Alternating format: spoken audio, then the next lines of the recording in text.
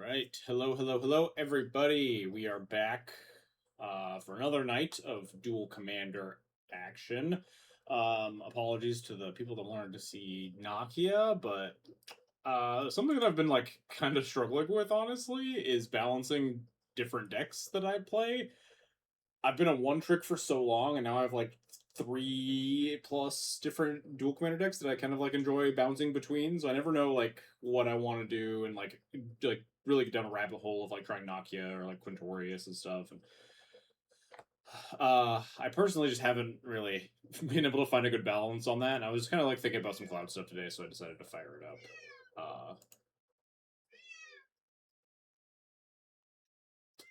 Just make sure the volume's all good and stuff. I had some volume issues earlier, so let me know if it's a little quiet and I can turn up the mic or something. But I wanted to try Cloud in small part because I think the Fantastic card belly aching has kind of died down a little bit, but I wanted to see like if you could beat Fantastic card decks with some slight modifications to non blue strategies, and I had already been like beating it up with mono green with Nakia, and I was curious if mono white was just kind of a lost cause. See how bad it would be if you wanted to play against Fantastic Car with like Felia or Cloud. So I was making some updates, also a little bit based on the stuff that we were seeing with the French Nationals this past weekend.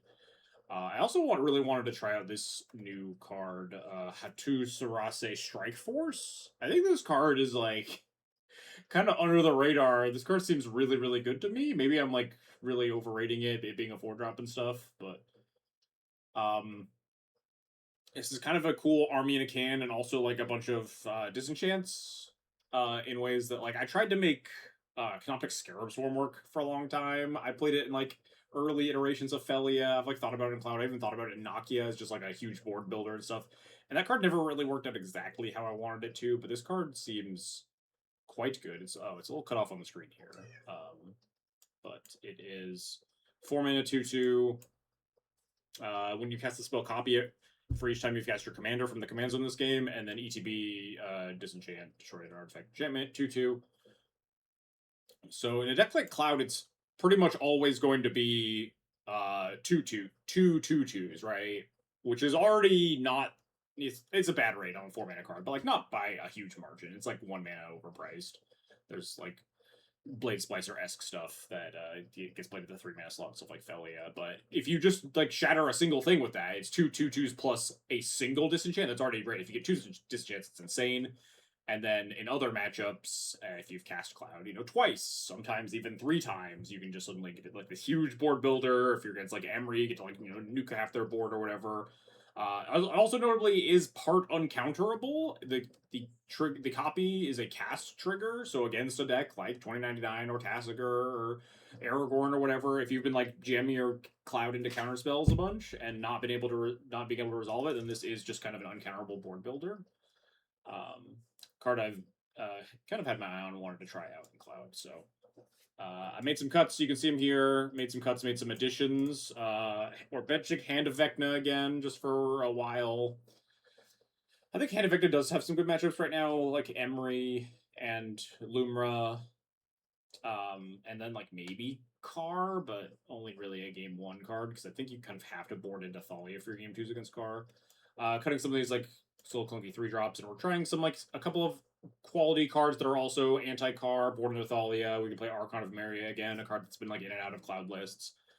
Mana Tithe is a card that ended up on the cutting room floor, I think, with the Ambroise list originally, and I just kind of never put it back because I didn't like it too much, but just with all the blue decks running around at the top of the meta too, not that sad to see this card in the deck. And then like the actual targeted card is abolished, which I think is just kind of fine to play. I think disenchants are at their best, like have been progressively getting better and better in Dual Commander for like years, where they used to be kind of unplayable, but now they're just like have a ton of play versus like every white deck and like a lot of the red decks. There aren't that many matchups where you're like actually have 0 targets, and in a deck like Cloud, you can sometimes afford to play like these kind of niche narrow cards, especially when they're free with the ability to just Cloud draw 4 and bury your opponent. So free cards are kind of at a premium. Card advantage is a little bit made up. So this is what's on the docket for tonight. I don't know what's on the docket for next week. Maybe I'll try some more Nakia. Maybe we'll play some Quint. I feel like I haven't played Quint in a while, but it's It's all kind of blending together. But yeah, let's play some Cloud tonight.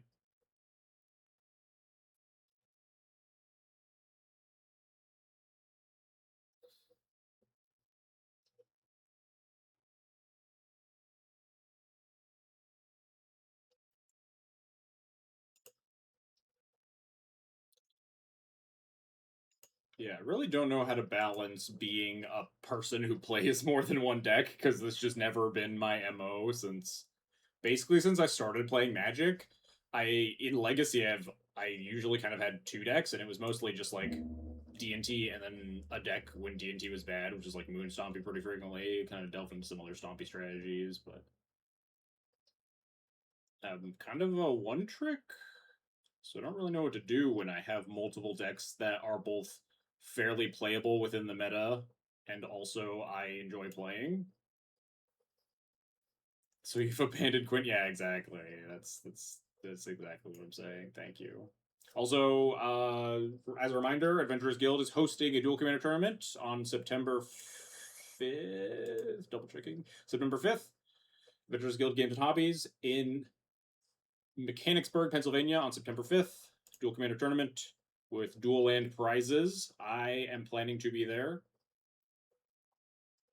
Probably. I haven't hard committed yet. I still have some like travel plans that I need to iron out for like this month and the next month and the month after and then the month after that. So I'm like probably 80% to go right now, but I gotta book some flights and stuff and figure out what the rest of my travel plans are for the year, kind of.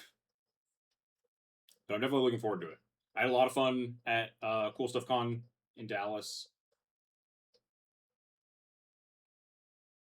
You already bought tickets, so you're basically locked in. Hell yeah!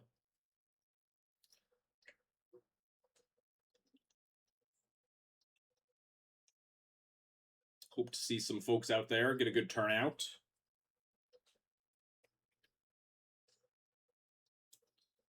I have seen people like the Dual Commander Discord does. The communities are small, but they do feel like they're increasing in like frequency and places where they are. I saw someone talking about how there was like a New York somewhere in New York there was a contingent of Dual Commander players that were like playing in some LGS local stuff. So the more that stuff flourishes, this is very hypocritical of me because I'm really bad about supporting like local paper events. Yeah, Rochester, New York. Thank you. Um, I'm really bad about supporting local paper events, but like that's like the biggest way to help this format grow, honestly. But I'm making content, which is another way to help the format grow. So I'm doing my part. It's just a different part. Don't worry about me. Do as I say, not as I do. I too am chronically online. It's a big commitment to like get out of your house and head out to the LGS every week. I did that shit, religiously in college, but I don't know. I got a 9 to 5 and a wife and 3 pets. When the weekend rolls around, I'm I got other stuff on my docket. Let alone if it's like on a weekday night. If it's just like, oh yeah, every Thursday night's Dual Commander night. It's like I gotta go to work in the morning.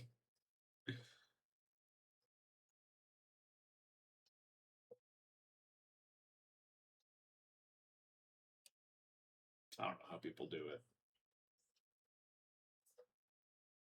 Hard to do with 2 kids. Yeah, I imagine a lot harder to do with kids than with my poor excuses. These animals. Hey, get off the chair.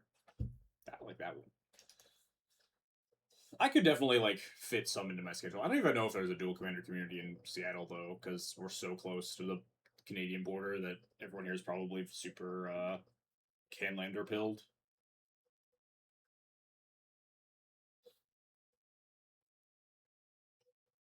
What do you want, kitty?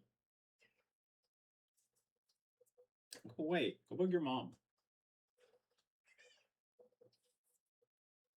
In Seattle, where MTG started. I mean, I guess technically it's where the WotC HQ is, but I don't know if that's like a Richard Garfield invented Magic the Gathering. Aang Swift Savior, huh? This deck did really well. It had like a really good win rate at Nationals, didn't it? There's like a one of them was in top 8, I think. Is this hand good? This hand seems like it's kind of dog shit, but it also is an Urza Saga, which is really good. It has two kind of blanks. Is my main issue with it.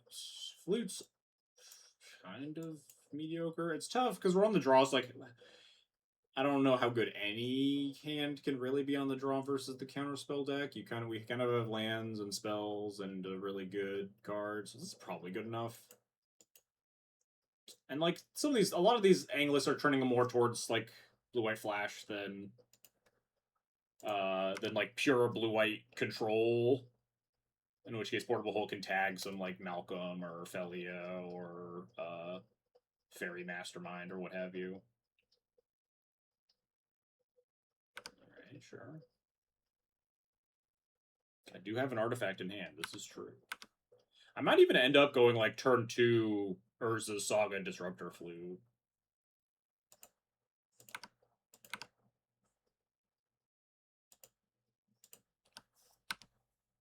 And just name Aang.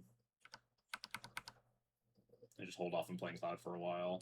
It really helps if they hold up, like, if they just go Tundra Pass here or whatever, then I definitely want to do that, right? Because it's a flash spell, so I don't let them cash in their counter spell. I just Disruptor Flute on their upkeep.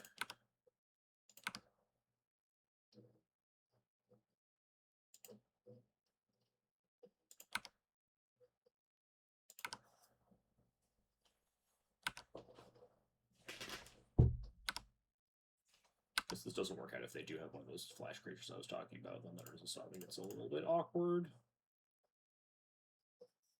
I've seen the Avatar fighting game. I've seen, like, posts about it online, but I'm not like a fighting game connoisseur, so I don't really understand it. I just see people talking about it.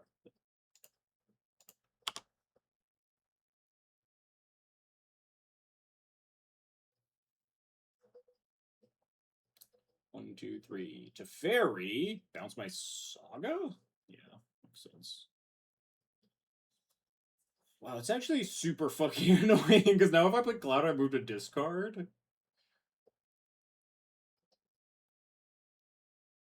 It's a good turn to play Cloud, though. And then next turn I can go like Saga 3-drop. I guess I could just discard like the Sanctifier of the Portable Hole for very minimal loss.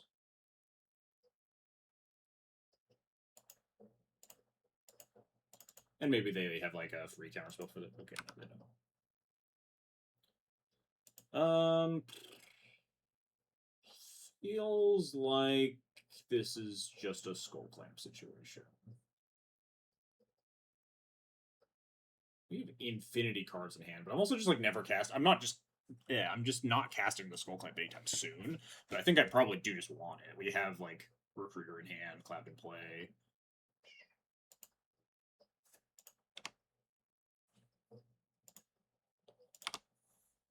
It's arguable I should have discarded the Sanctifier for the Portable Hole. Like, they do have some number of things at 2 mana.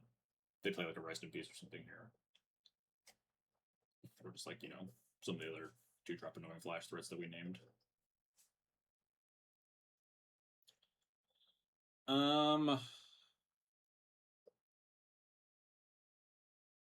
Is there a reason to cast a spell first?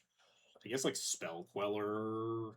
I'd rather attack first in the case of Spell Queller specifically, but I'm just trying to think of like a flash creature that would really like severely punish me for not. Like, I do get more information with Spellbinder. With Spellbinder is like 0% to resolve. Aang is Spell Queller. Yeah, I guess if they have 1 mana hit my Disruptor Flute and then they have Aang, then they also get me. I'm gonna send Cloud though. I guess casting my spell is also terrible into Cryptic Command, for however much that's worth.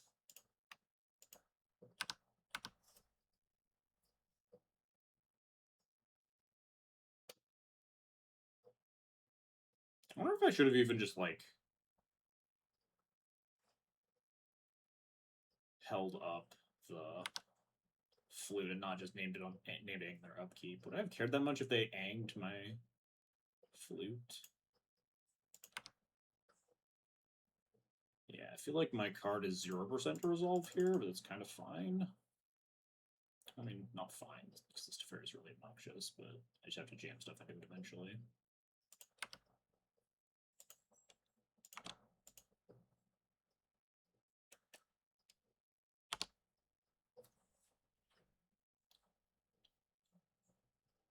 It'd be really nice to draw like a quality 1-drop here.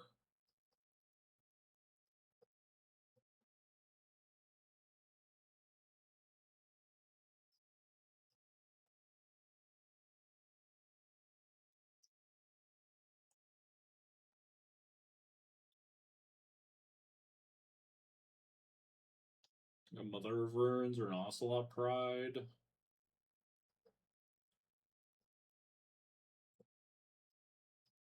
Against 5 cards in hand, there's just no way I'm like trying to Skyclave this Teferi or something. I think I'm just gonna cast Skull Clamp this turn, and if they have a counterspell, they have a counterspell. If they like tap super low, maybe we slam Skyclave if they like pay 3 mana or something, but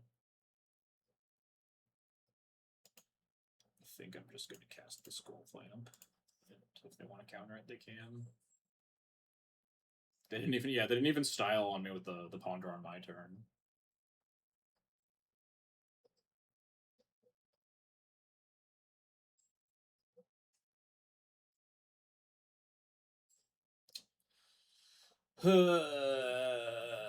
That's like the most annoying this could have gone. Because I'm probably just not allowed to pay for this. But it's kind of fine. The Cloud traded for 2 cards, right?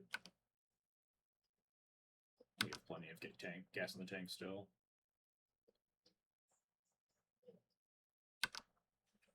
Sure.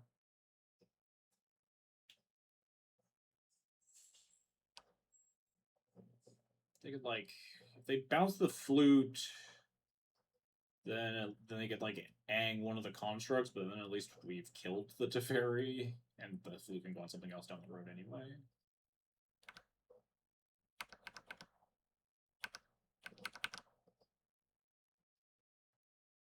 So I might just plus again and continue defending it.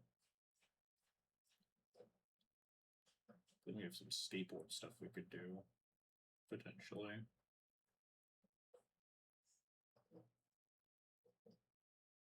Yep. They also can just cast A. Just rip it for that 6 mana. They pass. Do we just like no, they'd be 4/4s, they'd be 3/3, so it wouldn't be great for them anyway.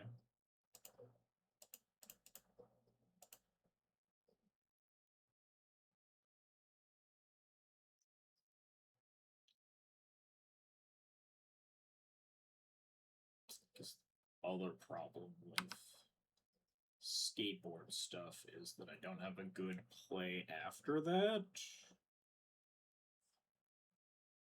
I guess now we have a plow for them messing with my stuff here. I'm kind of down for this.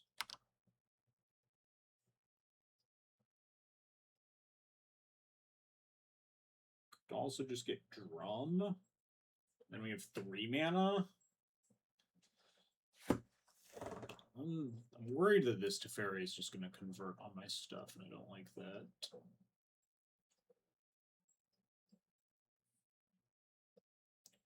Six mana. If I get Drum, they ang. I attack, and they can ang this. I'm fine with Skateboard.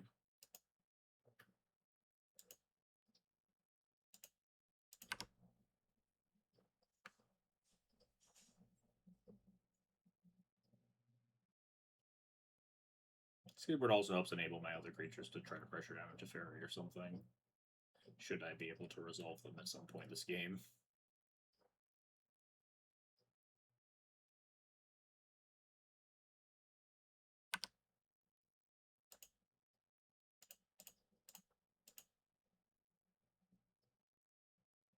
Also just haven't found any land yet.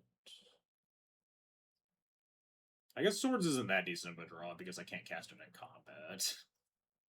But if their plan is just to cast Aang, then we could Swords it because they have to cast the Aang in my main phase at least.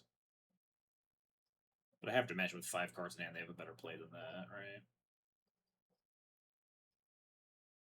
It's Mystic Confluence, bounce, bounce, draw. Yeesh.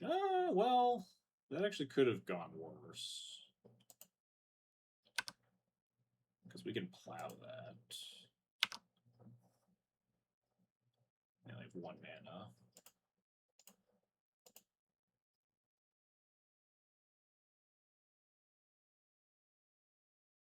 Can't kill the Teferi, unfortunately, but we can at least attack it.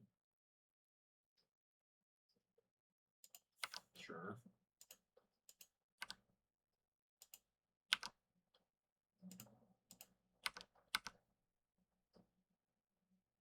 Yeah, that's not the best like use of a fractured identity. At least, obviously, they can now use the Teferi to kill my other construct, and that continues to be annoying, especially if we don't find a land to effectively double spell next turn.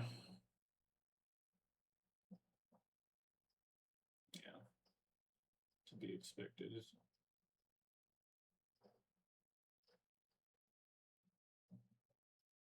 Let's land at least.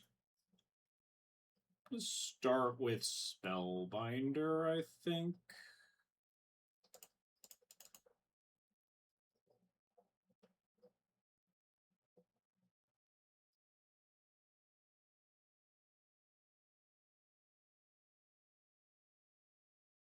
Sure. I'll play Sash.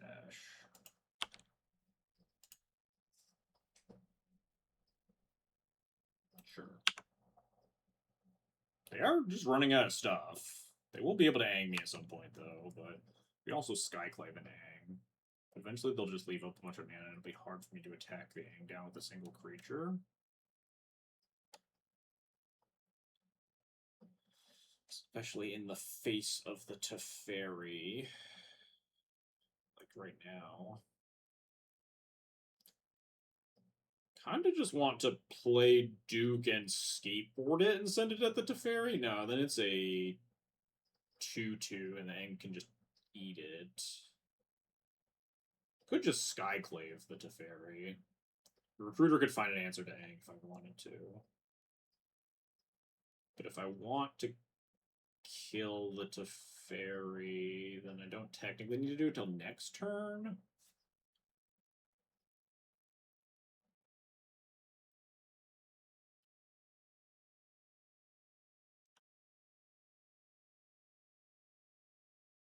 Could also just like Duke Cloud.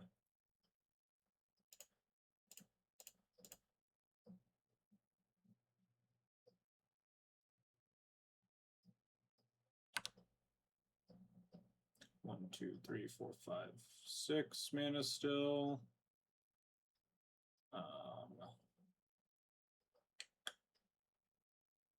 I think I'd rather have the Sanctifier in play to attack the Teferi down, at least. I can, like, skateboard the Sanctifier at some point, and at least tries to, like, trade with an Ang.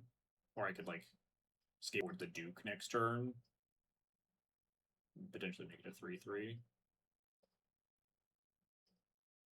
Or they just throw more counters at it, which I'm also kind of fine with.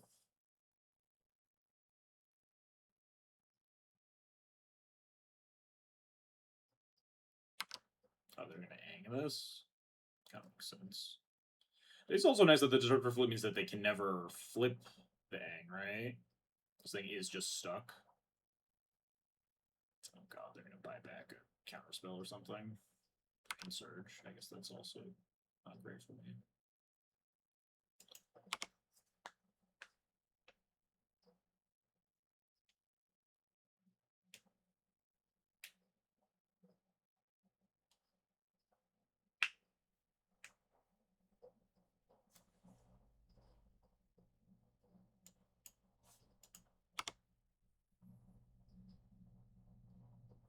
This Teferi continues to stay alive, though, then they can't flip the Ang because it bends my foot.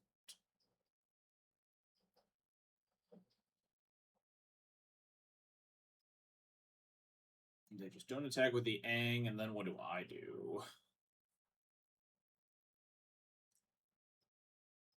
If I draw a land, we get like Cloud, Masterwork, Skateboard, Equip, Attack, but they just resolved a Brain Surge.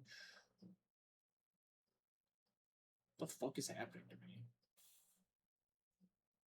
Okay, I think we're gonna die here, but they are. I mean, the shields are down, but I don't know how much that matters when Elminster has 100 loyalty. Did not draw land.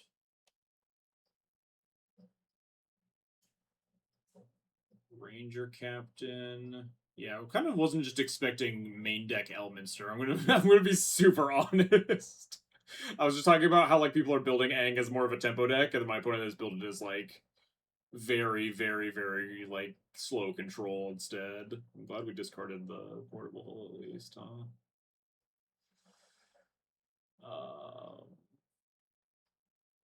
I mean, I think we're just gonna die is the real answer here, but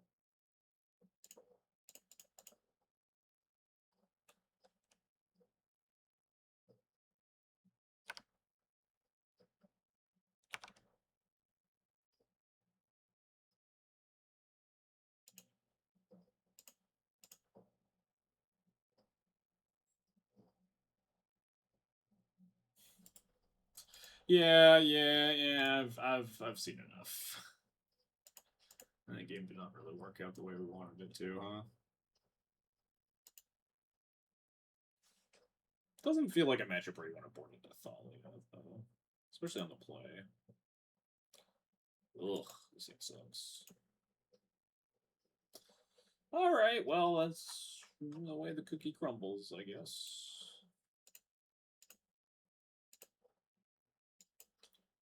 Cloud can definitely win some multi-5s if the opponent, like if you can sneak in a Skull Clamp somewhere. But it's certainly not easy. We have some easy choices on the mulligan.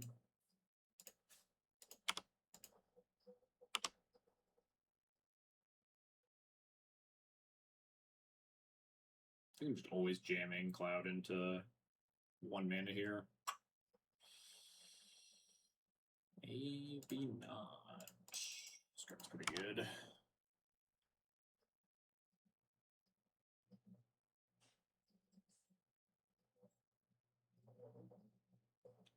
Don't 1 mana counterspell me. You wouldn't do that. You wouldn't do that to me. Nice.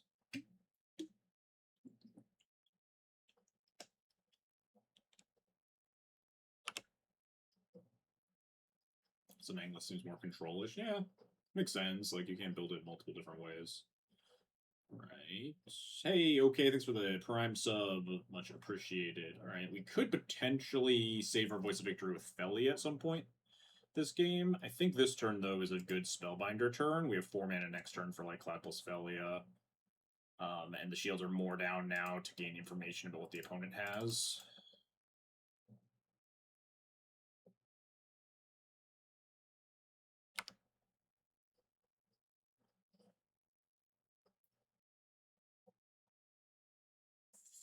Fascinating thing. We've exhausted the well of so many Wraths that we're this. I guess it is cycling, so it's not bad, but that's crazy to me that that's the next Wrath we're playing. They are on 3 mana currently. We don't care about this misstep. We just have to go get like sort of Fire and Ice or something instead of Skull Clamp. The Condemn, I don't think is that big a deal. I mean, I guess it does stop the aforementioned sort of Fire and Ice plan. But I kind of want to take the pile up, even though it's so far away. I think our plan is just so board focused right now. It's either that or take the Deluge. I don't really think we have a lot of luxury in playing around this Wrath, so I think making it cost like 7 mana matters a lot more. They also, you know, taking this does upgrade it kind of, right? I mean, they look at 6, obviously it costs way more. But I think I'm just going to take this spectacular pile up.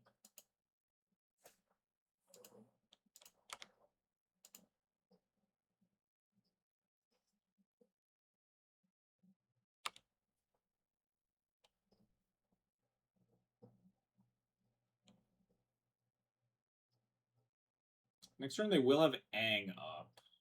But Aang and Cloud isn't very good. I mean, it's like fine.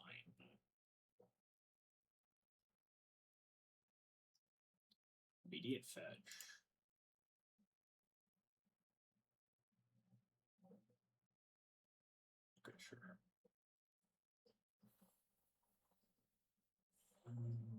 Step 1, attack. Step 2, cast Cloud into Aang. And then probably jam Felia while they're tapped out. If they continue to hold up Aang, I'll just hold up the Felia and not cast anything else that turn.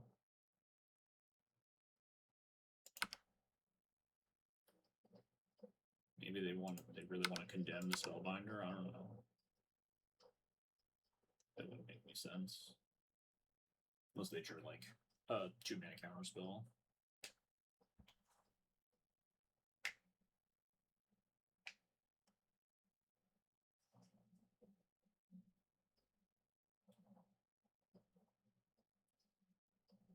Sure.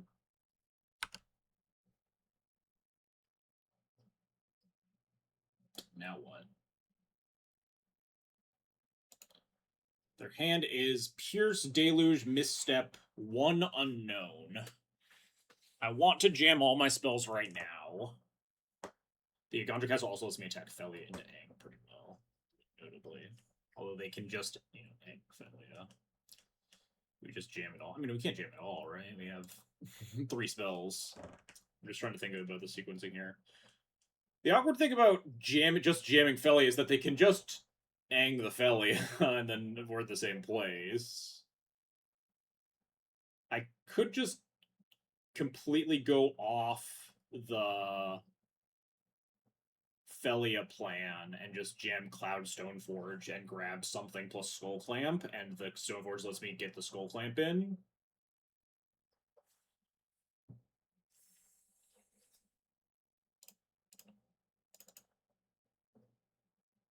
I think I'm going to jam my cards that are better versus the Aang right now. They did have a 2-mana counter spell. Makes sense. Which I guess does also make the Skull Clamp plan worse. Maybe we could just Stoneforge for sort of Fire and Ice then?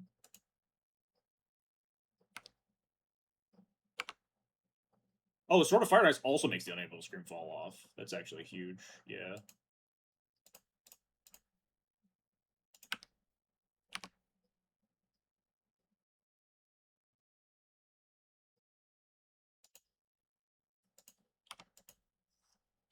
I always forget that that's how that works. That is how that works, right? Yeah, it can't be enchanted anymore. Wow, found the 4th land. So rude. What are we fetching for? I want to just like sorceries with fetching, I guess. There's no way you're just memory deluging here. That'll be nuts.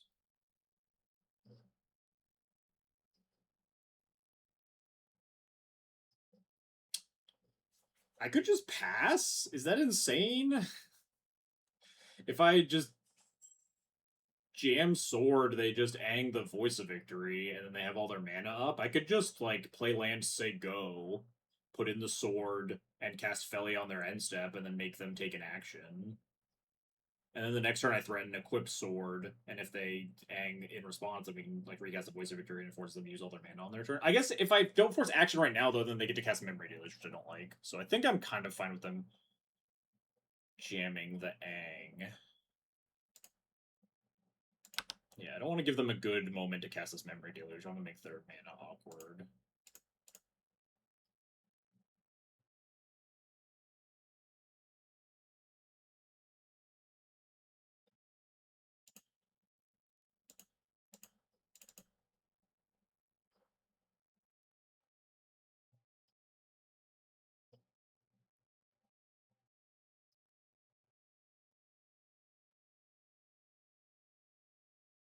I hope they fucked up. I don't think they realized how that worked. I think they thought they could still cast Aang or Memory Deluge this turn. They didn't think about the pro-blue interaction. Oh, imagery this. Hell yeah. Cast my 1-drop. Yeah, now they're super fucked.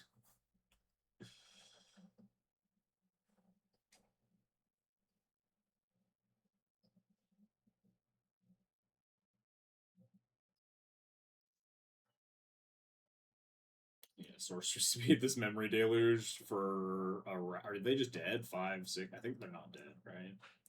But we just hold up, like, Saga and Felia if they Wrath me or whatever. Like, are they dead if we draw land and get to get boots with Cloud? 3, 4, 5, 6, 7, 8. Wait, no, they are dead, right? 1, 2, 5, 6, 7, 8, 9. Yeah, they're dead. Okay.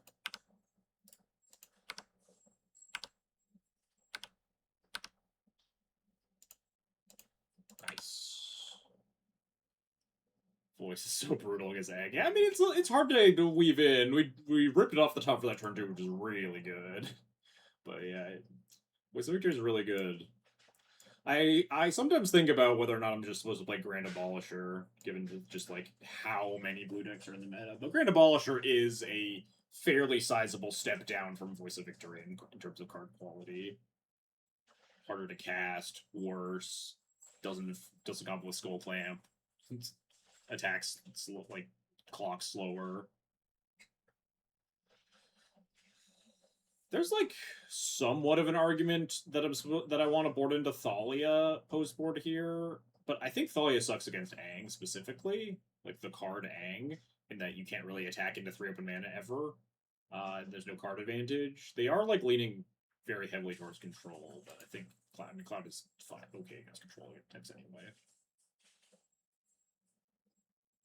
He makes their artifacts in Maze of Myth not work. It's true, but for most intents and purposes that matter, I think Grand Abolisher is a lot worse than Voice of Victory. Yeah, drawing 4 cards is pretty broken. Speaking of drawing 4 cards, am I supposed to keep the same that doesn't draw 4 cards? Tide Digger's pretty good.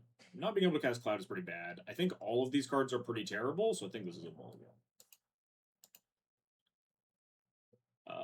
Alright, this hand's a lot better. Okay, this hand's significantly better. Let's Forge Tender out of here. We have like Might into hold up Felia to pressure. Is there ever a reason that I would want to play Sigardazade here? Not really.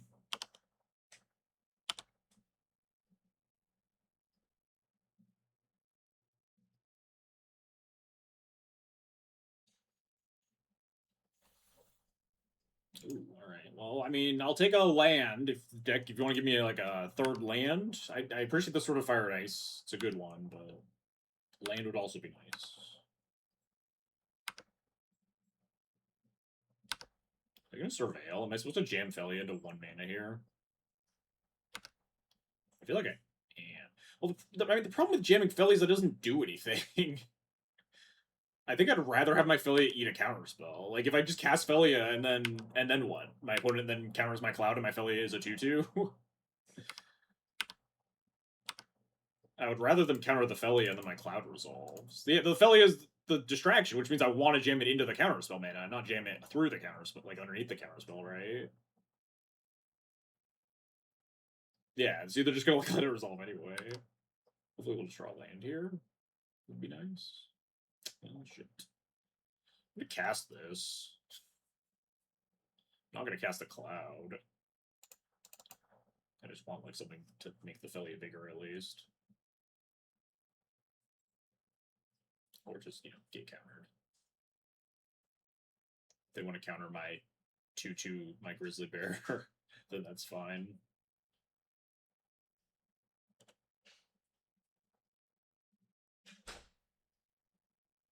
Manatide. Dang, Swift Savior.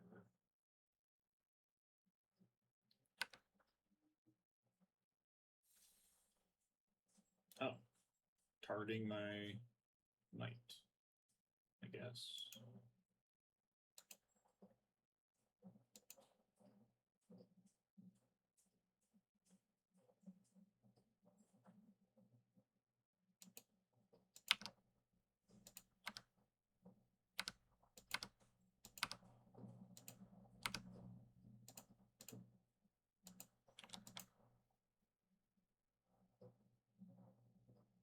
Well, I don't have high hopes for winning this game. We need to rip like land into land to do anything. Land into like 8 plus Cloud into like hold up Sword and step Sword into Geddon, I think is approximately the avenue in which we can win this game, and not drawing land is extremely awful. Uh,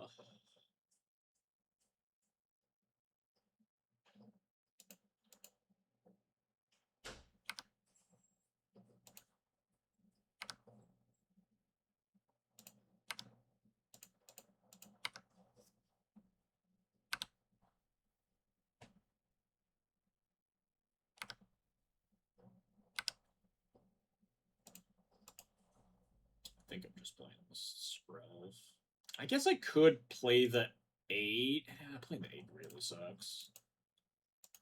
This Skrelv is either like a counter or help me keep pressure up even if they kill the Felia. Yeah, if they counter it, it's whatever. Well, I mean, I guess countering any spell, or casting any spell with Memory Lapse is awful. But I guess besides Cloud.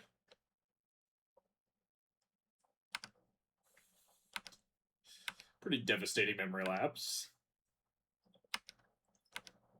Good old 2-mana Time Walk. Time Walk's also 2 mana, whatever. Instant speed Time Walk.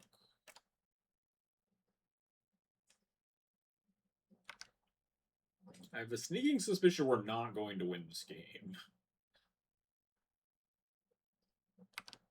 I have a sneaking suspicion we're not going to win this game. Next turn we get to like Sigarda's Aid plus might, if we rip land into land, maybe we can like end step sort of Fire and Ice.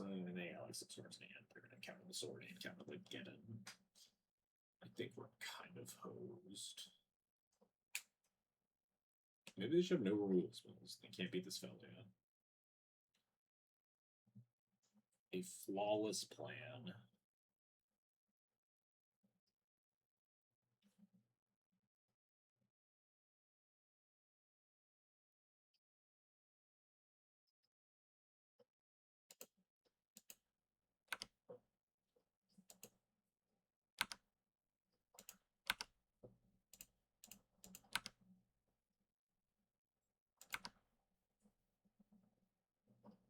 Block, huh?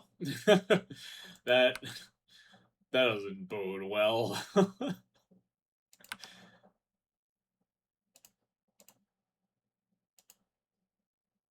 I think I'm not supposed to cast a Skrelv.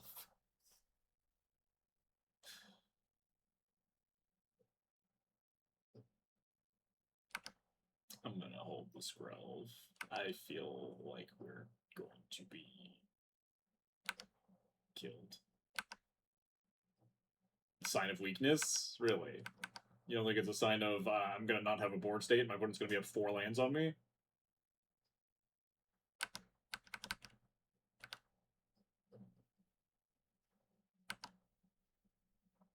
That's just maybe a sign of they need to ang my Felia?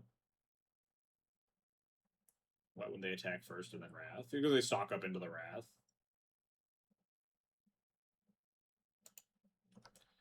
It would really help if it was turn 6 and I had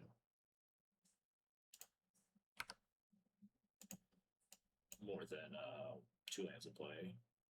I'm just saying. I don't know. Just spitballing. Maybe I should. Maybe I just needed to cast a Skrelv because I was just gonna like if they're gonna Wrath me, then I can just cast my other cards anyway.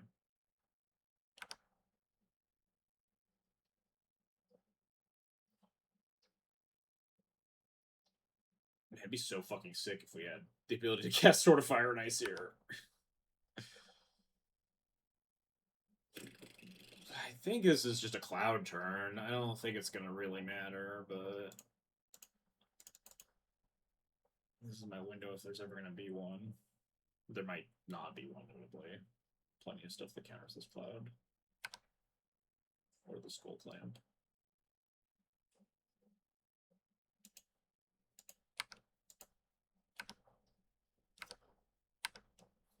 But the Skull Clamp is instant speed.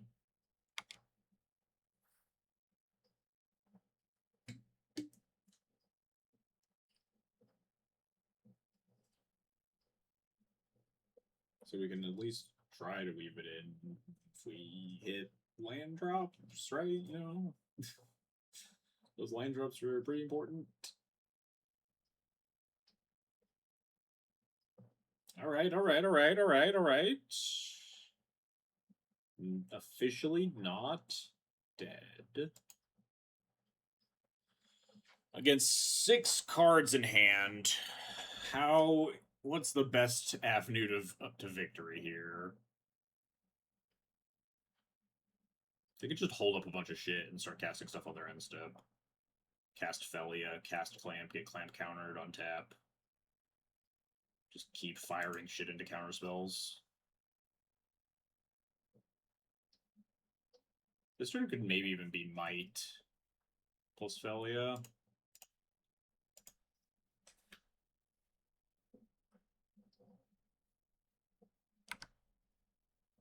Yeah, I do kind of deeply regret not casting the Might on that Wrath turn. I think I just kind of had to make them have it.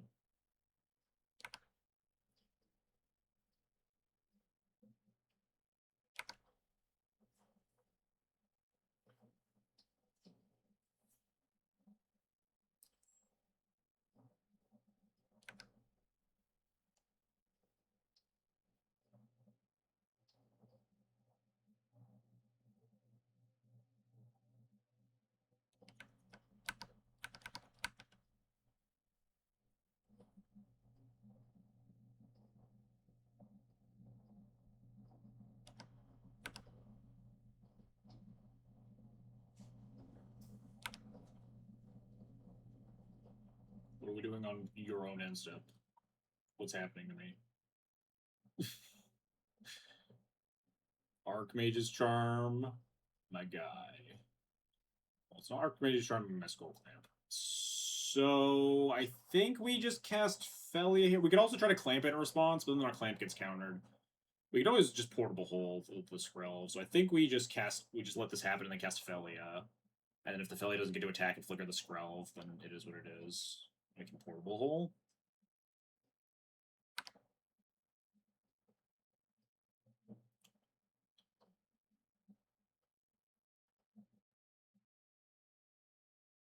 Why not try to clamp Skrill? Because I'd rather the Skrill not, or the clamp not get countered, I think. The clamps, I feel like the clamp is still the prize here.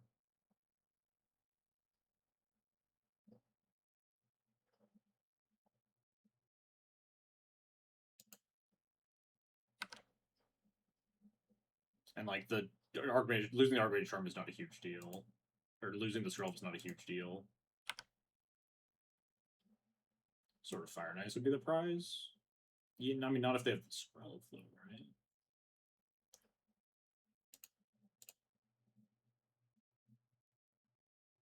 Okay, I think I'm about to fucking sack this thing. Okay. If this portable hole resolves.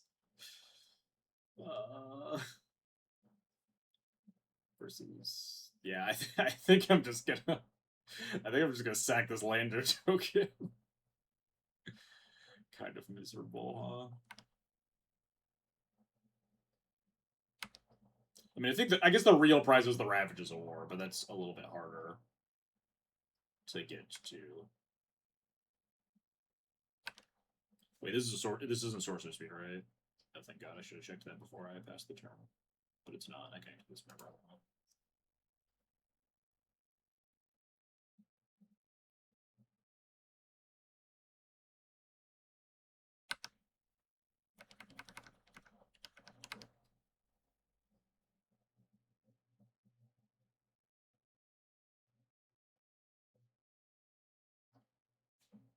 Does it do anything yet? It's just Graveyard Hate mostly. It's just Artifact, Legend, or Saga, so nothing currently.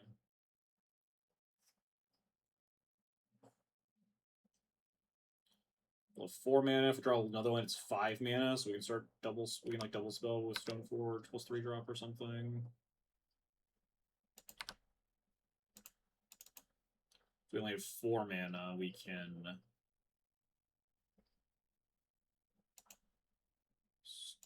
potentially Stoneforge, get a counter. 5 mana is big. Spellbinder even like good? I mean, it might just be worth 1, 2, 3, 4, 5, 6, 7, 8. Maybe we can also flip A at some point here. Spellbinder's at least good bait. It also gives me a bunch of hand information if it does resolve. Yeah. And then if it doesn't, then we can just... Jesus. This is just, like... Yeah, Mystic Confluence is always so nasty here.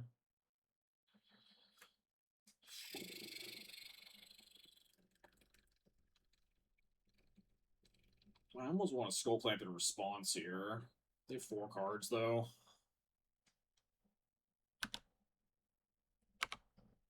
What Marvel cards are we trying out? I don't remember the name, but it's in the deck. Trust me. The Strike Force. Counter this, too. Deal. Alright. Alright, we're working our way towards this Ravages of War. I think next turn we try to press it with, like, Clamp and sort of Fire and Ice or something. Versus 5 cards in hand. I think we also want to, like, start not making land drops or something. Is that insane? We do want enough board to beat the Ang, but we also need to, like, not have them just flip the Ang and fucking kill me, right? Urza Saga is a really bad land drop to make post Ravages, so maybe I can just play it out anyway. I do kind of want to force them to continue. Oh, Ranger Cap can also help resolve Ravages. That's true. That's big.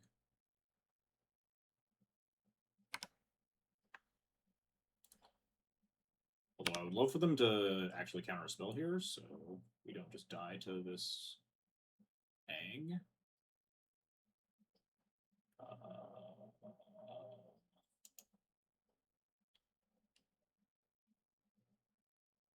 I guess we can probably force some action here with Skull Clamp.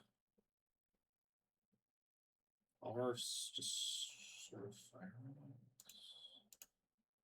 Maybe we'll just wait. Maybe we'll try to resolve Clamp. The fuck is this? Solitude? Sure. On Ranger Captain. Okay. This feels like bait. If I cast Skull Clamp, it's just going to get countered here. Oh, no. I could sack and then resolve Skull Clamp. Yeah.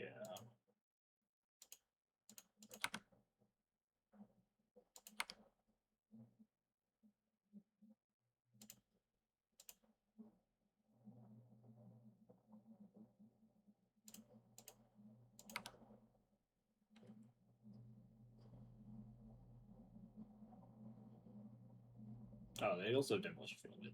Confront with them. There's some turn. Are they gonna hit me with an Odawara here? Rough.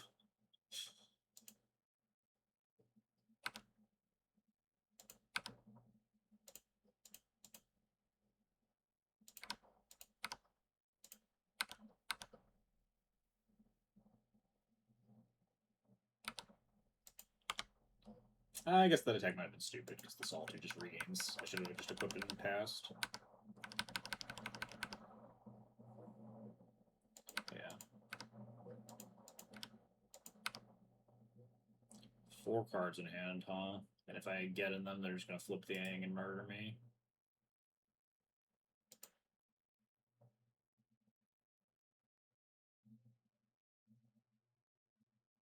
Demolition Field my Urza Saga here. Oh wait, then they maybe can't flip the Ang, right? Does Waterbend count? Can you tap the creature itself to Waterbend? I assume yes. Also, they're going to get back to anyway, I guess.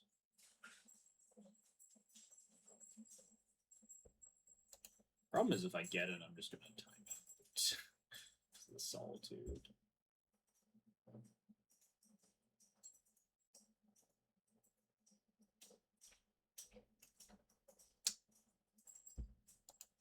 Alright. Well then. Well, I have a... Wait, don't I get a Skrelv? Huh?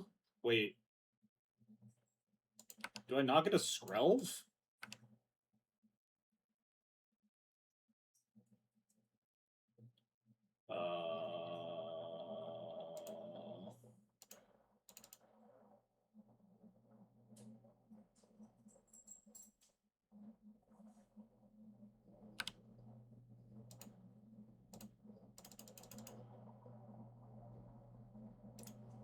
Alright, F6 plan.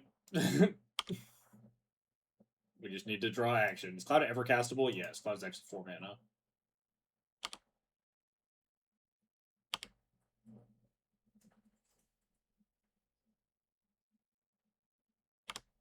Clock online as soon as we find a white source.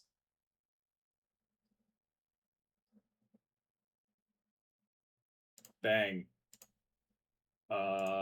Possible I should actually just cast Archon there, honestly.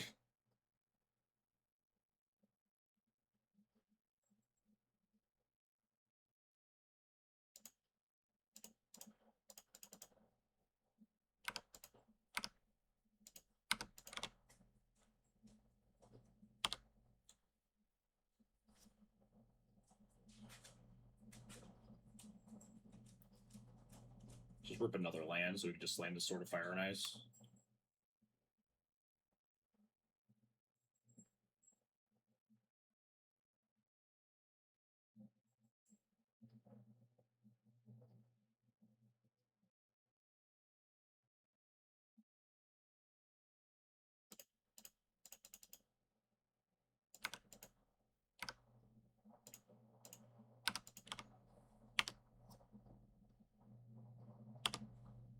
Sword for a faster clock? Maybe? I don't know. We're in... we're in turbo mode.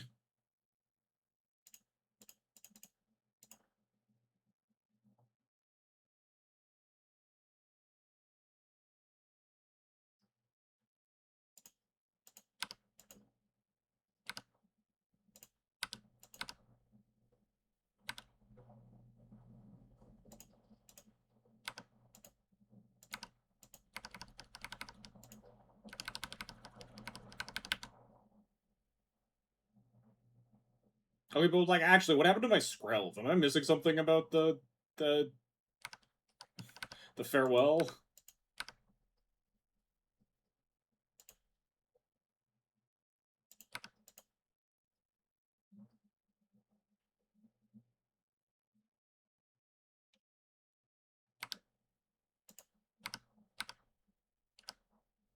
Yeah, that's how we win those games. Ooh. Okay, hang on. Now let's get back here. Exile. Oh, wait. So it's because it applies. It goes in order, right? So it exiled all artifacts, and then because of the new wording on the O-ring effects, the Skrelv instantly comes into play after the portable is exiled, right? Like in the middle of an ability resolution. So then all creatures get exiled, and then that exiles the Skrelv. So there's a very brief moment where Skrelv enters play and then gets exiled. Fuck yeah, those really will. You would get your scroll back in paper. Yeah, I definitely like would have fucked that up in paper, and like immediately after looking at the cards, I was like, oh yeah, that's how it works. That was awesome.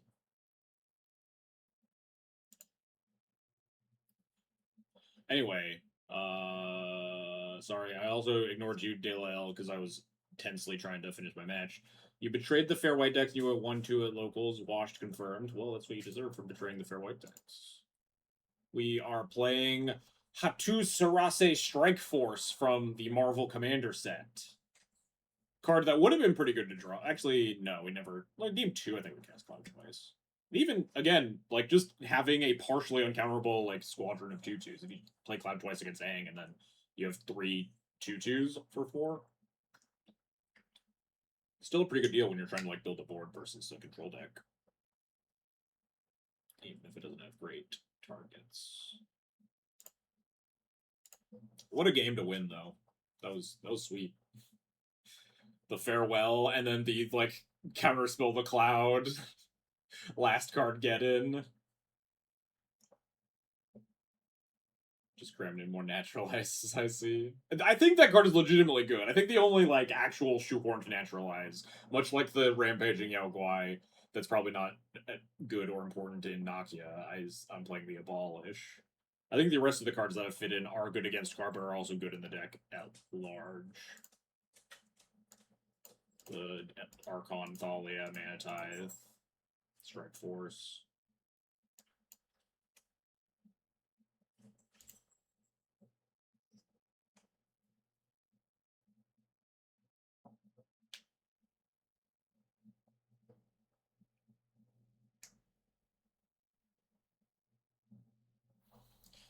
Oh, what a game! What a game to win! I definitely didn't think we were gonna win. Was game 2 the one that we mulled to 5 too, or was that game 3 that we mulled to 5?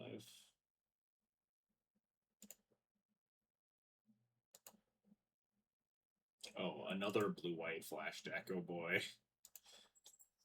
In for a penny, in for a pound. Alright, no 1-drop, but this sand plays well against counter spells. I guess 6 through my turn.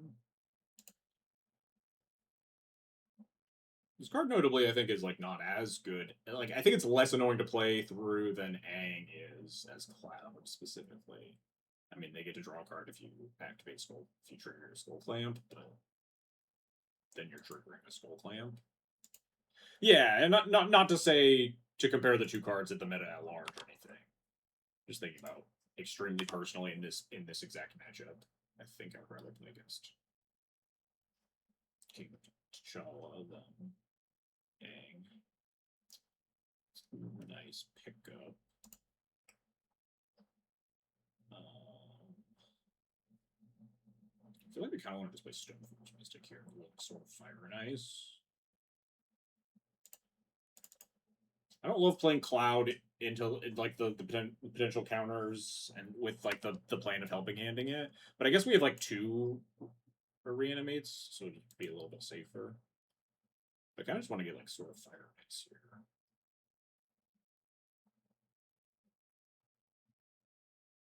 Although we also have the ability to like City of Traders, Peacekeeper.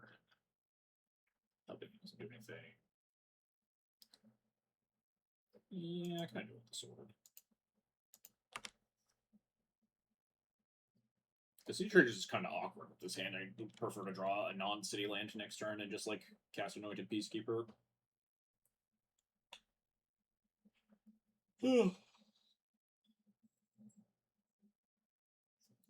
Surveil, perhaps? No. Gonna cycle? Yeah. Tithe or Lorraine Revealed or whatever. Get 2 planes. Cast Divination, broken.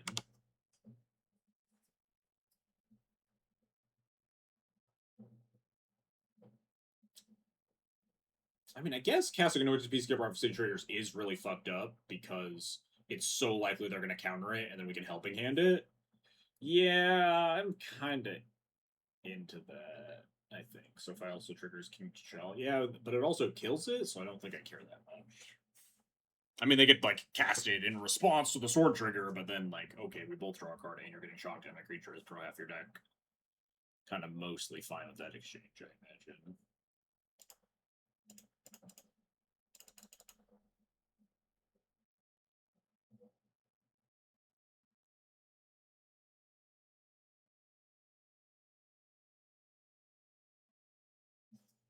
My opponent experiencing the tapping filter lands on Moto, the worst feeling in the entire world. What you got over there, friend?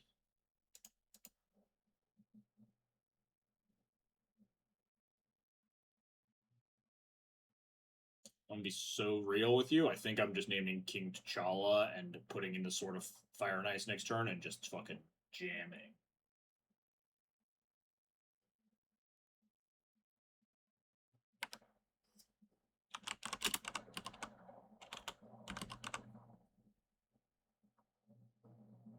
Worse than playing Chalice Fortress. Play that? Yeah, no, you're right. You're right. That is definitely worse than tapping a filter land for colored mana.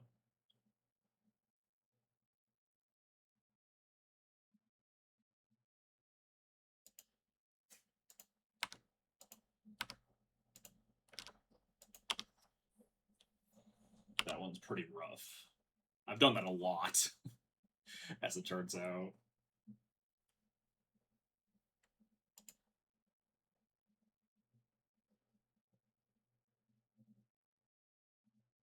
Bottom, planes.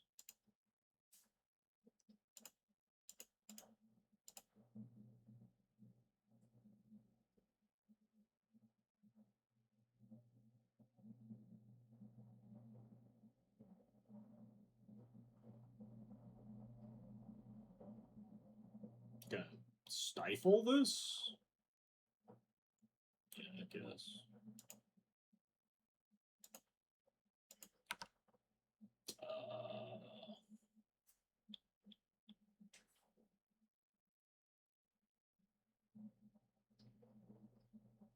I guess casting my spell is a little bit risky. Into the 1 blue mana with my 1 floating colorless mana. They have 1 unknown in hand. They drew a random card and then bottom preordained drew a random card, one of which was the Stifle. The odds that it's like exactly Spell Piercer Days is so low. But I also don't know if I want to blow up my City of Traders. I could just pass the turn.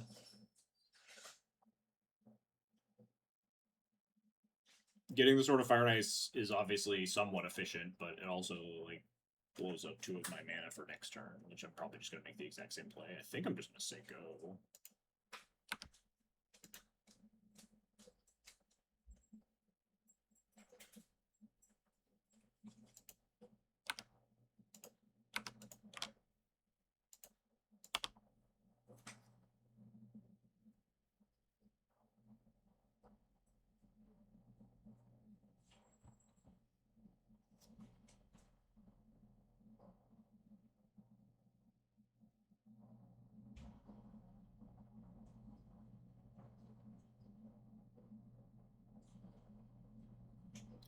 Planes.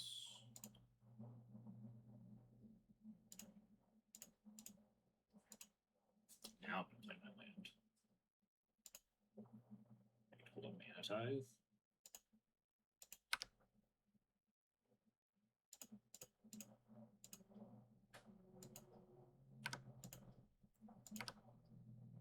Go get it, buddy. Excited to Mana Tithe this Teferi.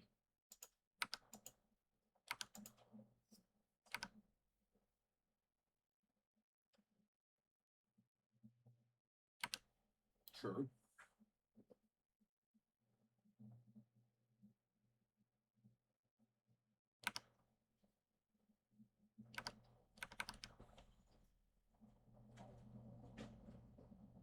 Come on. Coward. I'm gonna slam the Teferi, minus it, and then have your Teferi just instantly die. They milled a Mana Tithe.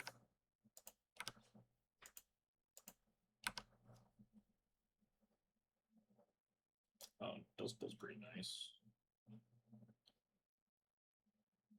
This is just lethal versus 2 unknowns. Yeah, I guess.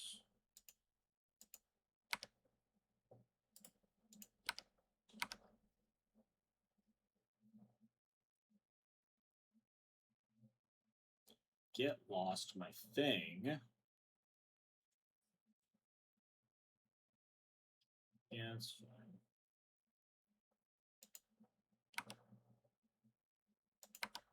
I almost shouldn't have attacked the Stone Forge, but this turn I can just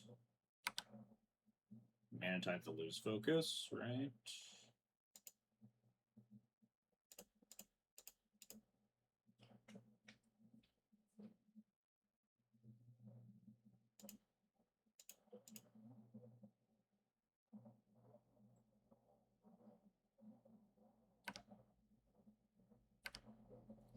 Now we name Teferi Hero of Dominaria.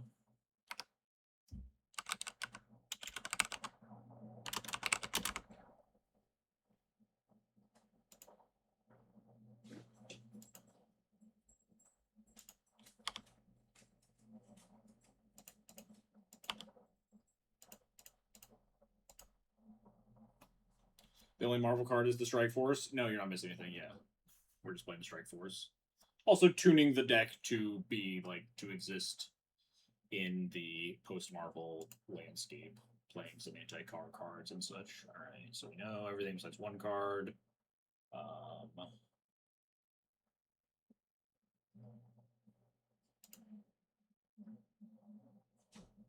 think I'm just gonna do this.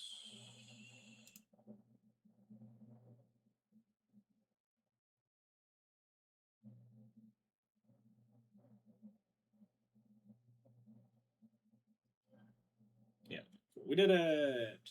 Played Super Soldier Serum and Paper. What are my thoughts on it? I don't love the free equippers, like, at all. I've never really liked them. I think I would play creatures that equipped for free before I would play, like... It's just like, what, +2/+2, bunch of keywords, and, like, when the creature attacks, you can put all the equipment on it or whatever. That feels worse to me than just the creatures that just do that by themselves, because it's not... Like, it's not a body, it's not a threat by itself. You need to be, like, putting it onto other stuff. Feels more like a hammer deck card. There might eventually be a world like within Singleton where we can get enough auto equippers that we could build Cloud in a way where you're also like you're a hammer deck and you're way more aggro, and you could actually be a Colossus hammer deck.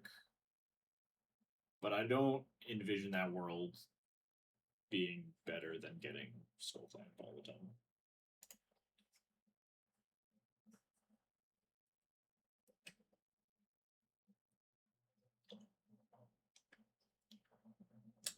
His hand is okay, not great.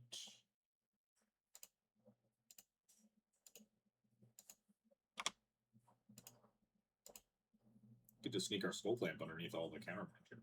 Most of the counter magic. If you're playing like a bunch of swords, I just always find like playing too many swords really, really clunky. Obviously, it depends. Like if there's a bunch of green and black decks and such, your swords obviously get better. Play Feast and Famine again. Playing against Grist and Slimefoot or whatever.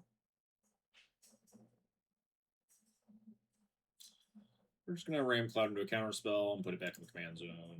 It is what it is. Don't really think I'm allowed to put him in the graveyard against the blue deck. Well, can't put him in the graveyard against the blue deck. I could choose to draw him again. -1 card. Like the command zone. I won't say plenty, but we have stuff to cast in the interim.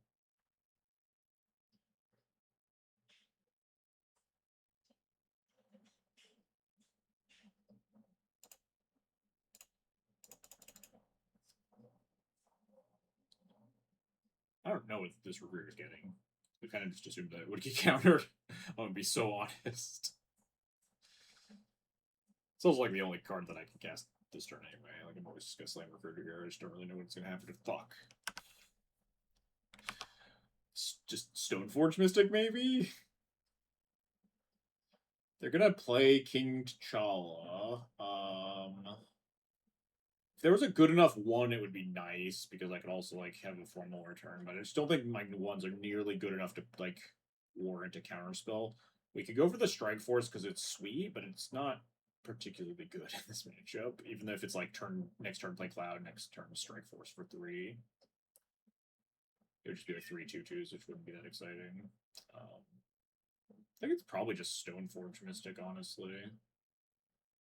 If the Stoneforge gets countered, there's a world where we like Crystal Vein up the full more on this stuff. I think I just want value. One other cards to consider there were like Solitude for this King T'Challa that's definitely going to be played here. Or like Skyclave for it. Skyclave might have been okay. Skyclave and Commanders is always good, and if it gets countered, we could try to formal it back. Maybe Skyclave was good. It'd be nice to like Skyclave this and get it countered and try to like clamp the recruiter or something.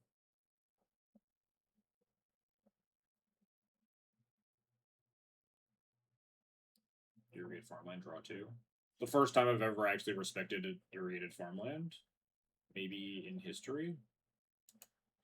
I feel like these lands are like kind of overplayed because this format is like so lands drop oriented.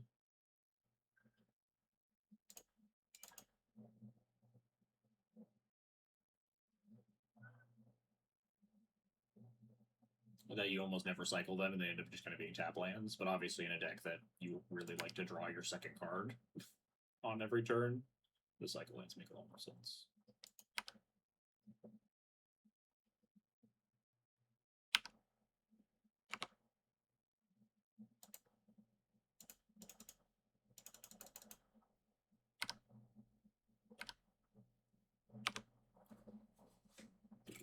I think this is a sort of Fire and Ice angle. Obviously, they get to draw the card after I, but it, like, if I connect, but I also get to kill the thing, so it's kind of fun to me.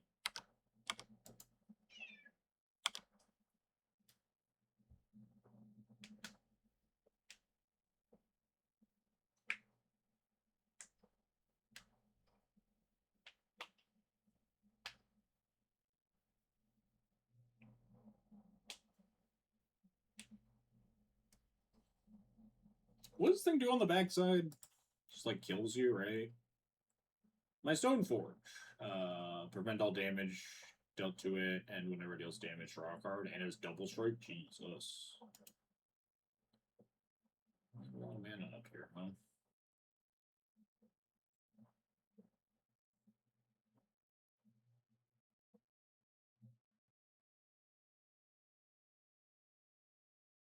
Four cards in hand. Cast a cloud. It gets countered. We have no other plays. Cast sword, it gets countered. We also have no other plays. Think life is bad.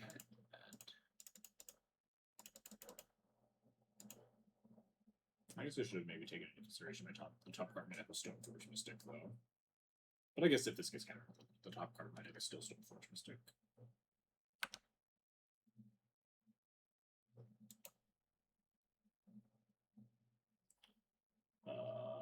Do I clamp this and draw two, they draw one?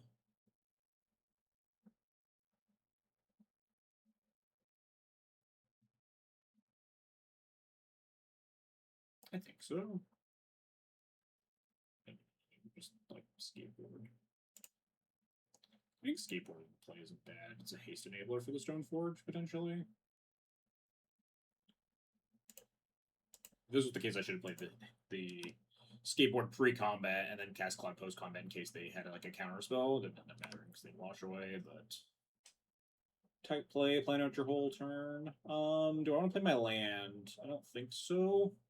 1, 2, 3, 4, 5, 6 mana. So Stoneforge is 2 down to 4. Equip is down to 3.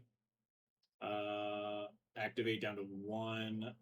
I could City of Traders and Crystal Vein to equip my sword next turn if I really want to. I don't think I do, but playing my land seems like it sucks too.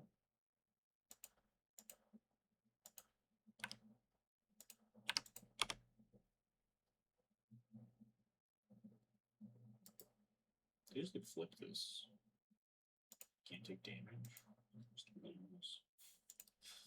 That is a pretty scary inevitability. At least it's like you only flip this at sorcery speed, unlike Aang, where they can't just like hold up the threat of activation.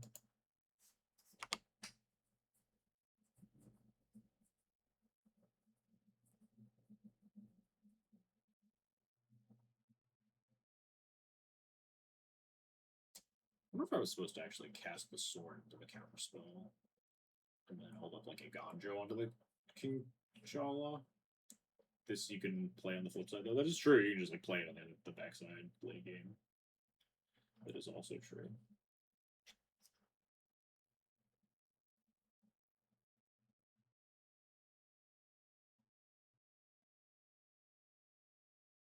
Decided to just draw 2 cards. Yeah. Kind of the thing that I was scared of.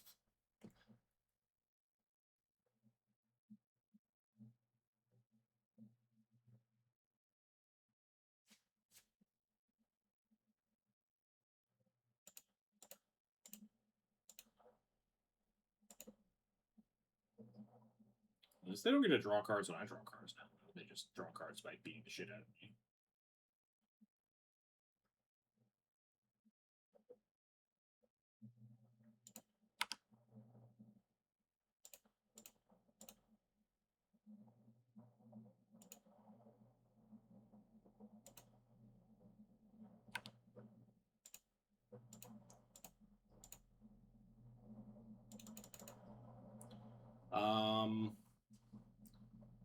Am I ever winning if I attack? Obviously, they could just have white removal spell in hand and I just like lose the game. I think that's always the case. So what's the best odds I win this game? Letting them draw another 2 cards? Probably not. Just blocking this thing? Hoping they have no answer and blocking Black Panther is maybe my best bet. Honestly, next turn I could like put the Reformer on it too. I think I don't attack and hope that they don't have the answer.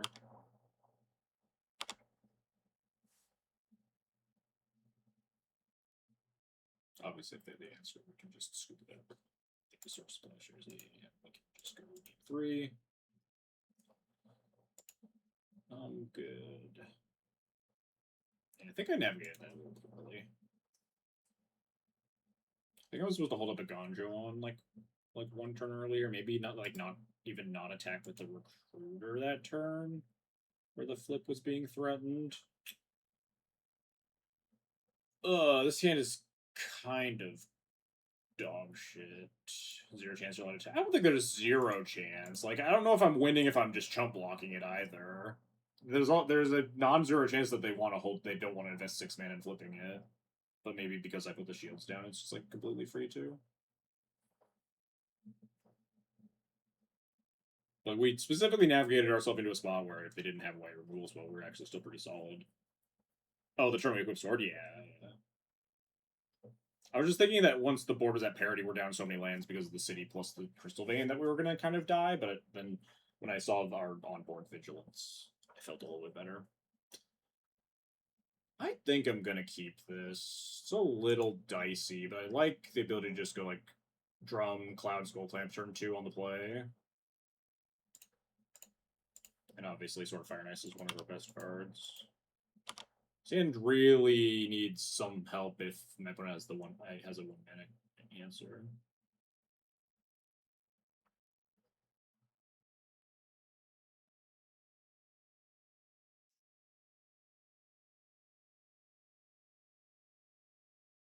Nice. I still have like Subtlety or something. I'm much more happy if I'm getting Subtlety than Wash Away or Force Spiked. Also, if they're using their cantrips pre-T'Challa, probably means they're trying to hit lands or like set up for their early turns a little bit more. Because I think a lot of the time this deck would actively want to like save their cantrips to turn them into divinations.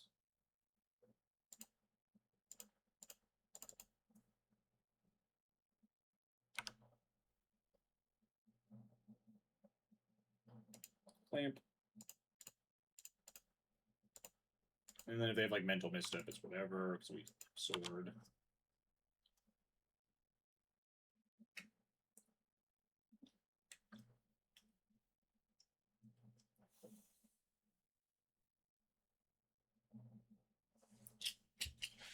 I think I'm going to attempt to draw 4 here. If they stop it, we just play Archon. I was really hoping we would draw like a threat to be able to pressure something here. So if we draw 4 and it works, we go up to 10 cards, play land down to 9 cards, and then easily cast at least 1 spell down to 8 cards. So we'd have to discard maximum 1.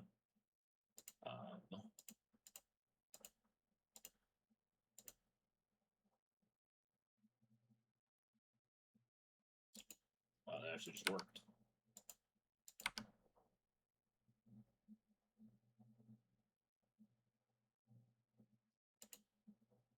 Huh.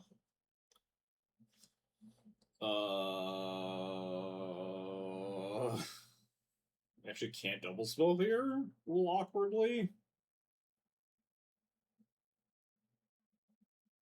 We have a lot of nice removal spells for King T'Challa, at least.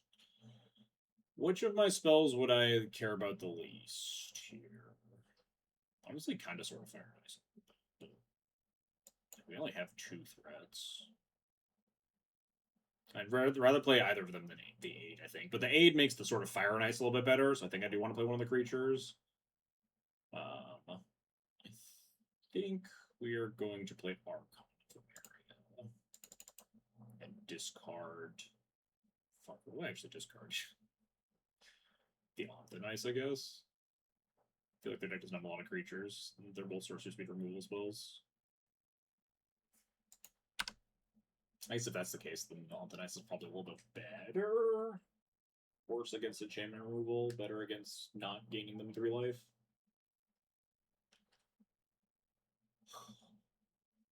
We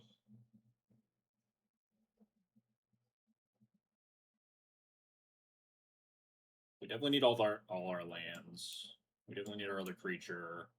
I think I want Sword plus 8, especially like having flash equipment against the counterspell deck is nice.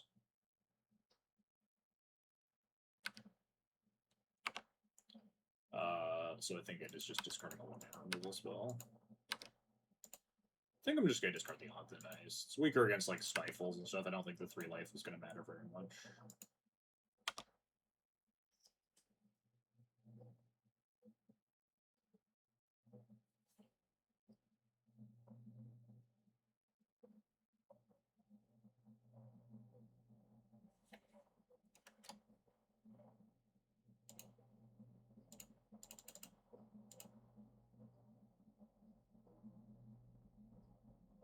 I assume this is also probably going to get countered. Yeah. Oh, no. Hide the goods.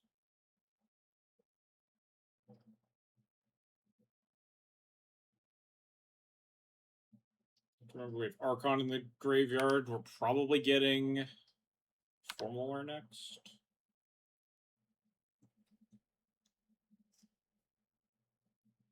A Stifle and a Wandering Emperor with whatever their best card is probably on the top of their library. I think I'm happy making the Wandering Emperor cost 6 more than like making the Tails End cost 4.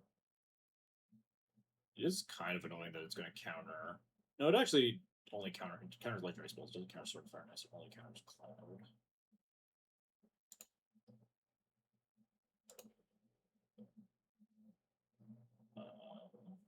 I could clamp this. Probably shouldn't.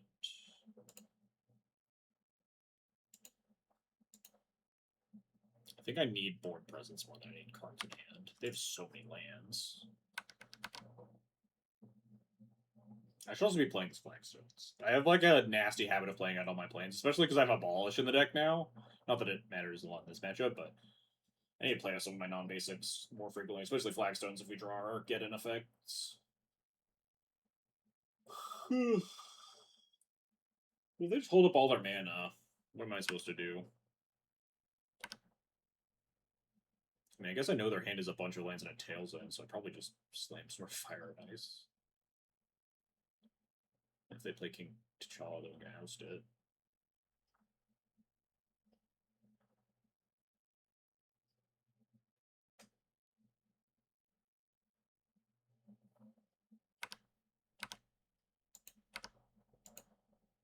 Would they play Island?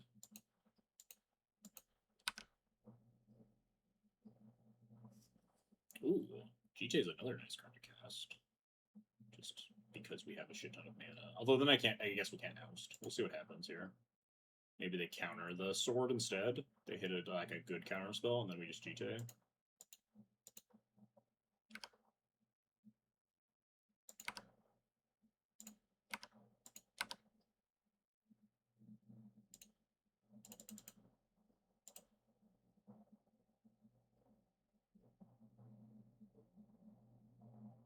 If they let this resolve, and all this just works, then I won't cast the GTA.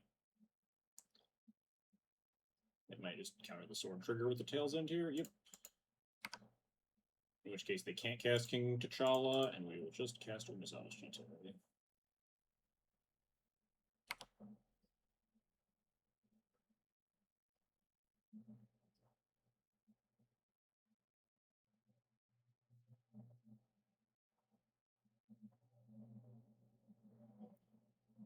I guess the GTA would have also been good against the. I might have not even needed to leave up Oust because the GTA could clear him. He's at 3-2. So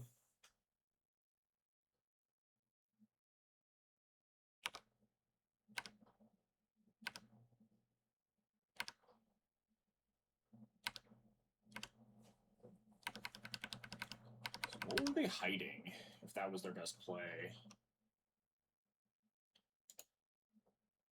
To Fairy? Or Wrath of the Skies, yeah. That does track.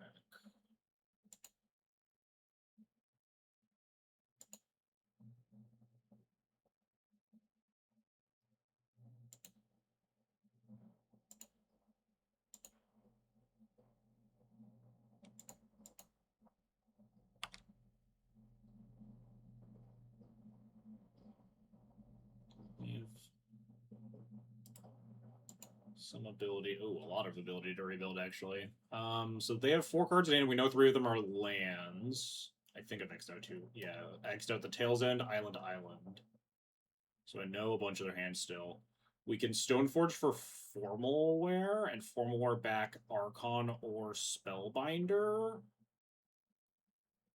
That seems better than playing Cloud for 4 mana. Builds more of a board state.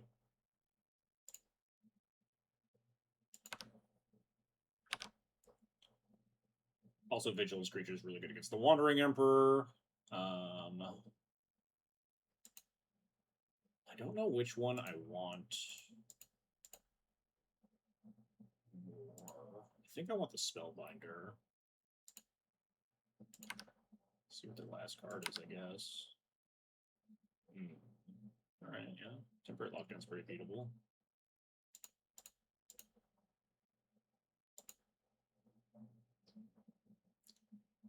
I think I want to play this. Cloud's pretty mana hungry. Phase out the Stoneforge. Temporary Lockdown. They're just gonna play land and have Wandering Emperor up, but then we can also like play P-Wave that next turn. There's plenty of time. We still have 8 minutes for this game.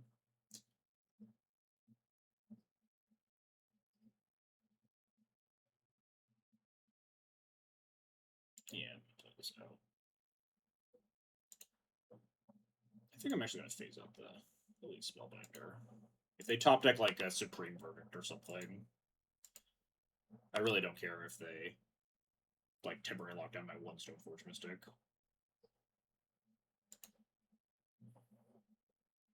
Notably, they can just cast the backside of this thing to something that is kind of scary, but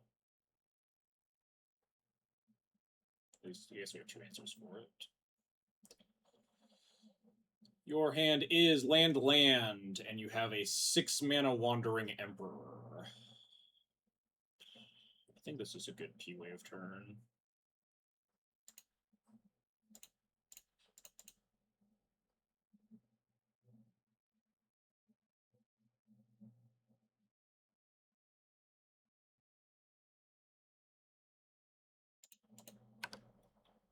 I'm going to attack with both creatures. If they want to exile the Stoneforge, I just put it under the P-Wave to get more value later. And if they, obviously, if they play blocker of any kind, I can just exile that.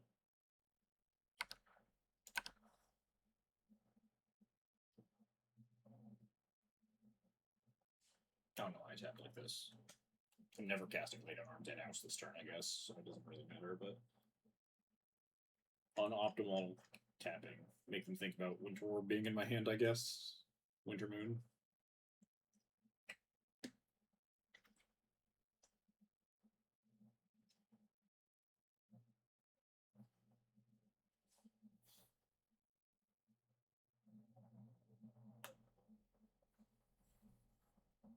Cloud has only been cast once. We have 6 mana, which means Cloud is 3 damage burst, with going to get Skateboard, notably.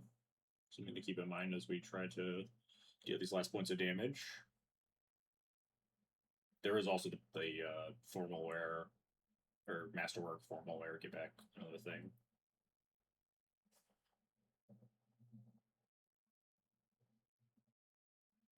Also be cognizant of the temporary lockdown if I commit too many cards at low CMCs. The backside of the MDFC here is 6, right? Because it has a casting cost. It's not just like the casting cost of the front side, because you can cast either side. I can't lay down arms the backside of a T'Challa. Unless I had 6 planes. 1, 2, 3. Play King T'Challa? Sure.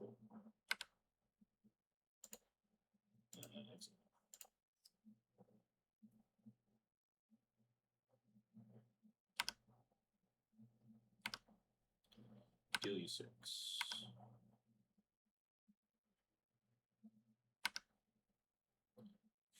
Not fetching a surveillance. Play a snow covered island.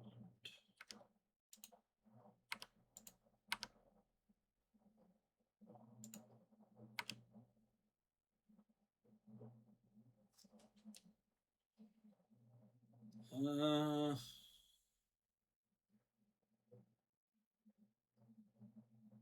5, 6, 7, 8, 9. Not lethal, even discounting the fact that there's a Wandering Emperor waiting in the wings. I should maybe stop hitting land drops in case of Geddons.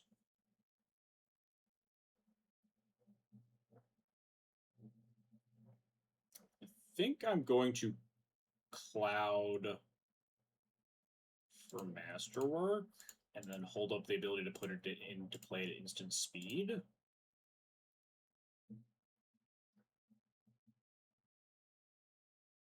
Or just get it countered. Oh, reprieve. Deal.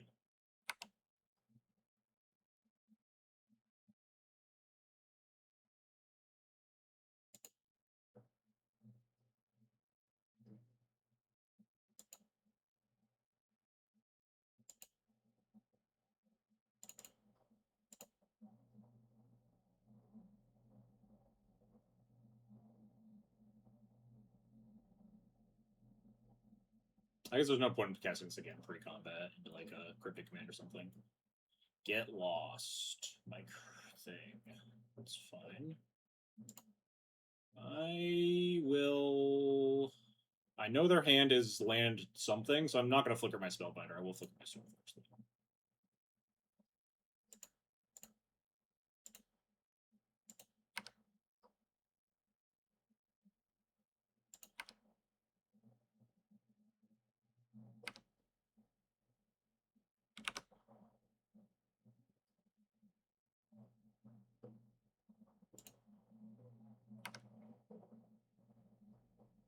Is this game 2? No, this is game 3. We're good. We're right on time. I'd be playing a lot faster if it were.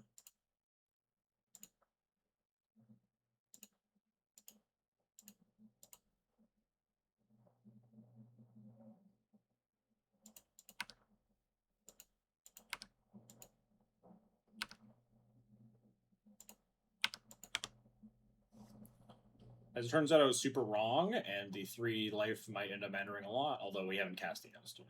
Although if I had Ontenice instead of Oust in my hand, I would probably cast Ontenice there. There's the Surveil Land. Mystic Sanctuary. Makes sense. Oh, Wrathless guys. That's bad. Was not thinking about Wrathless. I should have thought about Wrathless guys as to why they didn't fetch that turn. Shoot, I should have grabbed something instead of Masterwork. That was stupid. I do have 7 mana here. If I draw a land, Cloud Skateboard's still doing some work.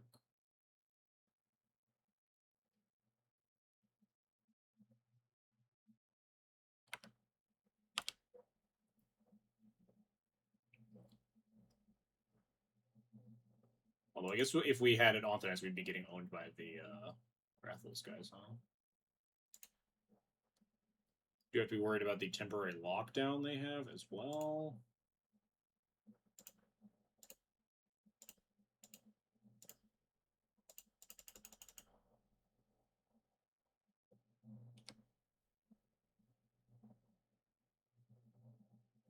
I think it's just Sash. The issue being that I'm just going to get hit by a temporary lockdown next turn, right? Maybe I wasn't supposed to use my skateboard because I lose my haste enabler.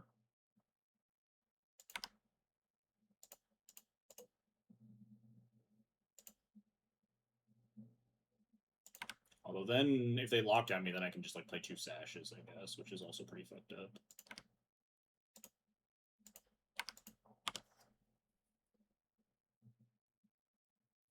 Wandering Emperor doesn't beat 2 sashes.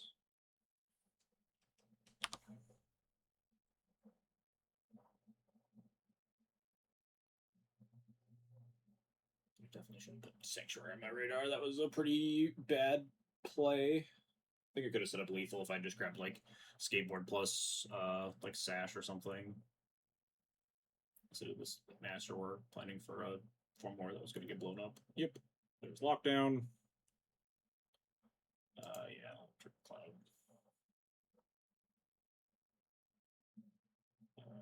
Sure, we'll do that. I guess this is really bad if my opponent has a removal spell as one of their cards. Kind of just need to hope that they don't.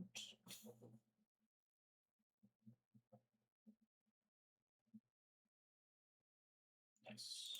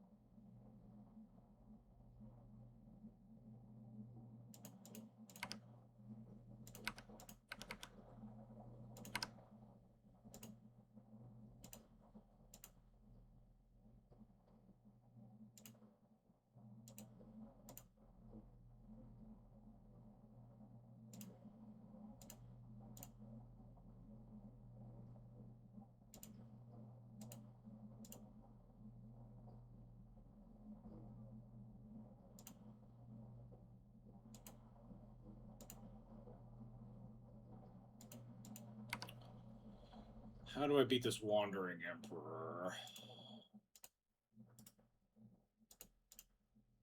Step 1, play Cloud.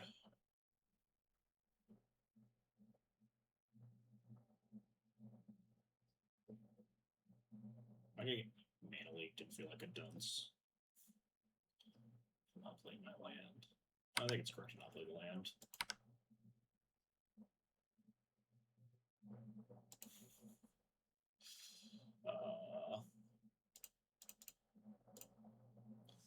I think my best plan is don't attack.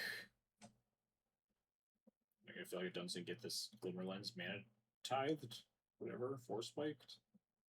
Yep. That was stupid. Everything's fine. They have 6 mana. They can Wandering Emperor me. But unfortunately, they can also King T'Challa me. If I don't play into it, but I can at least equip the Sash onto the Cloud.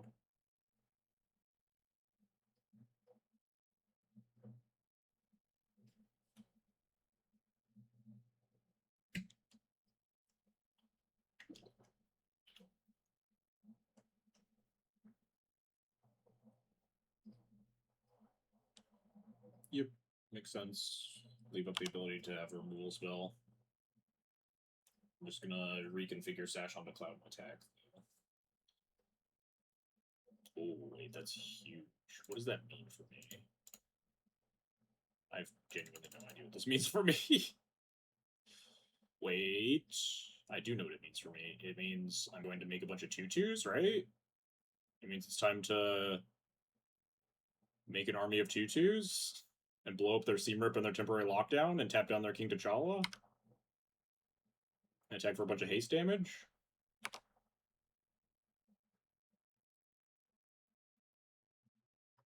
It's time for the Strike Force.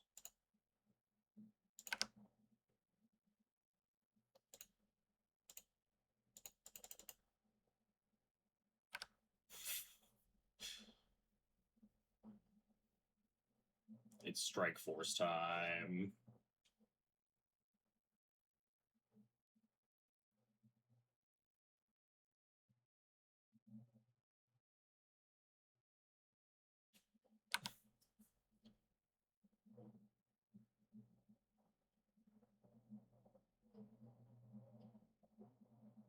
Yeah, sure. You've remanded one copy of Strike Force.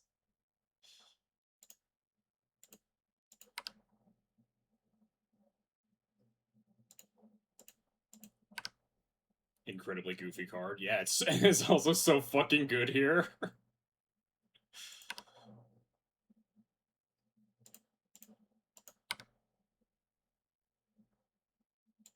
I think they're just dead. I think I put the boots on the skateboard on the second sash, and I think they die.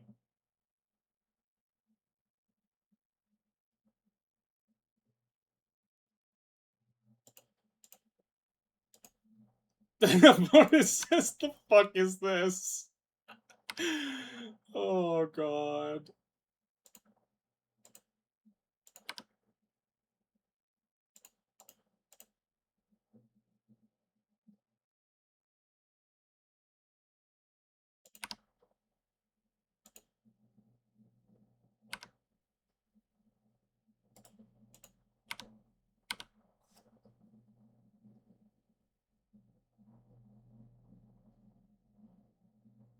I think they're dead.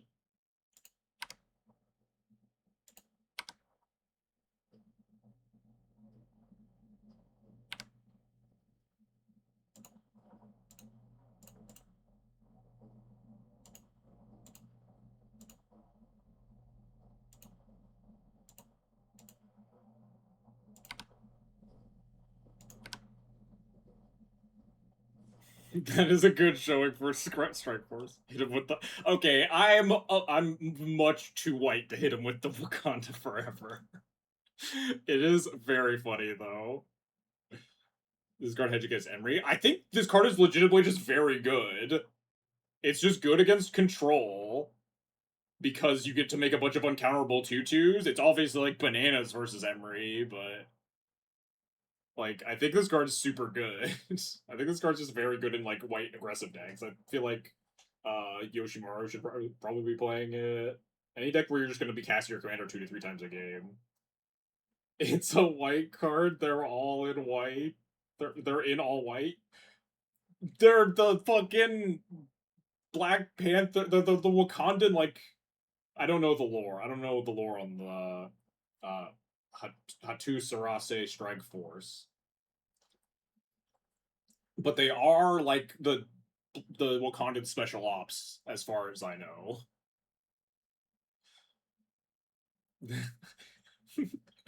Fuck is this? Is so good. Oh, fucking notably, I think actually no. I was about to say Witch Enchanter also wins there because we only needed the skateboard back, but no. A, we wanted the skateboard and the sash back to lethal them. And B, they also like remanded one of the copies. They could have remanded the Witch Enchanter and maybe spent all of my mana. They would have got another turn. I think we would have been very likely still the favorite to win that game. But the fact that it was like 5/2/2s, that's super uncounterable. Wakanda's special ops beating the Black Panthers some situation. Yeah, that's true. Yeah, maybe a bit of a flavor fail here. That was awesome though. That fucking ripped. I think the card is good. It's really easy to read it and just think, oh, this card is it's whatever. It's like it's a Witch Enchanter. It's a Loran that like it's good in matchups where you really want to naturalize. But I think this card is just like good against counterspell decks, and that's where you want it. And the meta is like super counterspell heavy. It's just an uncounterable board builder. When you go super late against a control and against like a blue control deck, you just get to like make 5/2/2s, and then sometimes they have some bullshit that you get to blow up too, and that's great, and it's like extra good. But that was awesome. Thank God for the Hatu Sarase. I mean, I'm never gonna remember the name. Hatu Sarase is, I believe, the correct pronunciation. Uncounterable, still to stifle. Yeah, I mean, We call Abrupt Decay uncounterable, and then you can still hit it with fucking Spell Queller. Like, you cannot profitably target the card with the card counterspell. I think that's uncounterable enough for me. Oh, shout out to Duel US. They make YouTube content. This is the third blue-white deck in a row. I just want to live my life. I think it's great though. Pride, Voice Victory are cracked. Much rather be on the draw. But yeah, Duel US makes Duel Commander YouTube content as well. We're starting to see more people pop up in the creator sphere, which is really nice. Look, I tried to stream snipe you. Are you? I hope you're also playing a blue-white deck.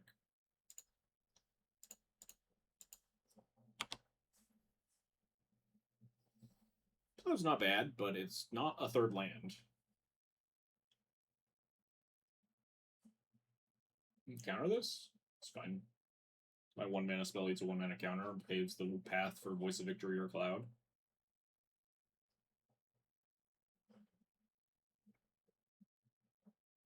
Plow? Yeah. Fair enough.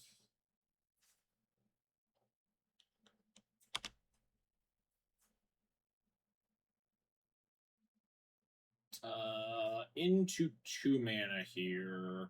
Third land, nice.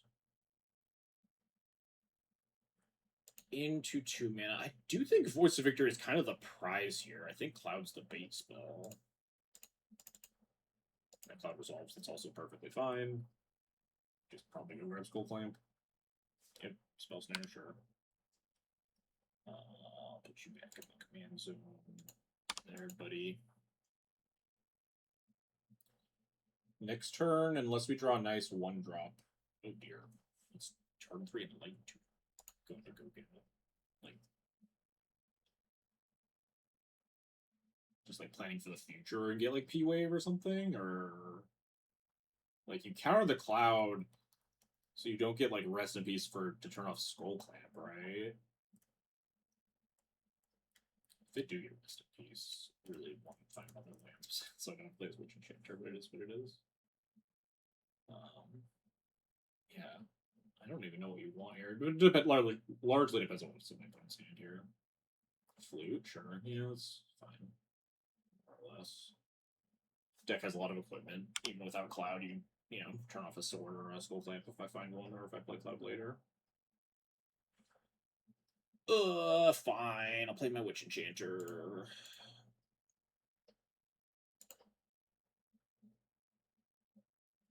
I could just pass here. But I don't want to. I need to get through this ang sooner or later. Do I want to actually Voice of Victory here versus 2 cards and a Flute in hand?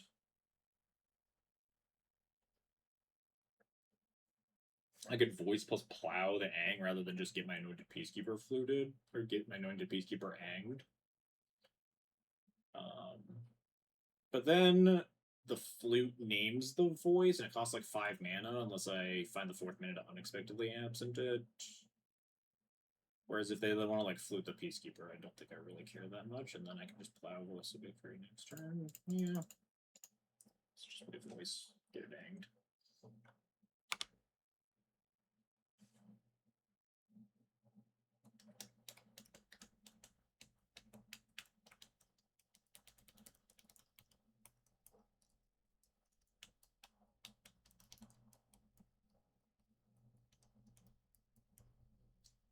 It's also better to get the 3-mana spell Airbend than the 2-mana spell, right?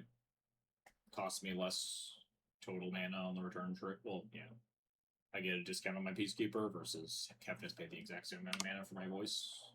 If they want to spend the Flute to take on my Peacekeeper for the foreseeable future, then that's kind of whatever. And if not, we can just Peacekeeper this turn.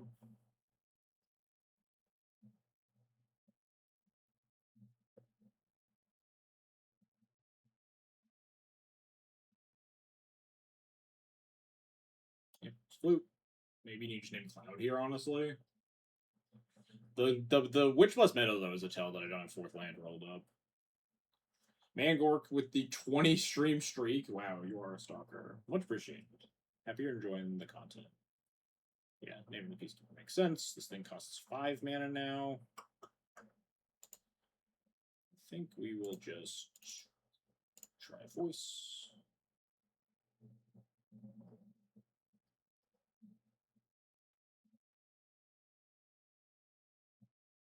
Nice.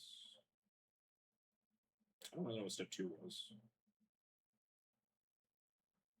Time Walk?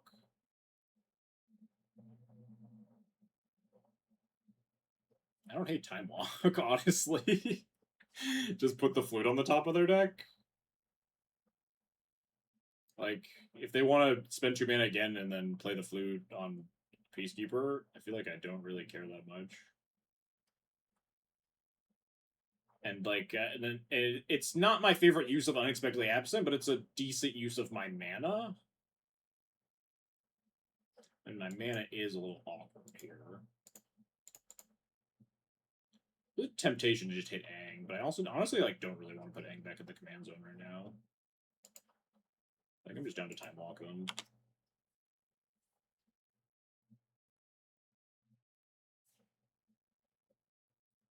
He did Lightning Tutor for food a second time.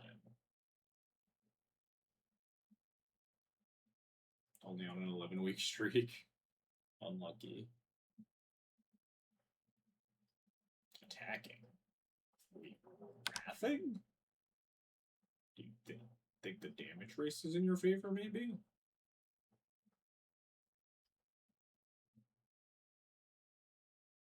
Draw a land, I'll be happy with Cloud plus Plow. In like the absolute worst case, it's like kill Voice and reflute Peacekeeper, but then we can still play Cloud. Yeah, flute again, name Peacekeeper again. Maybe after I hit 4th land drop, you name Cloud instead, but then you just let me have a Peacekeeper, which for 2 mana, which seems not good also. It's an option.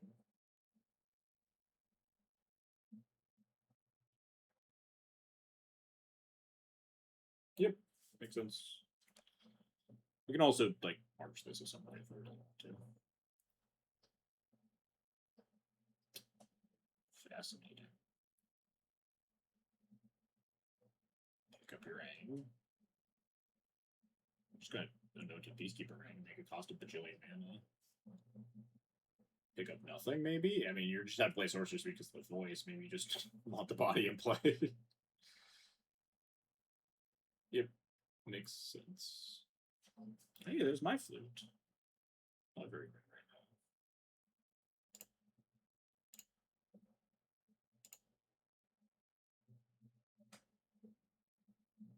now. Ooh. I guess, yeah, you don't really want to Swift reconfigure Voice of Victory very much. That makes sense. I think I'm just gonna name Aang and then plow Aang here.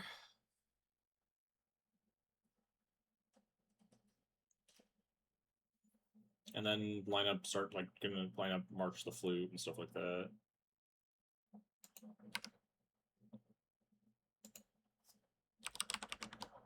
Oops. Aang, Swift, Savior.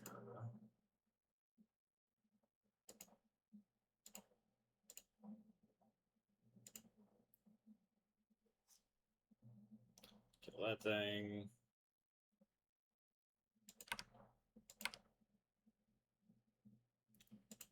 Hit ya.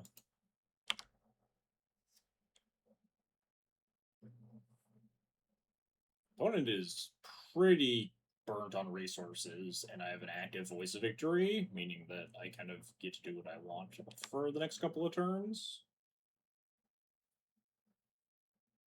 Both of my cards are pretty bad to Swift reconfiguration here. We'll spend next turn probably marching the flute to set up to get my Cloud back online. We just have like 6 power in play versus 2.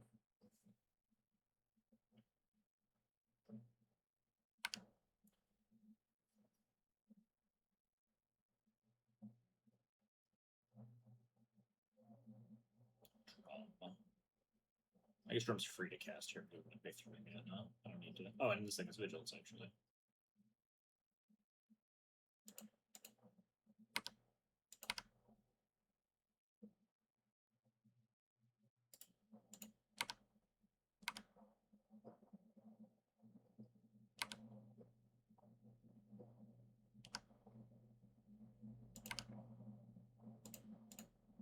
I'm gonna sorcery speed all my stuff just so I play it protected by my Voice of Victory.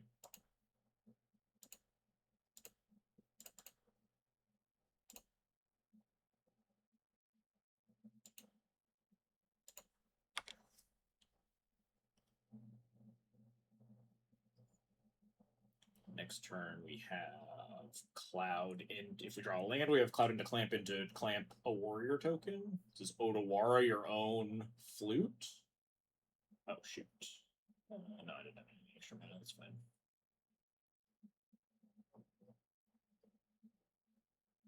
Oh, I had 1 extra mana, but not enough to like cast the flute or anything. If they play land and ang my voice. If their own voice, sure. We are running a little low on life. The thing does fly. The ability to like swift reconfig blockers out of the way. Am I allowed to just start drawing cards here? Drawing cards is pretty broken. My only other option is like Peacekeeper plus Flute. If I play Peacekeeper and then they like swift reconfig it on their own turn. I take 5, go to 5 versus Cloud, land, clamp, attack with Voice of Victory, clamp a token, take 5, go to 5. I'm still pretty set up then because I'm untapping with a bunch of things that can block the Voice of Victory. I'm at 5 life, but I have a lot of draws towards being the Sun Pearl Kirin at that point. They have to like they potentially have to switch reconfig the Cloud, in which case my voice keeps continuing to draw me cards. I do have to also play my Gandra, which I feel like I'd really like to not do, but I can't do anything relevant this turn and channel the Aganjo.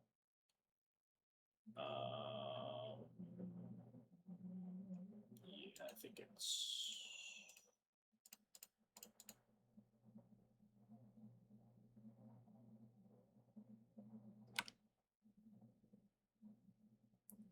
I could also just clamp the Cloud instead of the token and draw 4. Or I could get like G2. Clamp's pretty broken.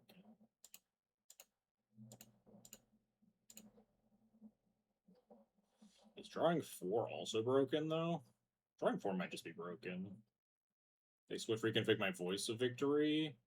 I have a 7-card hand. I'm at 5 life. I have, but then their end costs 5, and the will cost them the Voice of Victory. I think I draw 4. Maybe I'm not supposed to leave. I'm supposed to leave Cloud in the command zone too.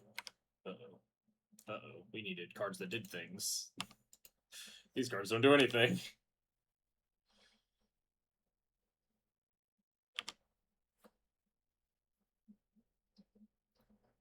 The planes. Opponent cannot cast both of their cards, notably. Maybe you just ang the Swift Freak, the voice instead, because it costs me mana. Makes sense.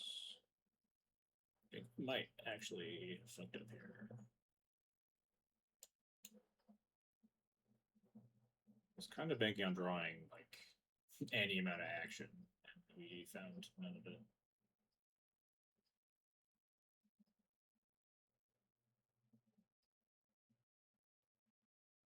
That's more not action, huh? Are we? We are very dead on board. Jesus, that's bad. Should I have done something differently?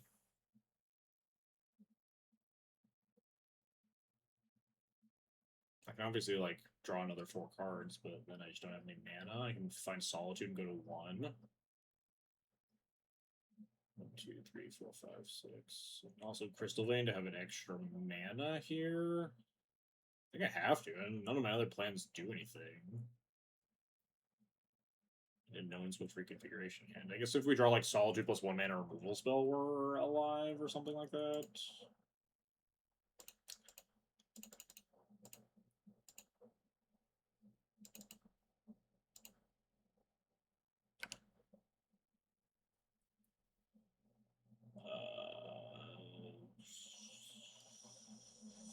Jite for some point here.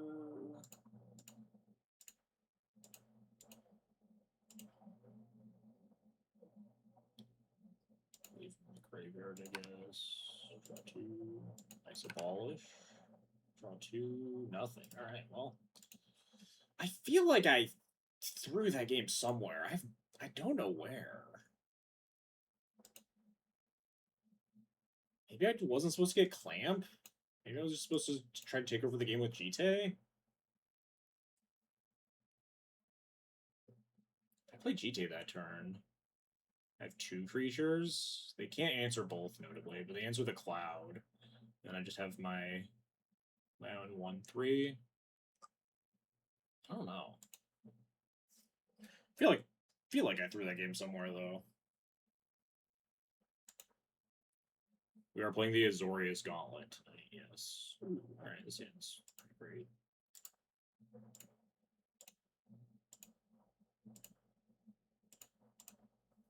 We could just like resolve the Clamp this turn, and maybe that's better, honestly, but Aid is really nice against these blue dudes too. What are the odds my opponent's going to counterspell my Cloud? 100%. Land 3, thank God. Just always jam here anyway, I think. Yep.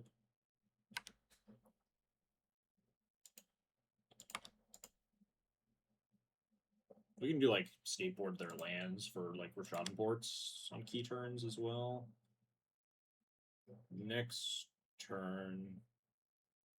Oh, okay, I guess that's kind of fine. Guess I'll just play Ranger Captain now. I can get my Cigar's Aid back at some point if I really want to.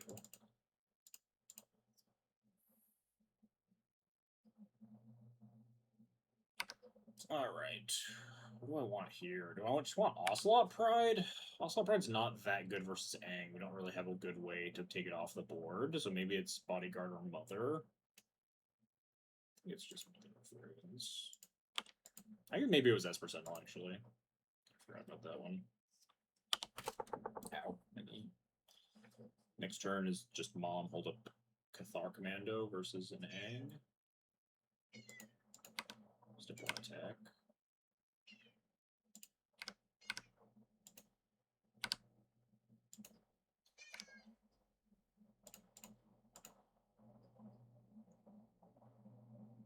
Aang this. Aang this, I think I just replay it. And then hold the thing. If they don't, then I just hold up Cathar Commando.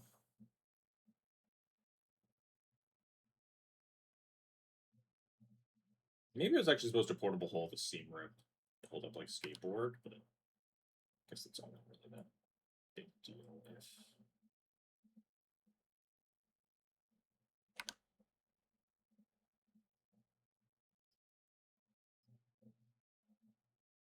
So I guess then I could have clamped the Mom in response there.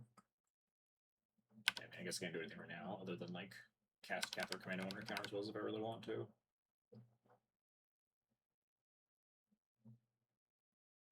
We'll take as a Commander Gauntlet League. I have no idea. Island Cycle, sure.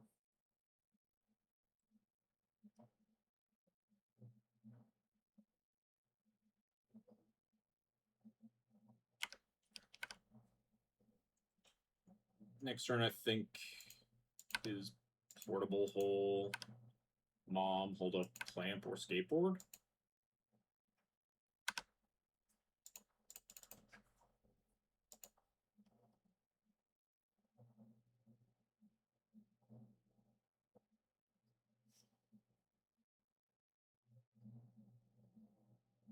Carlos? Sure.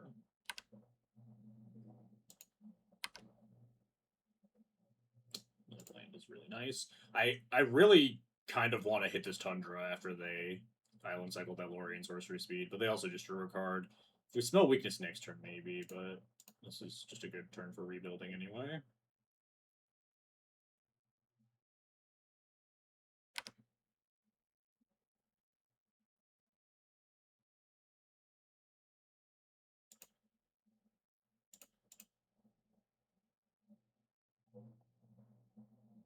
We have a fun little trick where we can give the mom haste in response to like a removal spell if we have it. Well, not if they counter it, I guess.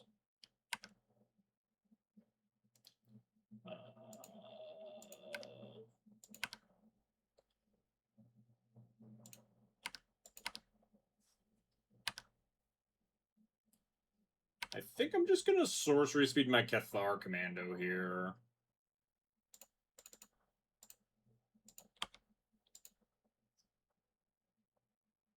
Seeing all that. They're fully tapped out. I don't think holding up the Skull Clamp's gonna do a lot. I shouldn't F6, I guess. It's a world where I have to sack Ranger Captain.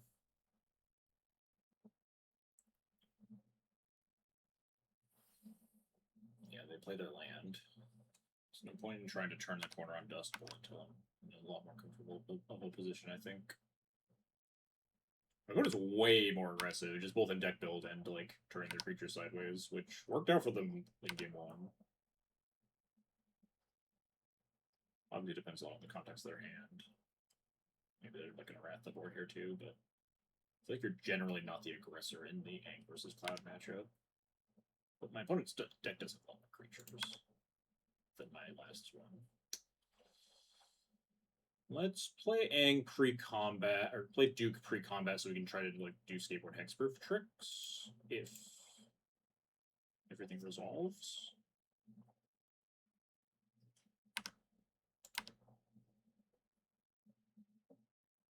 If not, we'll just hold things up, maybe Dust Bowl them. The Wondrous Wasp. Sure, resolves. Targeting Nature Captain. Targeting Cathar Commando. Alright, let's cast Skateboard.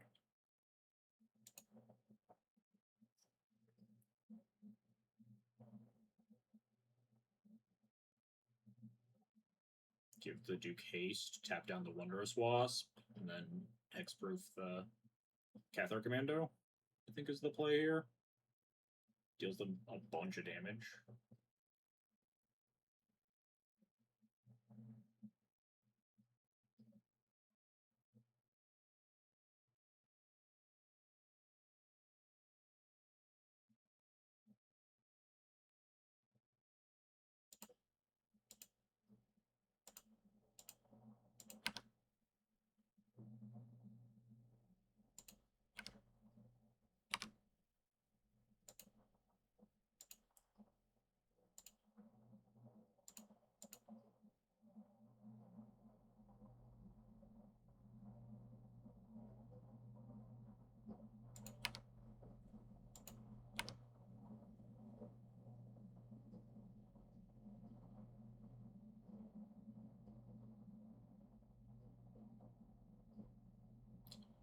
Hit for 7.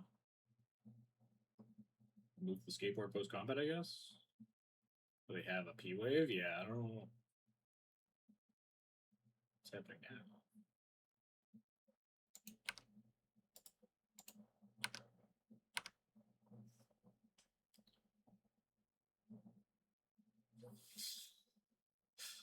This is so many creatures.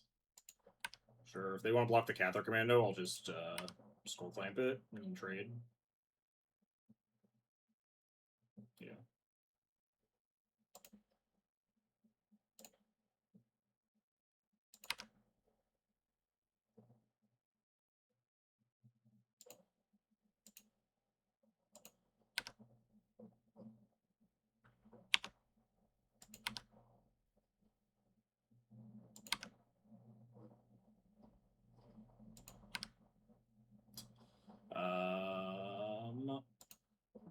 Dranth not doing a lot here. I could just clamp the... I think I'm just going to clamp the Duke. I might just cast Dranth, but we might draw one drop and be able to clamp the Ranger Captain instead. Ooh.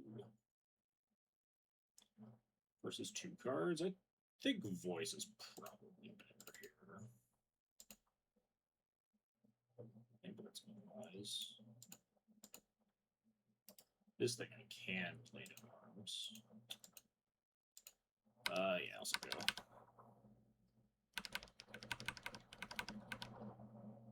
Yeah, if my opponent is like exactly P-Wave, I think I'm still kind of fine with the late arms on the Yang.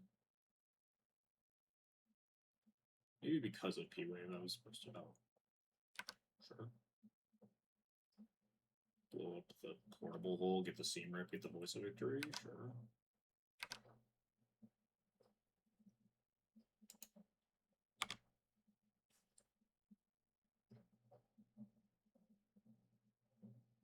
One card in hand. My opponent keeps fucking sending it. I don't know how much they're supposed to do this, but I mean, the damage race is close, but... I feel like this is another draw 4 scenario. We also just have, like, late on arms for the Ang.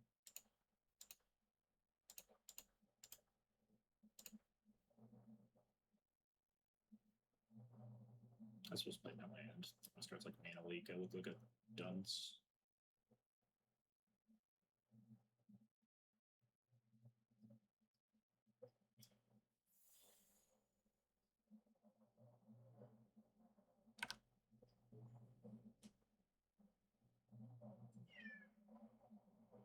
I think I just get Formal Wear. Maybe I just need sort of Fire and Ice to like kill them and they're just like Jite. They're like trying to aggro me down, which makes me a little concerned. We don't need like the Formal Wear value necessarily. I do like the bodies that Formal Wear represents, but maybe we can just get Jite. Jite. They have 1 card left, and we have a Sigardazade too. I think we try it, honestly.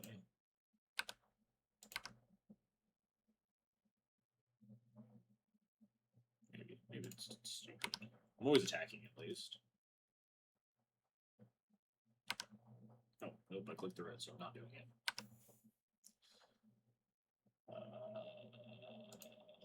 Let's draw 4.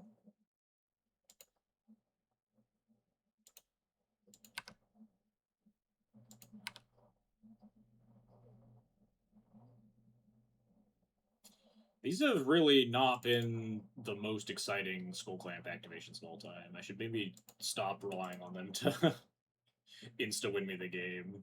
Alright, well, at least we didn't cast the Jite into that. They're now Hellbent versus Ranger Captain Jite. We are taking 6.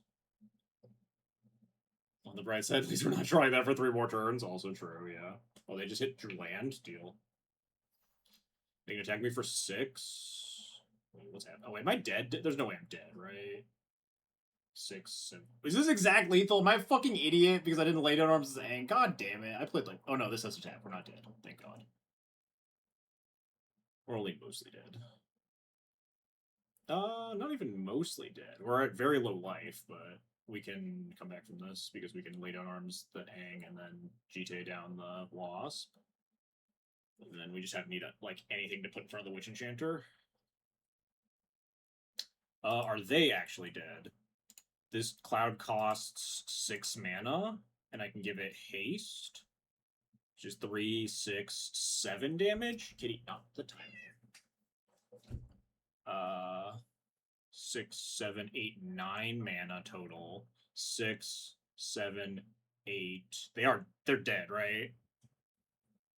This is 7, 8, 9 mana. I have 6 to replay Cloud, 7, 8 to equip, and that would be 4 plus 3 is 7 damage, and Cloud can go get Masterwork for Skateboard to deal the 8th damage.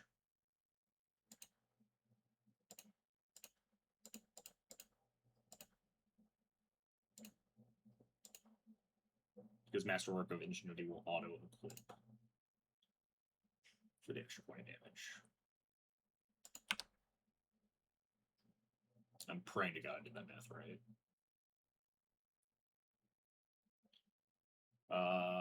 Yeah, Sword of Fire and Ice doesn't do it because I then couldn't give.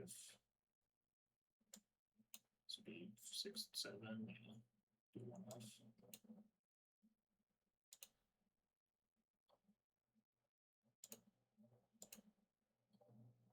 6.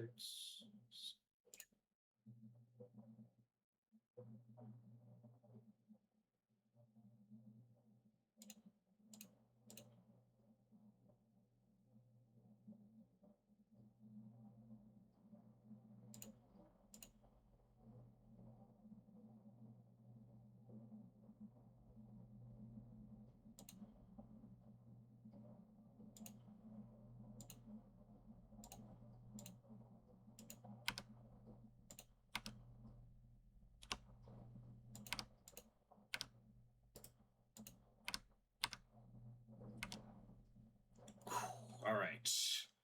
Almost put myself execs dead for no fucking reason, but we didn't. We just had I need to like recalibrate because my first 2 blue-white opponents were like very, very slow blue-white control, but he's playing way more aggressive. Like my removal spells are way more live. I can't just like sit on my hands and just like draw force with skull clamps and stuff. I need like reaction and keep my life total up high. I just haven't fully recalibrated that in my brain. Even though, like, in match 1, I was talking about very specifically the opposite, where I wasn't expecting my opponent to cast, like, Elminster, because I thought the deck was more tempo. This hand is okay, not great.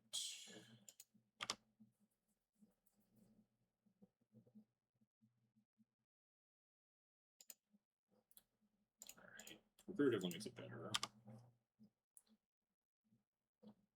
I might cast Jite into counter magic on turn 2 rather than Cloud.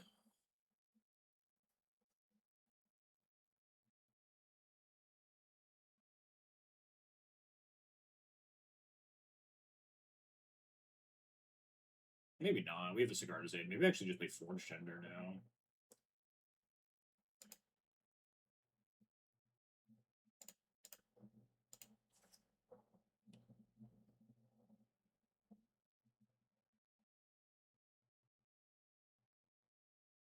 I don't think there's a world where I like force jam the GTA, like Cloud into the counter spell and then sack Crystal Lane, equip GTA or something. But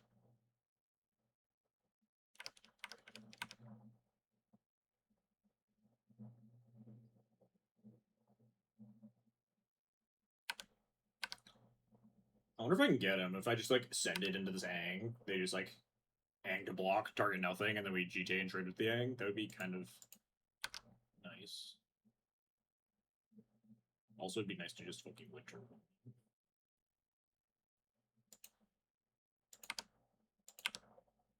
It's not even that good if I do this. If the plan works. Yeah, it's very unlikely that the plan will work. I think I'm just gonna cast Winter Moon into the Ang.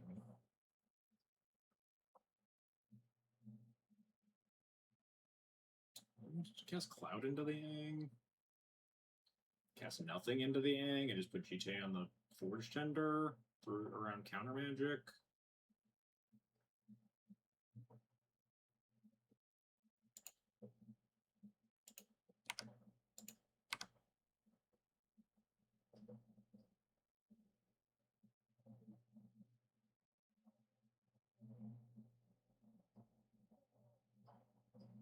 I guess they're always going to Ang my Burrington, though. No, this is stupid. What the hell am I doing? They just Ang the Burrington every time for free. There's just no reason for me to fucking do this.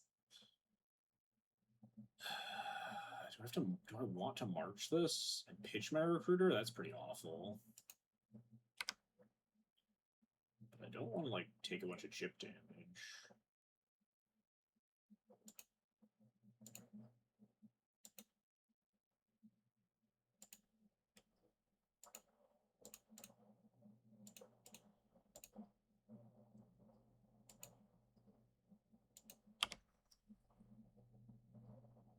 was dumb. I should have just cast Recruiter into the Ang or something. Totally blanked on the Ang, just targeting my only creature for no reason. Second basic, which is definitely less enticing. I also have 2 non-basics. Drawing another land is nice. Versus 4 mana.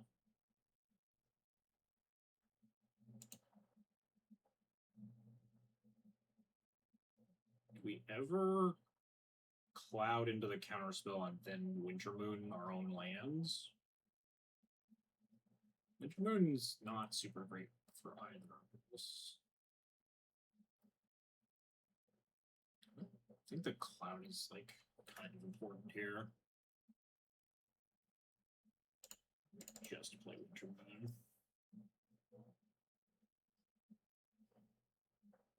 Maybe I'm supposed to just burn turn? Oh, sure. Brief.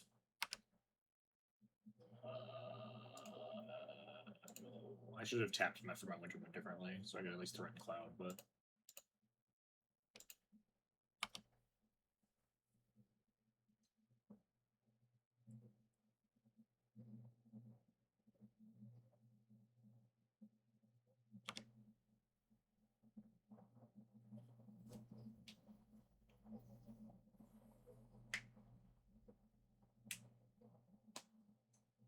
No land. That's big for me.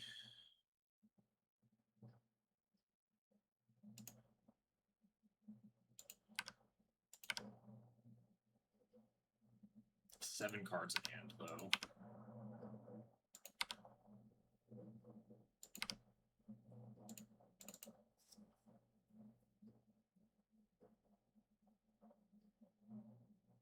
That resolves, I'm saying go.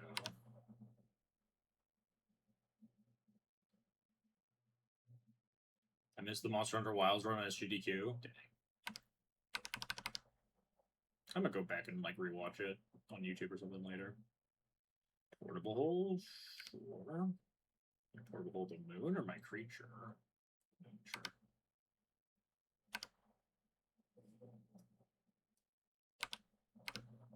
This seems like a good time for G10.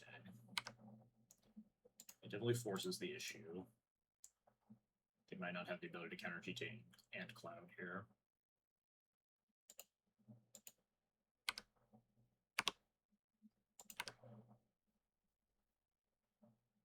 Flute for Ang ain't bad either.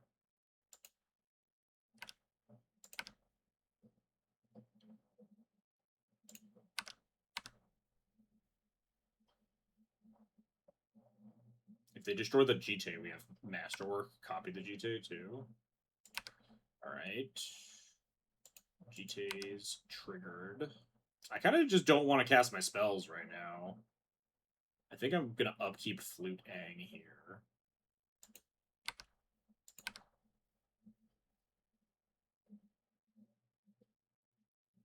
The world that I kind of just want to activate Abandoned Air Temple. There's no way that's near good enough.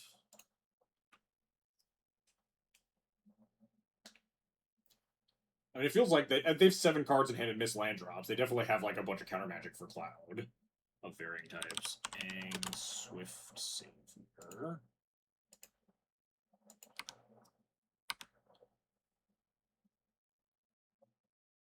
There's land 5s. They can't just Ang me. I'm gonna Seam Rip my G-Tay here. Or my creature. I really want them to Seam Rip the G-Tay. But I can honestly see either. Or even like Seam Rip the Disruptor Flute. Tough call.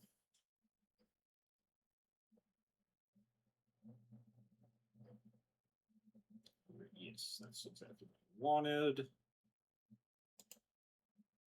Gain life. It's a little awkward because I'm going to blow up my own G-Tay, so I don't put anything under the Seam Rip, but there's always blowing up the portable hole instead if I want.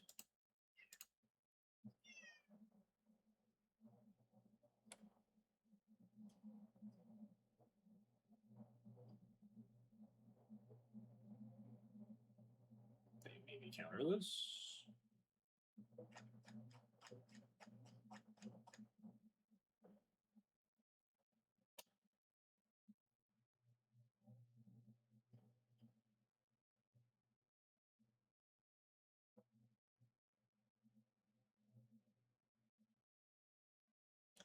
emotional pickle in terms of being able to hold up interaction for Cloud Clamp to get me back in this game. Copy Jite. Keep the copied Jite.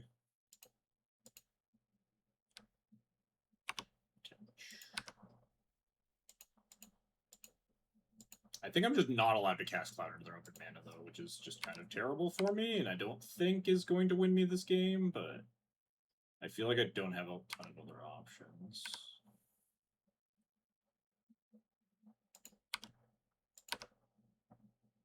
And we do technically have 6 mana, so I could, like, Cloud into Cloud, right? If they had, like, 1 less mana open, maybe? I don't even get to resolve the Clamp, though, so it's not that good.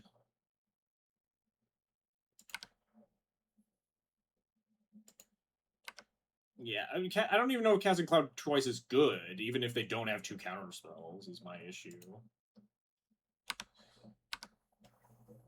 I don't know if waiting actually does anything for me, but I'm kind of hoping that their hand is glutted by, like, counter spells and, like, mopey flash creatures, and they don't have that much action.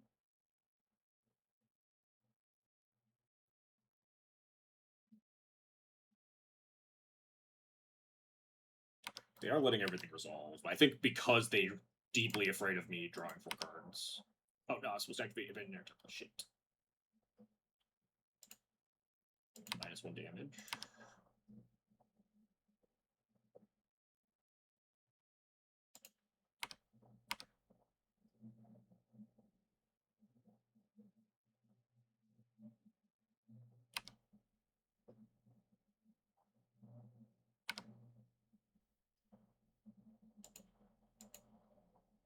Are we stifling the Jite trigger here?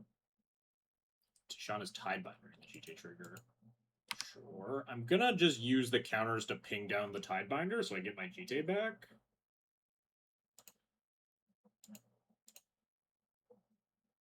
And now we double Cloud, I think. They're down to 3 mana. And if they have like another Stifle effect or something for this, or like a Flicker on their Tidebinder or whatever, we can just lay down arms it. And costs 8 mana, right? Yeah. So still a little bit ways away from that.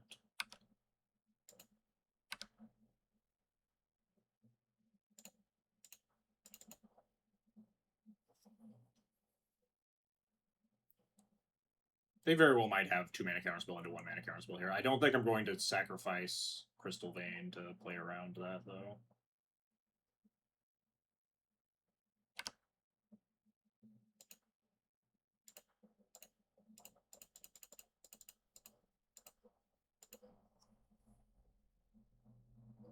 Nice. Cloud absolutely goes and gets Skull Clamp here. Obviously, they can hold up counter magic on the Skull Clamp, but now they have to, like, be scared of me having 1 mana instant speed all the time. Surveil land here.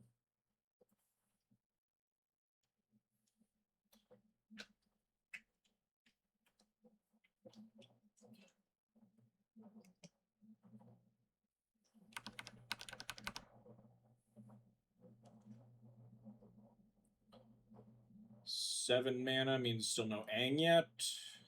Aang costs 8. Move the Jite over to the Cloud. And then if they try to kill it, we can try to clamp it. It was a tactical non-activation of Abandoned Air Temple, so I could clamp this Burnt and Forge Temper in the future. Okay, that's fine. Also not a card I was expecting to be in their deck, but I just have to pay 2 to activate, or pay 3 to activate my clamp, and pay 3 to cast it, but like, I still get to draw 4. For 3 mana and the auto equip. Maybe they just also have counterspell on top. I think I'm gonna attack Burrington into the Peacekeeper.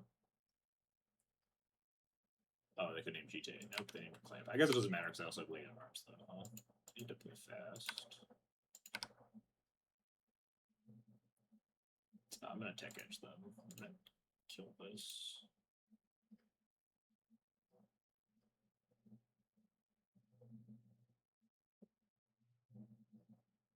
I'm just gonna tech edge them off of Aang. Shoot the Aganjo Castle. I don't imagine anything else matters, and maybe different like putting 2 damage in the aim would matter.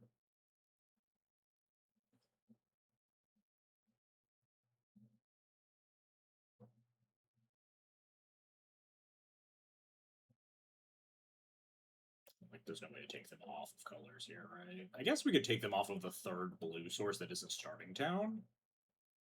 Like, not nothing.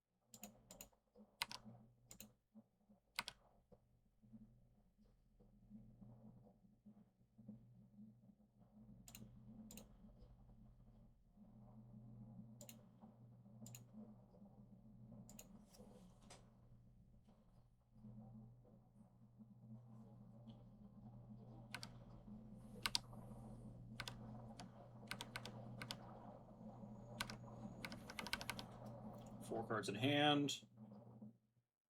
How allowed are we to go for lethal is my next question. It's bad because if they have answers for Cloud, I can't clamp it in response because it will be higher than 1 toughness. I could move the GJ back over and just pump the Fortuner to lethal.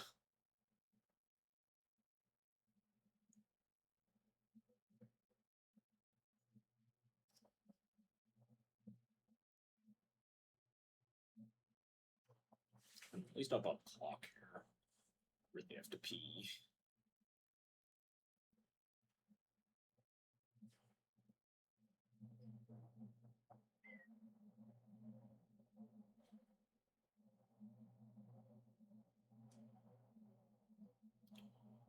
To Sun Pearl, Kieran pick up the winter, pick up the portable bowl, and he'll pick up the NC, if that makes sense.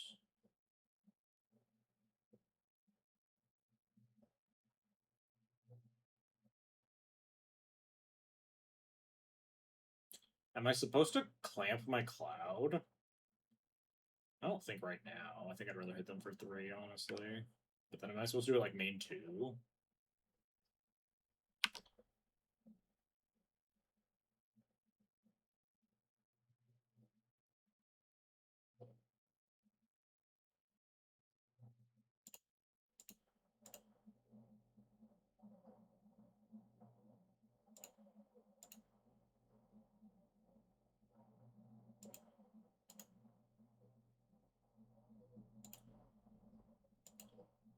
Ironic that this clamp is actually exiling both of my GTs.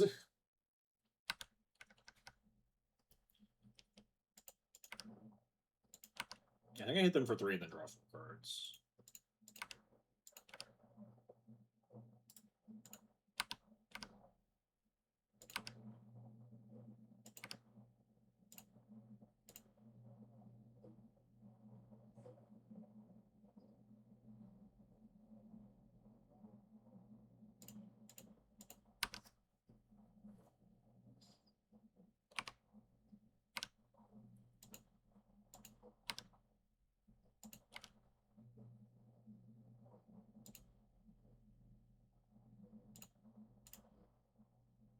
That's fine. Just have like a bunch of 1/1s.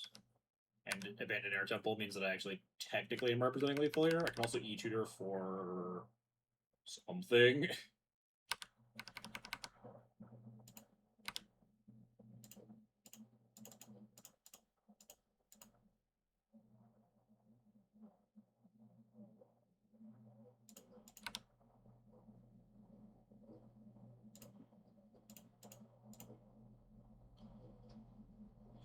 Take a quick look at what's going on over there.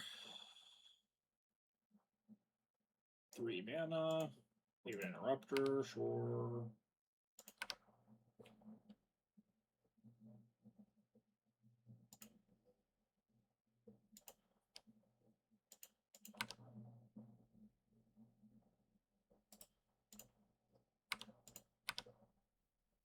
Hey, Harain, thanks for the raid. Much appreciated, buddy. We are coming down to the wire here. But I think going to win this game. Did I play a land? I think I played my land. Yeah. Yeah, I don't need... It's probably technically correct to E-tutor for pre-war formal wear on my upkeep next turn, but it's like, my opponent's at 1 life and with down 1 minute on clock, I think we're just going to win on time, in addition to just, like, being dead to the Castle Art Veil at this stage. Although I guess if they, like, play land, hold up Ang, I don't have lethal, unless I go and tutor up, like, P-Wave or something. This is GG. Oh, all right. Rally back after that game one. I feel like could have definitely gone. Okay, I cast this for free. What you got? 1, 2, 3, 4, 5, 6, 7. Usually hit them with 1 today. Okay, cool. Anyway, thanks for the raid, Harain. Hello, raiders. For those who don't know, I'm XJ Cloud. I am a dual commander and sometimes legacy when Car is not legal player. We are playing some Cloud in Duel Commander right now, and we're just running through the Azorius Gauntlet. We played against 2 Aang decks and 1 King T'Challa. I'm back from learning how to Luxec people and Reanimator. Are we 5-0? We're 3-0. That's pretty good. That's close to 5-0, right? Anyway, I'm gonna queue up for a match and run to the bathroom, and hopefully we don't instantly queue into a match. I'll be right back.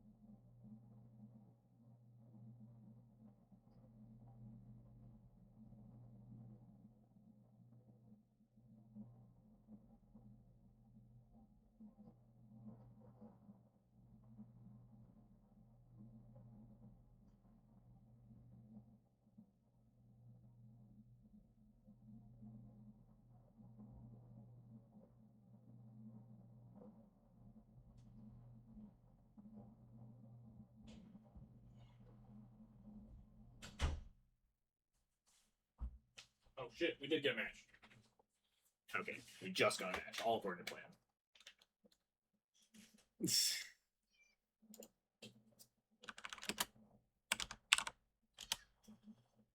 We are, in fact, playing against Aggie.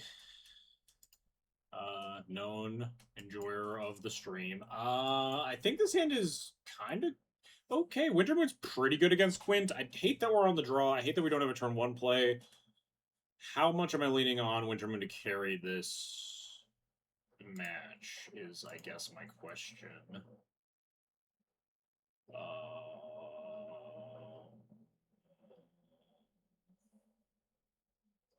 I think I've genuinely never actually played the Cloud side of the Quint matchup. I feel like this matchup is not very good, but I think I'm going to keep.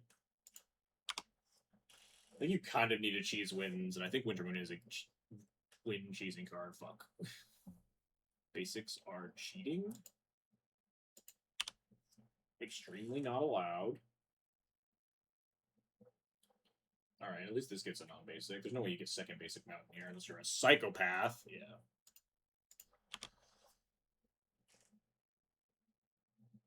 It's just like Plateau Mana Rock. Just gift up to me. Okay, it's a Johnny. Well, at least we have removal spells. It's not like the end of the world. I think this is just a Cloud Clamp situation because I think we're like initiating the hard dig for Cataclysm choice. It's a world where we get like sort of Fire and Ice, but probably not this world. Oh, I have to move to discard. Fuck, this sucks. I hate playing Cloud on turn 2 on the draw. I suppose I discard a land. I think so. I think Drum is good. I think Oust is fine. Masswork's probably going to be better than a land. Of course, because I discard a land, I will Clamp, draw 4, and miss a 5th land drop somehow. It's also possible I was supposed to discard. I was supposed to discard Castle Art. Yeah, no basic clones. Discard land, you'll draw into 1 smile. True. So true, bestie.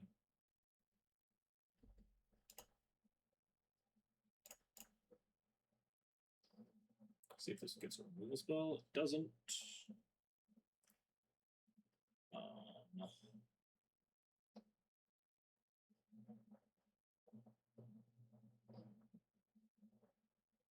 You only have 2 artifacts.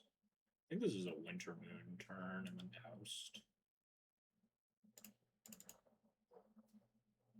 I think I oust the Cat Warrior and not the Ajani. I mean, I guess I don't care that much if they draw the Ajani later, huh? If they draw the Ajani in 2 turns, I'm not super displeased.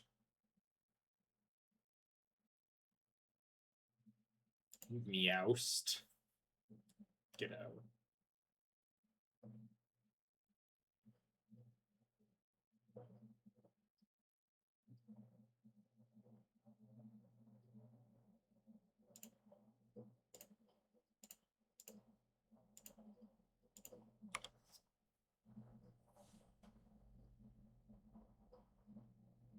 My Winter Moon!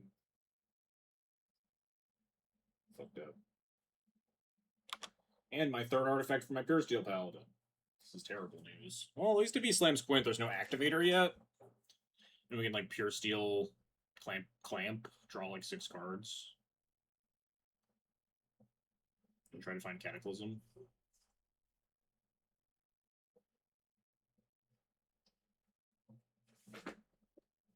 There's Squee. There is an activator.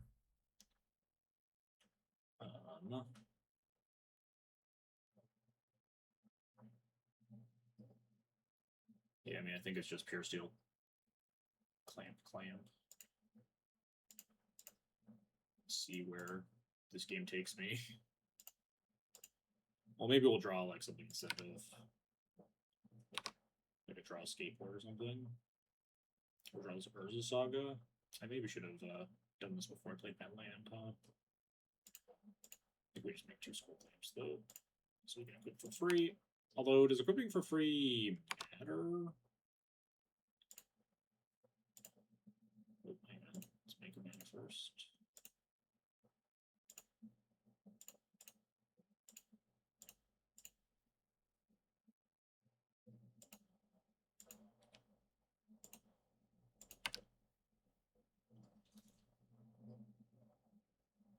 All right. Unexpectedly absent.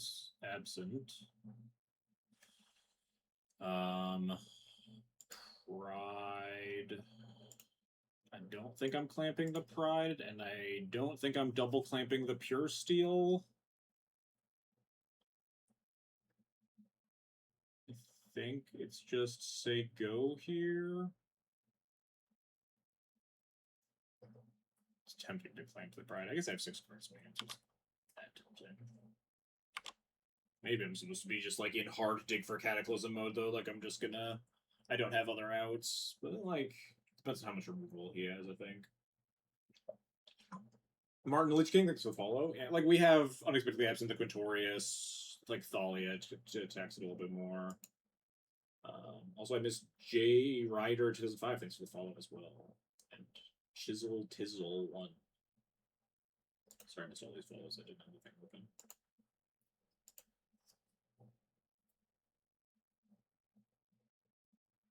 What you got? Activator? It's a Quint activator. I'm not super thrilled. Okay, Mana Rock, that's kind of fine.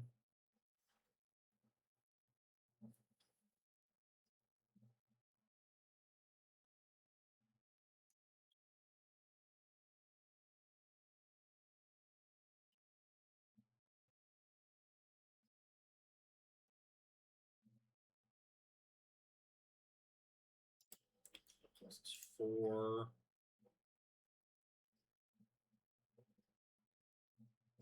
I have 6 mana.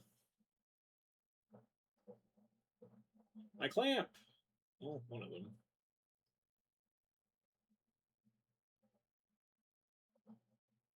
The second clamp's gone next turn, I guess.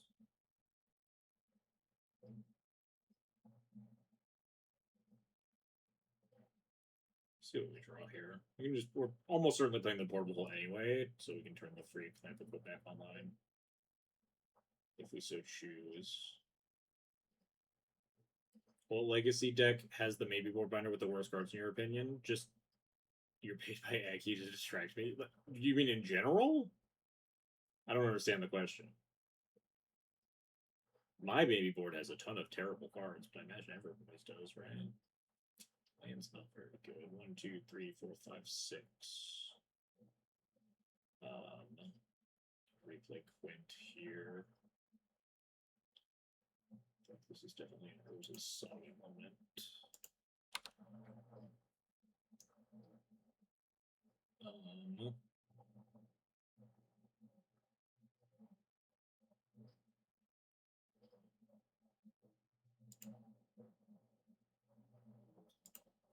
I figure what I'm doing with my turn here. 1, 2, 3, 4, 5, 6 mana total.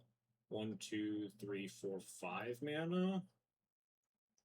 Maybe it is just Clamp the Pride. It's like just never connecting. I should have maybe hit the Johnny instead. Well, they could have like recast Johnny by now.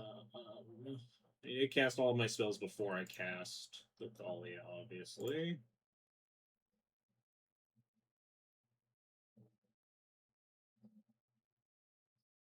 I think I portable hold the Arcane Signet then.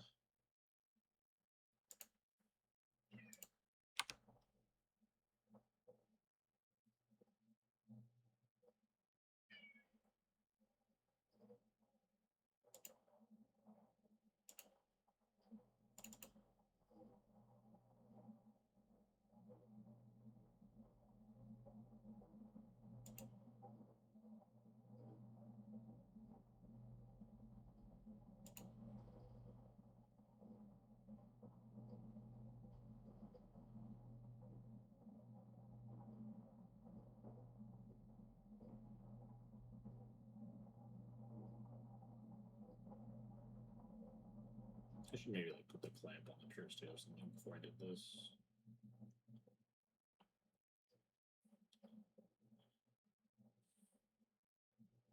Like exile card instant speed. We're gonna cast the cycling. Sure. I think I'm supposed to draw 2 with my pride here.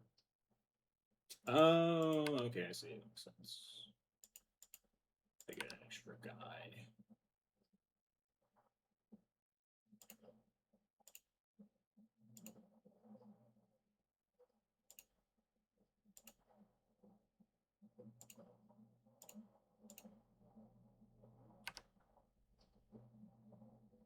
Perfect. Rever Mantra hand.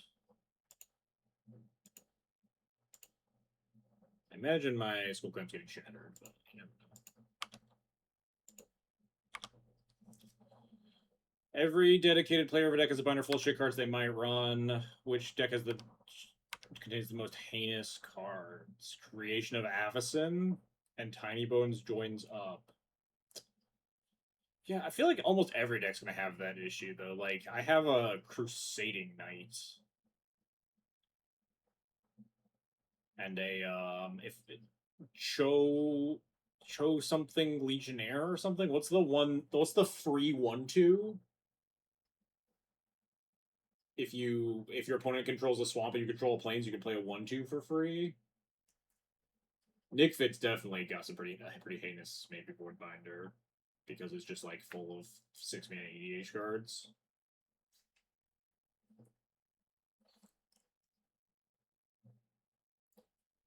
We're gonna lose the second clamp, and then we have to go get like sashed, not die to the this stupid shatter every turn. Legate? Yeah, maybe. Is Cho something Legate? I don't remember the card. That's just how good it is. He does Bowling My Saga. It's kind of fine, I think. You're putting yourself further back from Quint. I think I'm ahead here. Also, my clamp's not getting blown up.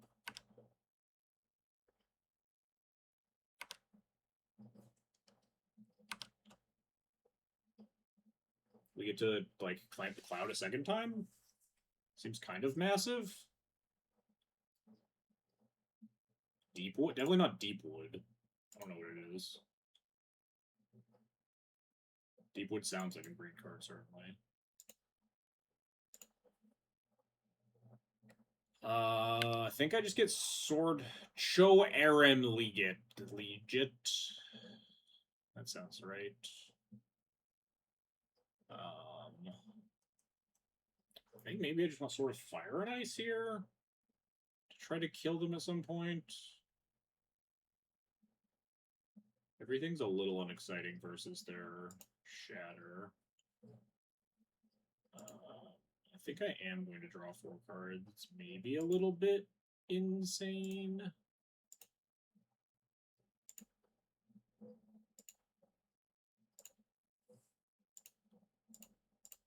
I feel like I need to get a lot of value and like also maybe try to find Cataclysm. Oh, Deepwood is the black version? Sure. Well, those were a lot of cards that I drew. I was kind of hoping that like one of them would be 1 mana or like more of them would be white cards. And then that just didn't happen at all.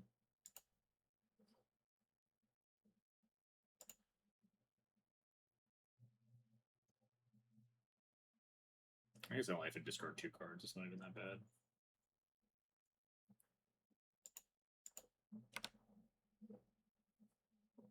Am I willing to attack here to like trade a Netherland Bodyguard for a Spirit token?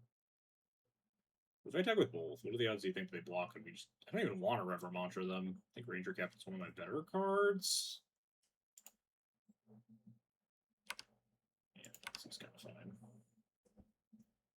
I should take less time with my turns. This is going to be a long match.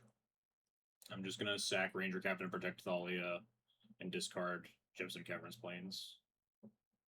And put the clamp back on the Tersteel, I guess.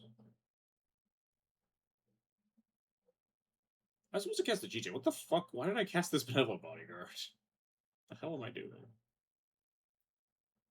I'm gonna happily kill the Ajani over the Spirit tokens because I have sort of Fire Nice to potentially get through them in the future turn. Log's cool. It's also fine.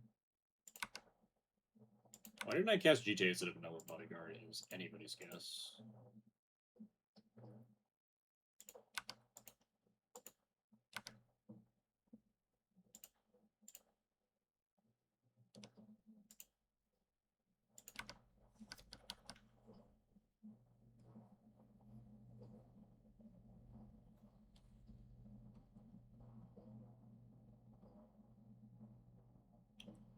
3 mana shenanigans on Portable Hole. Sure. Dolly attacks? True, yeah. See, I was testing you. I was testing you, chat. Hard cast. The old squee. You got it.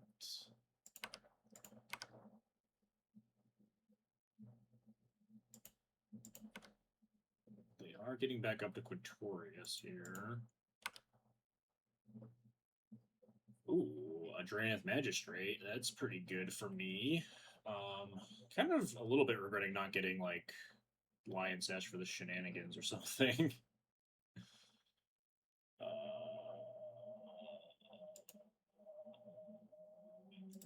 Cloud 6 mana. I have 1, 2, 3, 4, 5, 6, 7 mana. Not yet. Squee is God intended. Yeah, true. This would be a good time to get a Guide of Souls. Shout out to all my Guide of Souls. Oh, wait, hang on. Bird of Fortune are kind of correct. Low key. Let's grab that guy.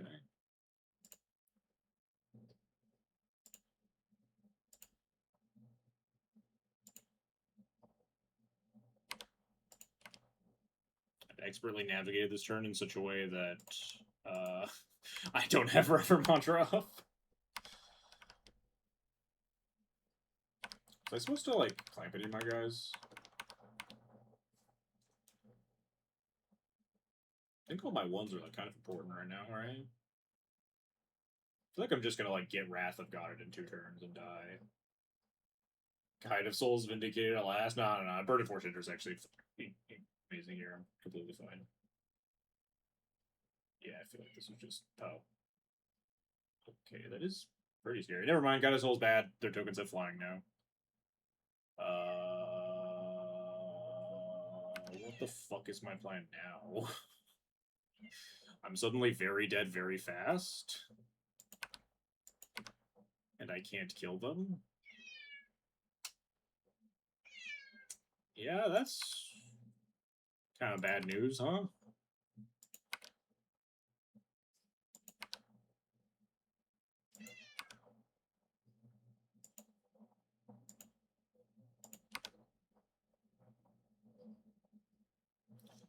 Well, time to start drawing cards, I think. Stoneforge can't get anything that really matters. We could, like, Masterwork double Sword of Fire and Ice at some point.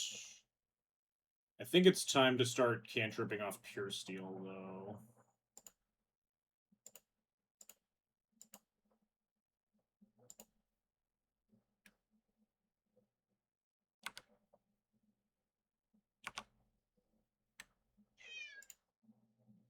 Your redemption will be refunded. She's literally in the room.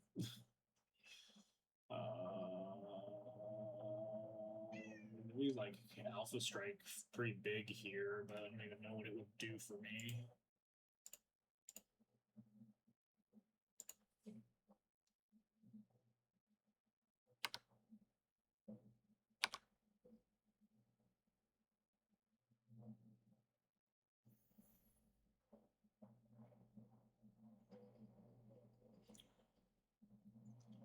We have to give something pro-white, so the most damage would be piling everything on here.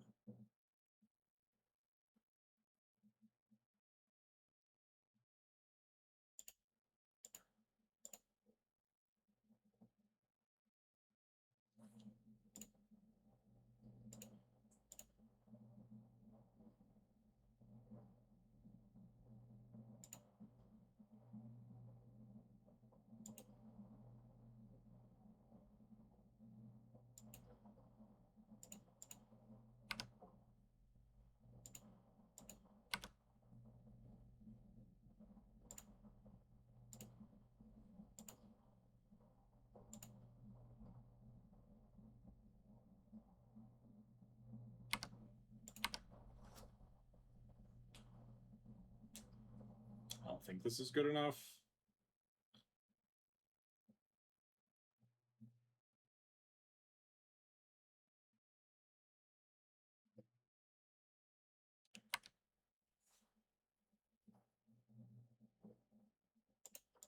I use Sack Ranger to silence him. I don't think that does anything for me, does it? I guess it keeps my Sword of Fire and Ice alive.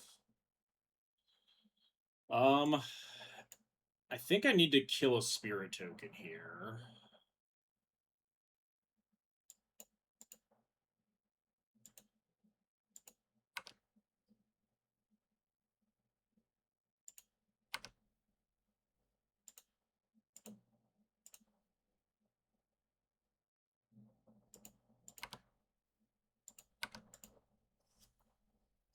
I don't even know if Alpha Strike kills, though, does it? It might. I'm gonna wait to see if he draws shenanigans. Masterwork Sophie, that probably kills.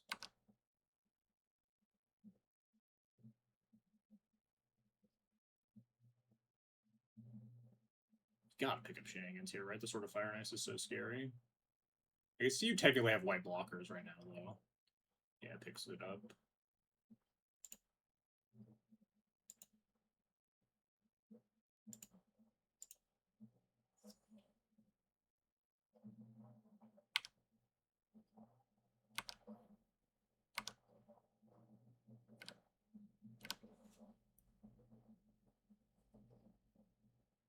I mean, he also has like 4 other cards in hand. Maybe he's got some removal spells or something.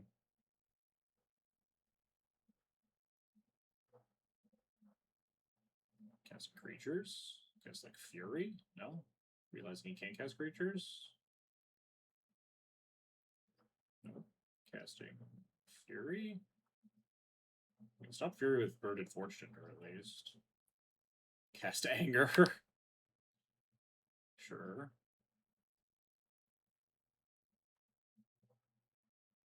All my creatures will have pro white, and multiple of them will have pro red, so not the end of the world here.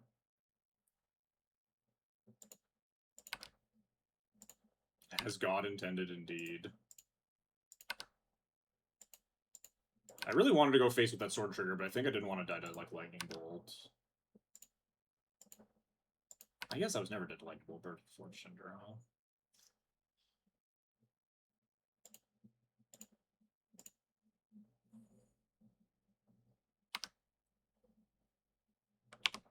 I still haven't even mapped out if this is lethal. Wait, I already used my masterwork? Fuck.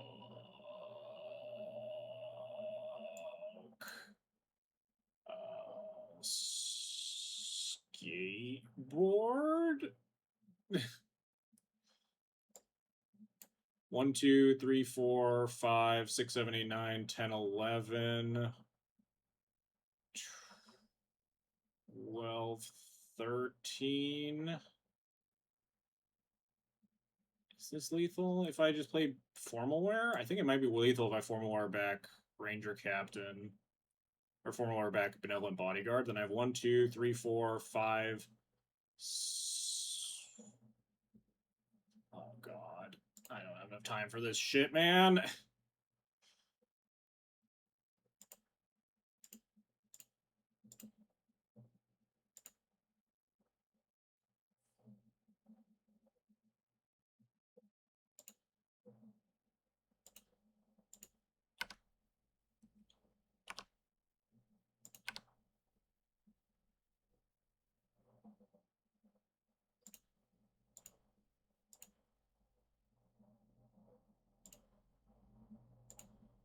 I don't think this is lethal.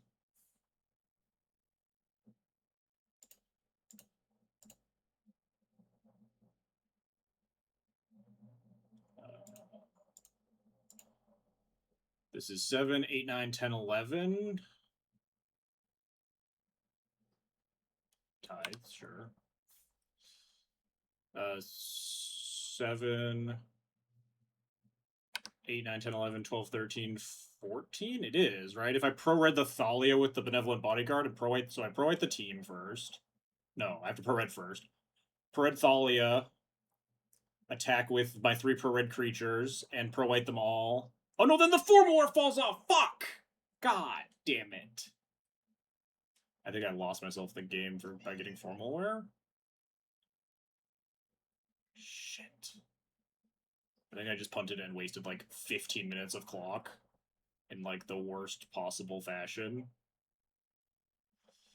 I don't really think I have a better plan. Wait, no, yeah, especially because I also tapped out of like Skyclave mana, so we're just super dead. Christ. GT Plowman got enough life gain. I don't know.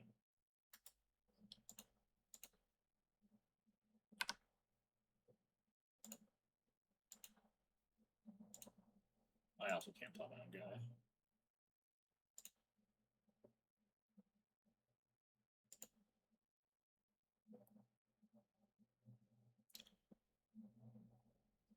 This game is super bad. I might. I think I'm dead. Just like white card the whole time. Oh no, just makes another guy, sure.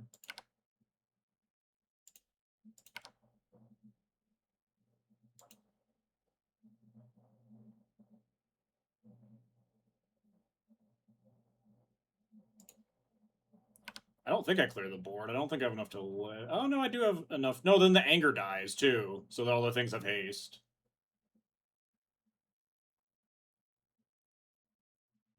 I need to like plow the anger. Wait, no, we can kill the Thalia here with the GJ counter, and then ping this, and then gain 4 life. Kill 1.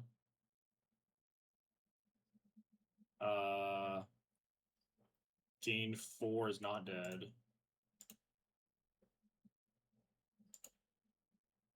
Oh no, the anger's blockable. It doesn't have flying. Oh, it has pro white. It wasn't gonna die. I'm stupid. God, I'm like punting left and right. I'm super panicked. God damn it. This is like punt into punt into punt. I'm playing so fucking awful. We're still not dead, technically.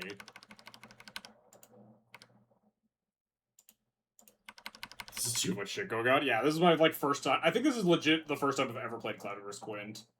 These board states are so messy. I am still technically not dead.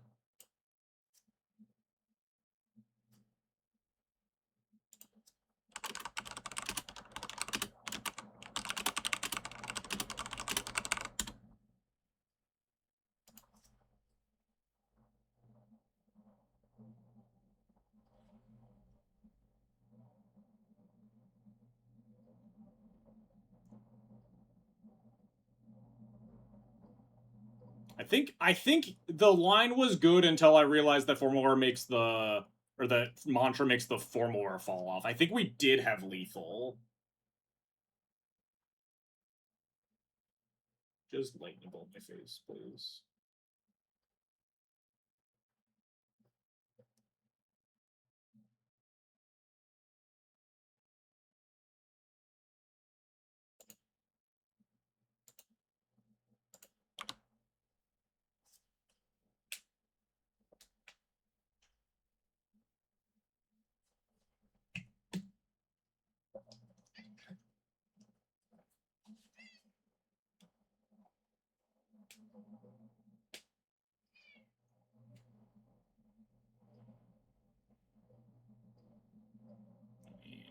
Not dead.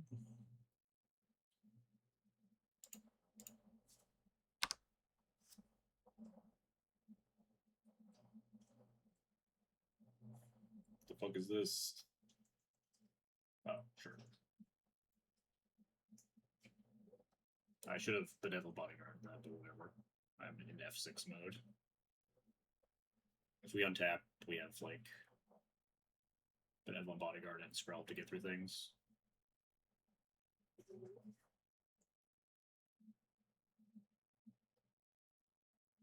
Yep, that's fine.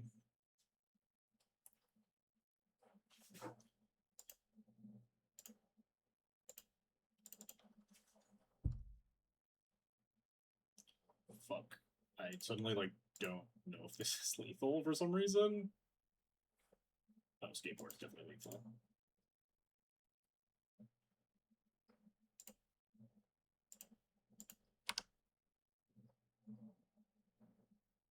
I'll give it like unblockable via white things via Skrelv.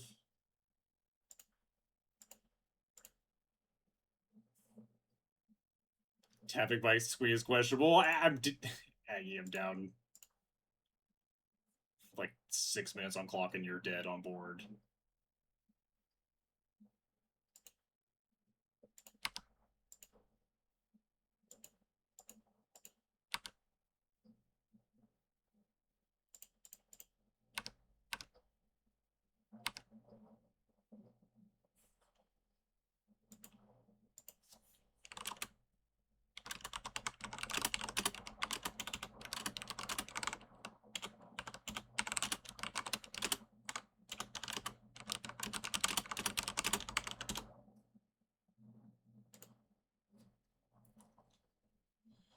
Alright, it's fine. We just gotta win the next game. Alright, what happened during the request? I did, in fact, successfully answer a stupid question. I did not. I will refund let dog back in. Because dog was already, the door was open, dog was allowed in. So we still did manage to win that game despite playing possibly like the worst turn of Magic I've played in presumably years. That was such a bad turn where we like punted 3 or 4 different times in that same turn cycle, and it just luckily didn't matter because he did not draw the things that he needed for lethal, so it worked out.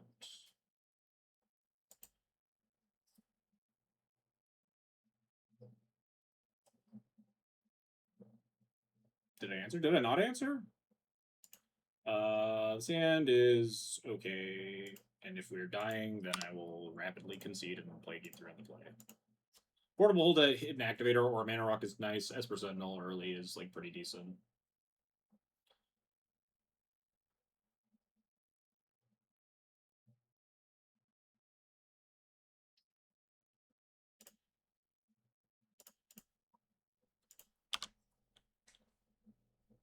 I think the answer is probably Nick Fit in a landslide, but D&T's got some real stinkers in the sideboard box. But no one else owns fucking like Polychronos Unchained or whatever the hell that card's called. Am I gonna get hit by like a flash 2/1 here? No, okay, cool.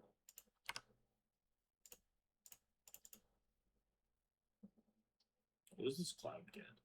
Nothing. It's getting reprieved. Deal. I have to move to discard because of Esper Sentinel. Well, it's getting sort of fire nice, obviously. I think I'm discarding Oust here. I think my lands are pretty important here, and I don't think the Oust is that. Maybe I want the Oust to, like, clear the path to a Quint.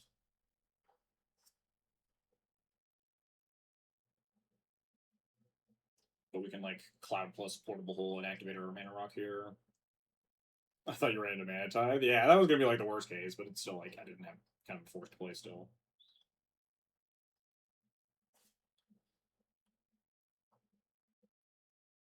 Ooh. Time for my opponents to run into a Mana Tithe.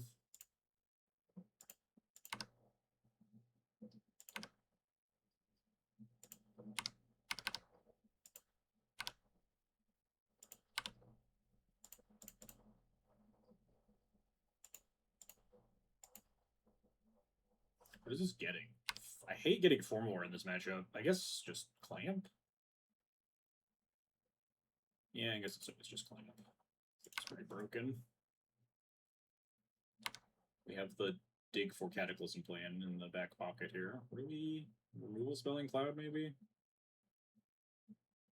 Disruptor Flute. I don't think I want to Mana Tide this. I think I just don't care if they name Skull Clamp. And I really want to Mana Tide this Quintorius if they play it. Maybe this is greedy. And I should just take the really good the juicy Mana Tide hit, but there's a chance my opponent does not play Quint here, though. My Mana Tide's kind of ugly. I have to, like, tap out to jam Sword. Come on, play the Quint. You know you want to. You know you want to cast Quintorius. You only have 3 power to play. I mean, sort of Fire and Icing them is good, but, like, if my opponent just has 4 mana up, is sort of Fire and Icing them good, you know?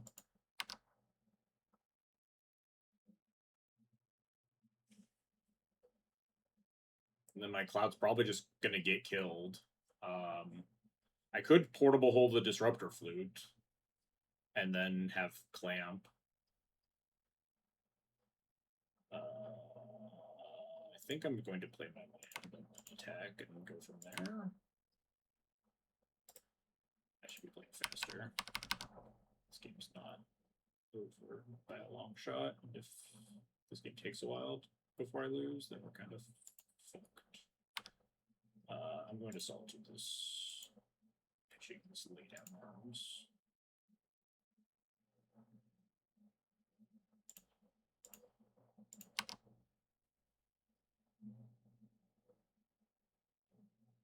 Oh, that's an artifact, yeah.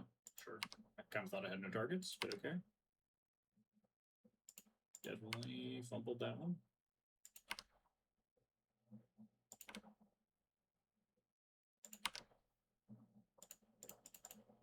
I think this is the play.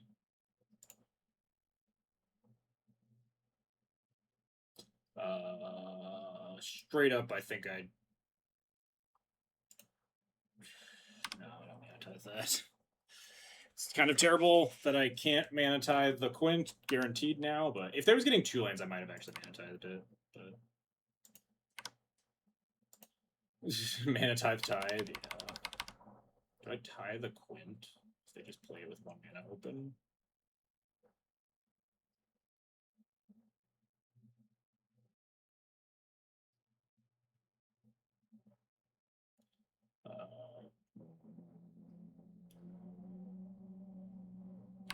I don't.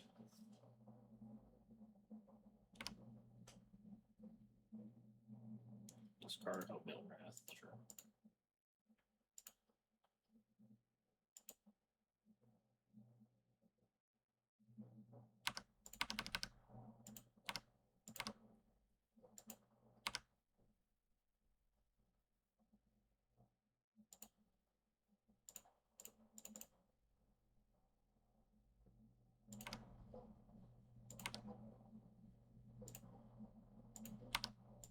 I think I'm sending these triggers at face because they're just dead in 2 turns.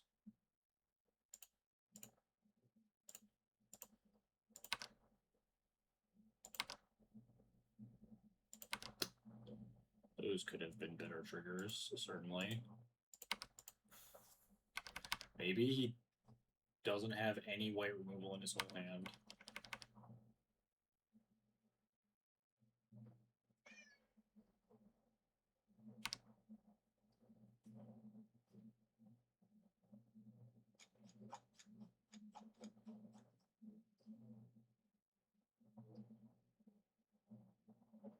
In a more optimized game, I think I portable hold the flute and play clamp and put clamp on. Oh no, then I can't flip mana tithe.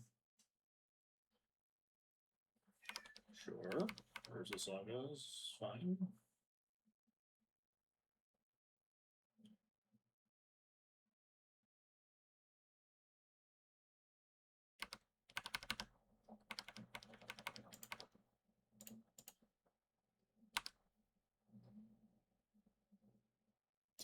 Alright, cool. More not lands, exciting. Maybe none of the 6 cards in his hand can kill my cloud. Damn.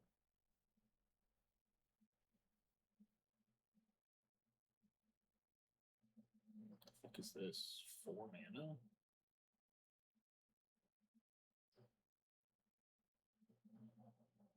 Oh, this is March the Sword. X equals 3. Sure.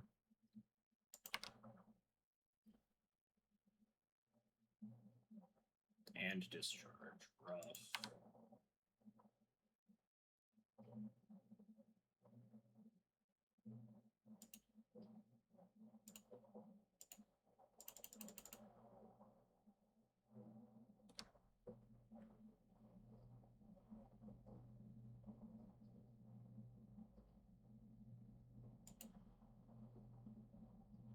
I don't really think I have a good plan here. I think I should probably concede. I think the Quint's been in play too long.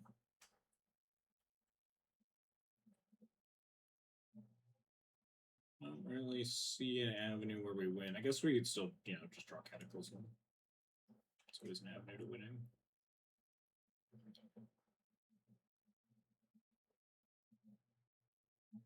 Also, just like F6 through a couple turns, make him take actions to kill me. Catch up a little bit on clock, but catching up on clock isn't particularly worth it when we're down by so much.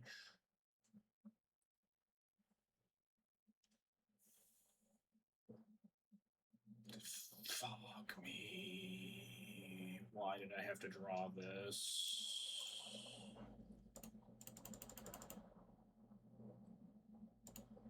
I'm not casting it. It's a little awkward because I get to keep the Saga, but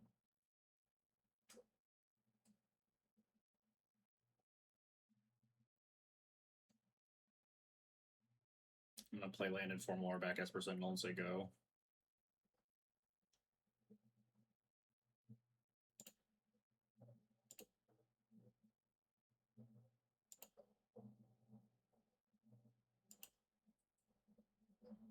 No game 3. Well, I mean, we're not out of the woods yet, but I feel pretty ahead. I could even portable hole instead of formal wearing. I could portable hole the Squelcher and attack for 2, but I think just putting like 5 power into play is better. Especially because this thing can easily go get a exiling card to make my formal wear offline.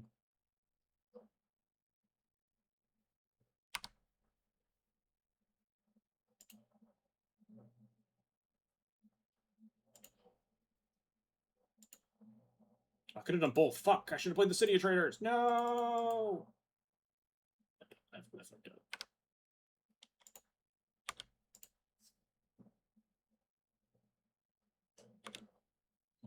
You could play City and do both. Correct.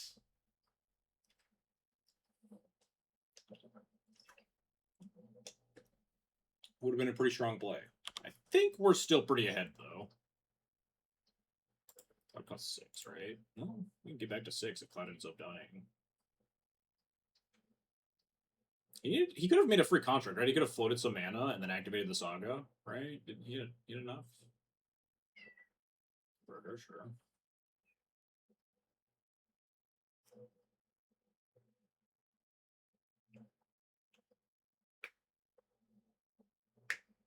Doesn't matter unless he wants to lose it. Oh, that's true. Yeah, he would have to value the body on board over the flute. True. Or the Squelcher. Yeah, I guess. Yeah, it's approximately the same. It's a slight. It'd be bigger than the Squelcher, notably, because you could keep the flute and the construct, and then you know you're getting a third thing. This is gonna make blockers, but I don't think that matters. That's pretty good.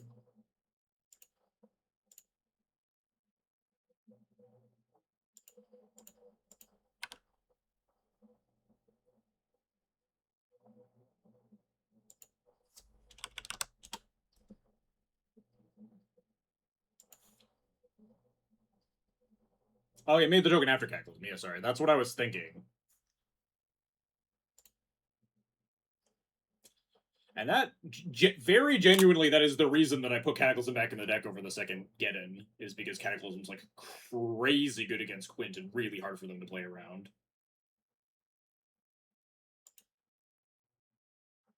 That is, like, 100% why I put the Cataclysm in the deck over the second get-in effect instead. Very specifically for the Quintorius matchup, and sometimes you just draw the Cataclysm, and then you just get to crush the opponent under your heel. Alright, last round. Hell yeah, we are doing extremely well today. I think Cloud is the best of the decks that I play. Playing Game of Midnight might be the best idea for me. Oh, don't worry. Go back and when you watch Game 1 and you watch my, like, over 2 turns, like, I'm like, oh, I should do this. Oh, wait, fuck, I didn't think about this. And then, like, I played the turn truly so awfully, like, 3 or 4 game-losing punts in a row, and then I just got really lucky that it didn't matter. Thought we had lethal, didn't realize the Reverent Mantra versus the more formal wear. Attacked badly, didn't see the pro white on the anger until after I used the GT counter, but then we were still fine. Mod check, where's the trophy Gamba? I don't know how to make a Gamba. I don't think there are any mods in here either. hang on, let's figure it out before we get last match. Manage prediction. Start prediction. Trophy.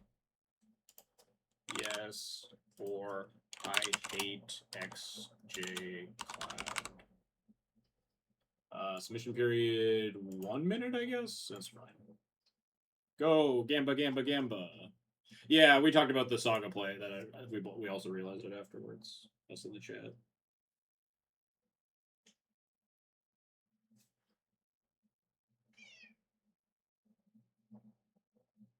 I also also fucked up that turn where I was supposed to play City of Traders and then Portable Hold the Hexing Soldier that turn, and then also play the Pure Reform Warrior in the same turn, and I just didn't for no reason. These answers are not mutually exclusive. Yeah, vote for the one that you most resonate with.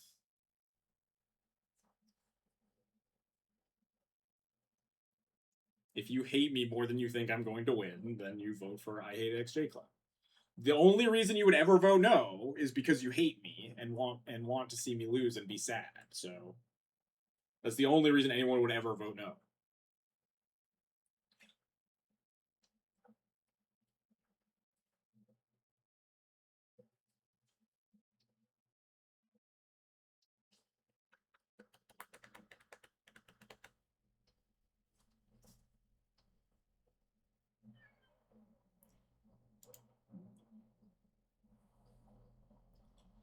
But yeah, I have no practice in the quit matchup, and it definitely showed in that game one. We piloted it so bad. Well, I think once the boards they got complex, I started playing really badly. I think my decision trees early were pretty sound, but then once the board stage started to get really gummed up, and the enchantment got introduced on Wings of Gold, things just got really jumbled.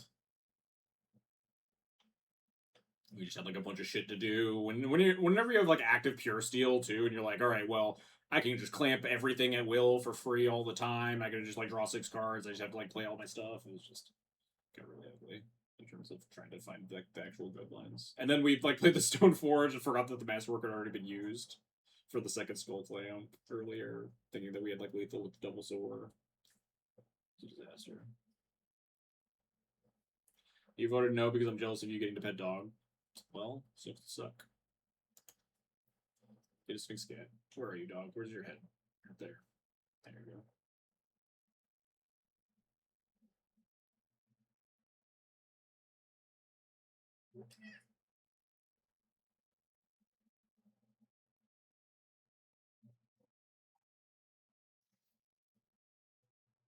Loki, though, I think people are sleeping on the Hatu Sorase Strike Force. This is we've only actually cast it once, but it was really good. And we've had a bunch of matchups where I think it would be good, right? 3 blue decks and then Quintorius. I think this just it has a bunch of good matchups. What the fuck is this card? You weren't here? You weren't here for the Hatu Sarase Strike Force game against T'Challa? It was great. This card is so good. I don't know why no one's talking about it. I think this card's cracked.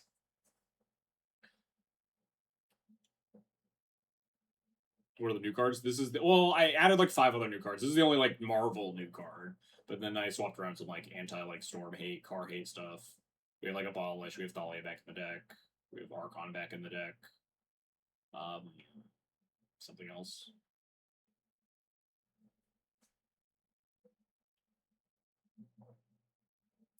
You were watching Reanimator content. What the fuck? Are you even here? We were watching the Harain stream. Was he playing some stupid card deck? 2 eyes, 2 streams. That's how it goes. 2 monitors. Just have a stream on each monitor, and then whatever the opposite of cross rise is, the thing that lizards do, where they look in 2 different directions at the same time. That would be so disorienting, I feel. Rude Slay in the Reanimator Discord. Alright, that's better than Harain, at least. Unless Harain is still in chat, in which case, yeah, Harain's great. You should watch. No, I'm kidding. I love Harain. 2 monitors. I'm DMing you my setup. You just have 7 monitors. You one of those comp size psychopaths? It's 12 monitors. I have 2. I just have this main one and the side one where all of my streaming stuff is open while I'm streaming, or Discord is open while I play a game or something like that. At work, I do have 3 monitors though, but that's because you just need a bunch of bullshit open at the same time. Kitty, can you not?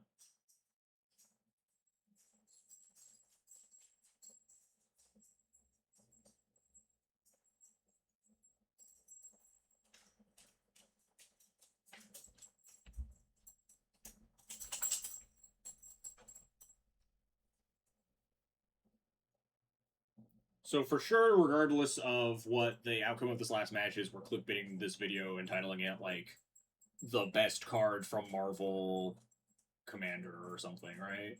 What is Hatu Sarase? It's like the special ops of Wakanda, as far as I know. I googled it for 2 seconds to get the pronunciation right, and it was like they're like real extreme, and Black Panther like banished them from Wakanda for like being like real lethal in their methods.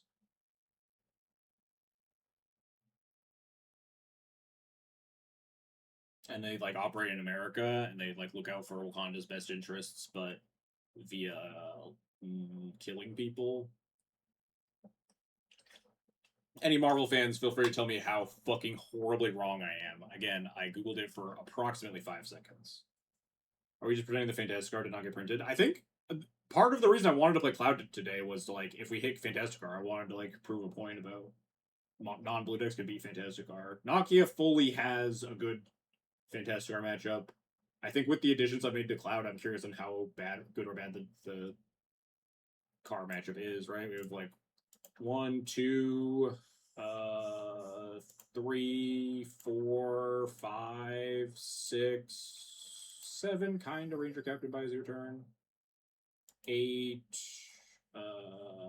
9, 10, 11. It's like 11-ish different cards that interact, like Mana Tithe, 12, interact favorably with Fantastic Car, and if you just like mulligan super aggressively. The choke point, I think, is like this would require actually dedicated tests against the Fantastic Car, which I'm not interested in doing. But like, if you board into Thalia versus Car, you're not allowed to mulligan. You're not allowed to mulligan as aggressively because you can't just like Cloud Skull Clamp recoup all the card disadvantage because you have Thalia as a Cloud. I don't know how much that matters. And Thalia isn't like lights out, right? It just buys you a couple of turns. It forces them to play Car on turn 4, and then go off on turn 5 by playing a bunch of 0 mana cards that cost 1. But it buys you time to like recruit, or like it gets stuff like Witch Enchanter and Skyclave and Hatu Sarase Strike Force online to like answer the Car on the off turn, stuff like that. So like it's probably more worth it than like mulliganing super aggressively for like your really quality 2-drops, and then keeping Cloud in the command zone to like Cloud Skull Clamp to recoup your card advantage afterwards. I'm not positive. Okay, I bought the card. What does it do? Did you? I had it blown up on screen for like 5 minutes. Did you not read it? Oh shit! The card is cracked. Yeah, exactly. This card's great. This card's like actually nuts. I don't know why no one talked about it. I saw it during spoiler season. I was like, I think this card could be pretty good in Cloud. And then I thought about it more like today when I was thinking about Cloud. I was like, this card just seems bananas in the meta right now. Just a bunch of blue decks and like a couple of artifact decks. It's just great against everything. Force them to card source species. Yeah, it's not real bad, but it's definitely, I think it's better than like your odds of mulling to like 4 for your hate card and then trying to draw 4 with Cloud to get back out of it. I think the Thalia getting your other options like Recruiter and Skyclave and Witch Enchanter and Strike Force and stuff online, I think matters more. It has Commander Storm. Yeah, it's crazy. This card's nuts. We made 5 copies versus King T'Challa. And blew up 2 of their art. We blew up their Seam Rip and their temporary lockdown. And just fucking killed them, and it was like it was uncounterable. It triggers on cast. It's so good. This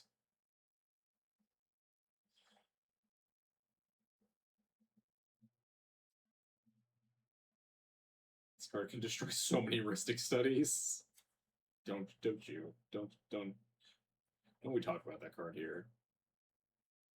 Someone posted a clip of Cassius Marsh's like fake 1v1 EDH format, and like there was a heuristic study in play, and the clip was just like, do you pay the 1 as he casts a spell? Do you pay the 1 as he casts another spell? Do you pay the 1? I was just like, this is why just not, no.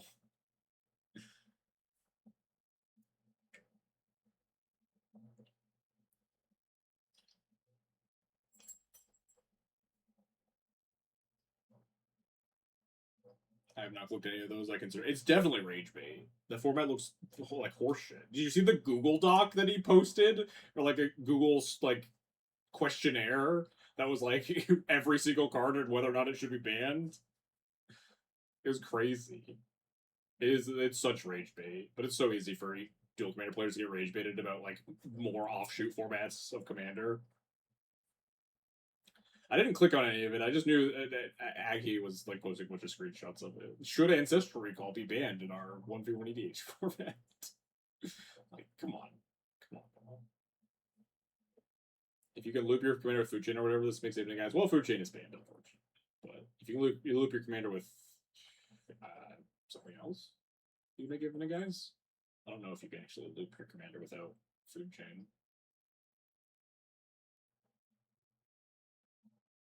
In a partial white color. I think Teferi Chainveil can loop its commander, right? But then you're also just dead. Prosh. But Prosh can't loop without Food Chain, though, right? Well, you could if you have like Earthcraft, right? You have Earthcraft and all the basics. Prosh pays for itself on every cast. Can he sack himself? But then he's also not in Strike Force colors.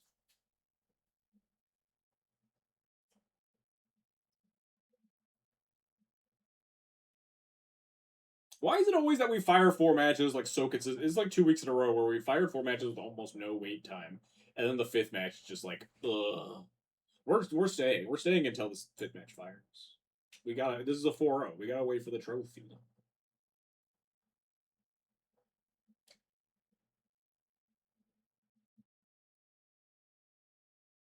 Was this like a cycle of commander rares? Because I know there's a green card that cares about your command, like not that many times you cast your commander, but that was like in my first iteration of Nokia. It's like regrowth for permanence.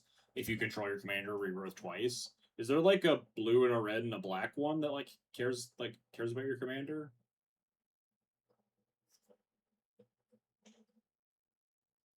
You just want to say Prosh. I mean, it's fair. Prosh is sweet. I miss my Prosh deck. Guy's Cradle and Chamber Legal. There's some old commander cards. Yeah, there's some old cards like Prosh, but not like these things.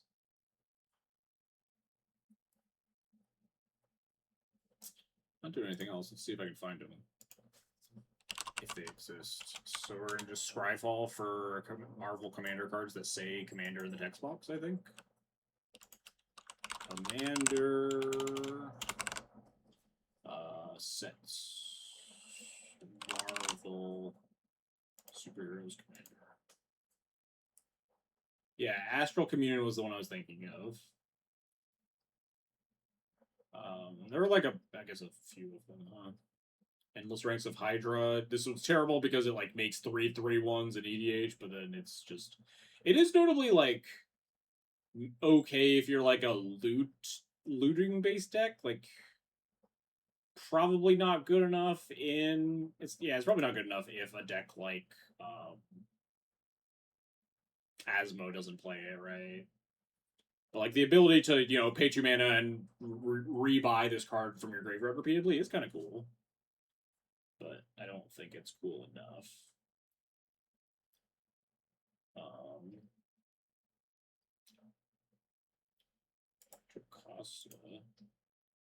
This one might be. This one's almost certainly good enough for. I guess it's like kind of shitty. That was the thing. Is it good enough for Asmo? You can like discard it and attack with your commander, and you just kind of get it back for free.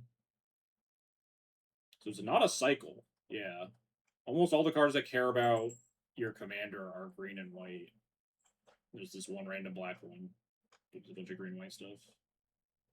Jocasta seems good in Asmo. Yeah, maybe. I'm not super adept at analyzing Asmo cards. Maybe it's playable. Yeah. Free is a lot better than 2 mana, but also attacking rather than just entering the battlefield.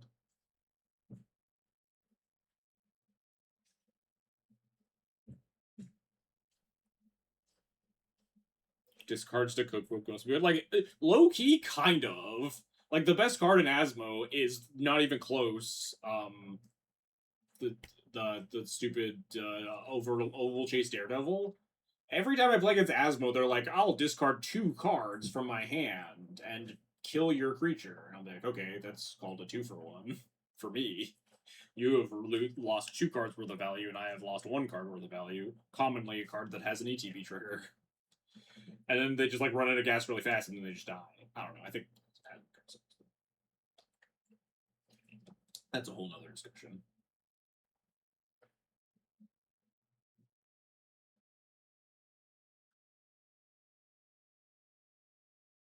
So like the cards that buy themselves back, whether it's Squee or Oval Chase or something else, I'm sure they're not that bad. So maybe you even want a card like this. Oh, 2 mana's all off for such a fucking terrible do nothing card. But like Oval Chase Daredevil is also a terrible do nothing card, but free is infinitely less than 2. Have I played against Ellie Ellie 2? Ellie 2 Ellie? Yeah, I've played against the same amount of times I played against Deadpool. That one is slightly more likely to happen, but it would require a more concerted effort from the Magic playing community. You just need to yell at Wizards long enough for them to talk to Sony about it. But it's kind of frustrating, yeah. I think it is becoming a little bit of an issue. Certainly. I'm hoping eventually they just print one that's like good in Legacy. If they just like print a pre-roll for malware on accident, and that's like a secret layer exclusive, then it kind of forces their hand a little bit more. There's more pressure on them if it's not just like some random niche format. But unfortunately, all of the cards so far have been like pretty terrible.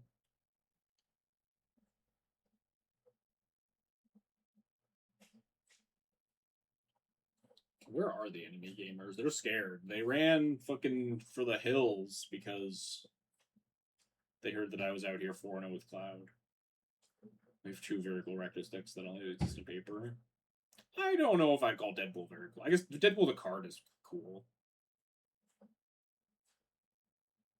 I do think Ellie is cool. The fact that Ellie is like probably the only partner deck in existence that gets to actively choose between 2 reasonable partners for any specific game, and like based on the context of your hand and your mana curve and like the things your opponent has done over the first couple of turns, you can choose which of the commanders is going to be better that game.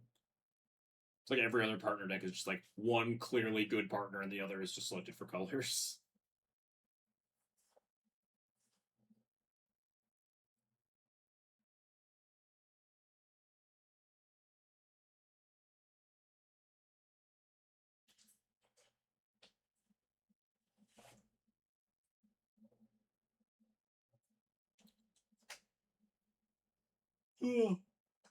If they were online, more locals will see them and sleeve it up, and you'd stomp them as a non-blue fair deck on Bear.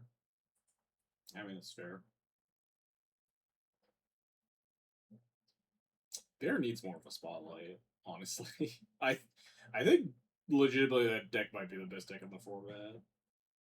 It's just like has the Amulet Titan effect. No one wants to play it. We need Amulet Sickos to discover that their deck is secretly the best deck of Dual Commander, and then all the Amulet Sickos play Dual Commander to get the spotlight on Bear and also play more people in the Moto Leagues.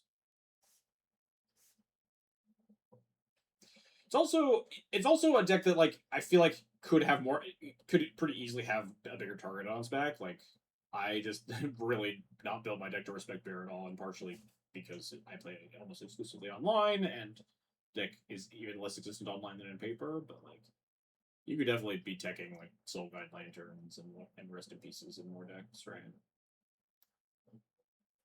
Whatever creature based graveyard hate I think is a little bit better because obviously Lumra is pretty good at answering artifacts and enchantments. But like we could play the Remorseful Cleric again, stuff like that.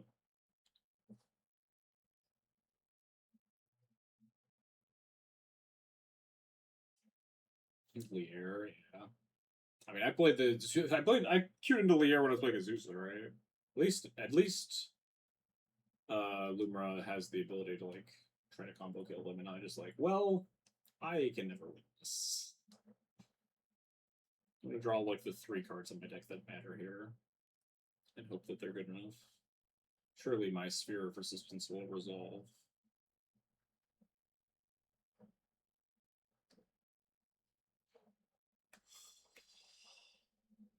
Ugh. Is Roosevelt better? Maybe. I can't. I'm not an expert.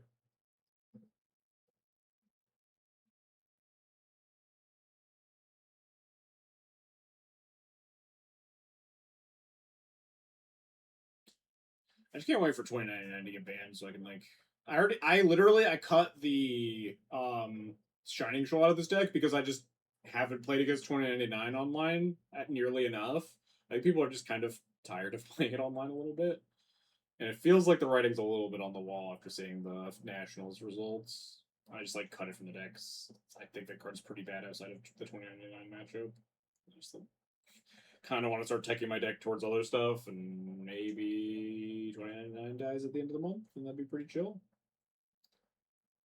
I could cut like Sanctifier Invec and or Burned and Forged Ender.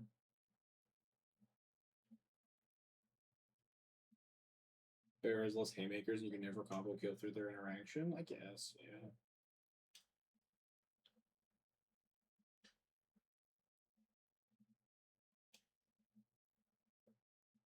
I just feel like Bleer never had like that much interaction, but maybe they don't need that much if they just have like 2 counter spells for Luna or whatever.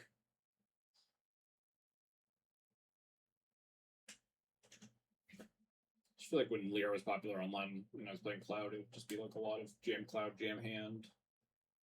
They have no counter magic, they die.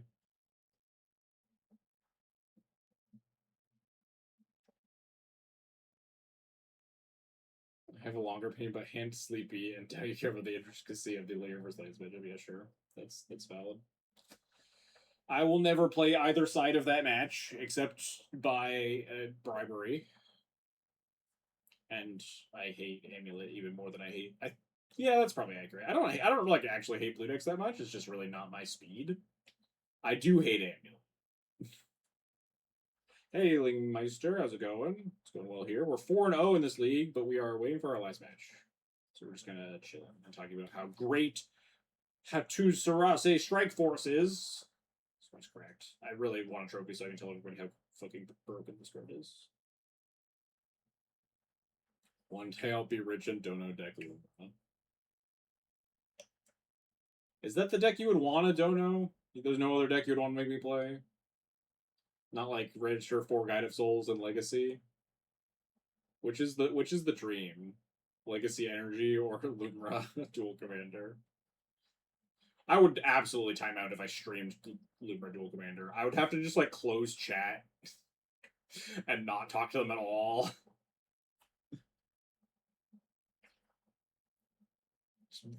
Just 3 hours of me like sweatily clicking and trying to resolve the combo. Just like do research like a day beforehand, reading the Lumra lines. You would time out? Yeah, I don't know the fucking lines. You see me get like down to 3 minutes in game 2 against Quintorius with Cloud? I would absolutely time out. After calling skill issue, yes, I don't have the skills either. All right, a Minato. I think this is Professor X is the Reanimator player, so we're just gonna like snap keep Lion Sash Sanctifier.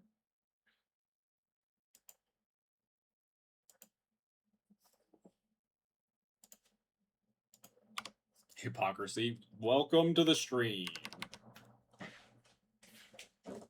I'm a dirty fucking hypocrite. What are you gonna do about it?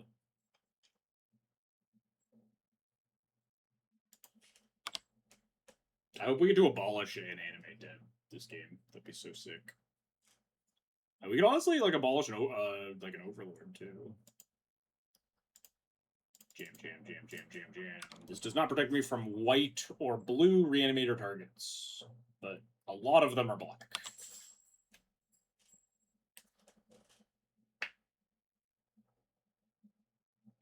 But also we'll have Lion Sash.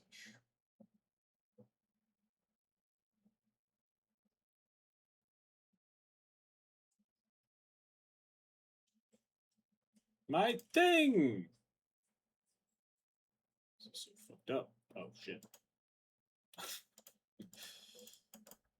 We have the mandate of heaven on our side.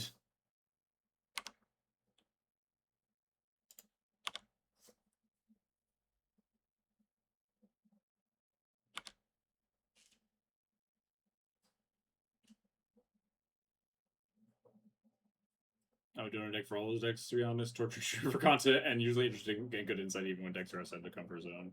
Yeah, people really enjoyed the Lear stream. I think it's mostly the suffering, though. One time I did a Doomsday League, and it was the worst experience I've ever had in my life.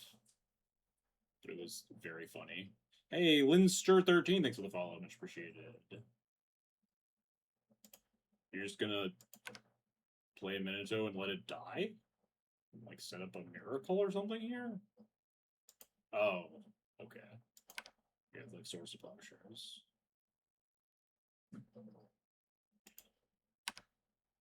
Damn.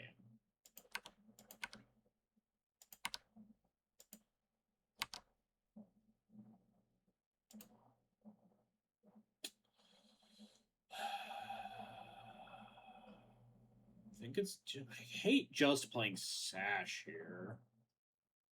Is it like, is it ever Cloud Boots? Is that nuts? I kind of want to get a Minato off the board. Is Cloud Boots insane here? They don't have any setup towards the reanimation stuff. Obviously, they could easily, but like this early with almost nothing going on, I kind of just want to kill the Minato. I really don't want it to continue to get value. If they have like Overlord next turn, obviously we have like Abolish or something, but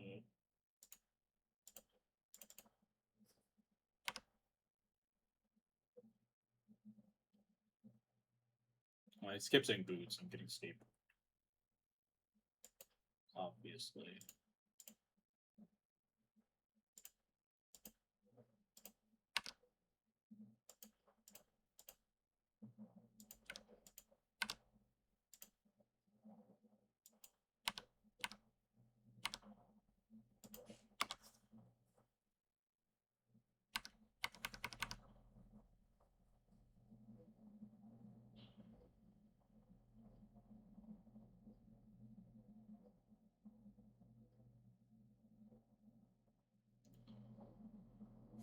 Yep, there's the Overlord.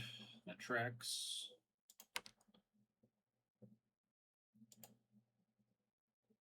It's kind of awkward.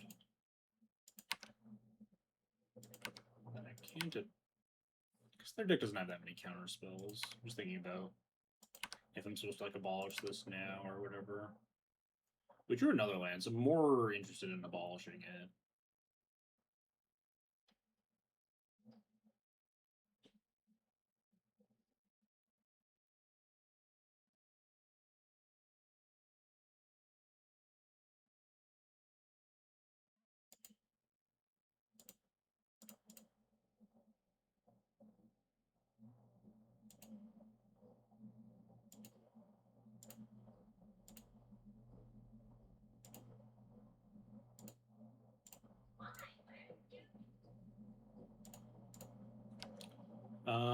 There's no way I can ever attack into 2/2/1s here.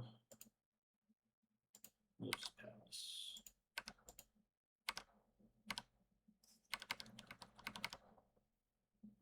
Alright, catch you later. Hopefully we have good news in the morning.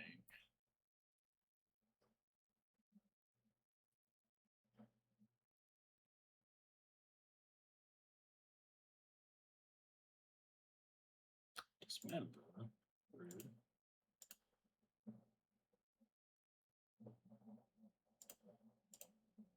Should hit those in the opposite order in case of Snapcaster Mage, but whatever.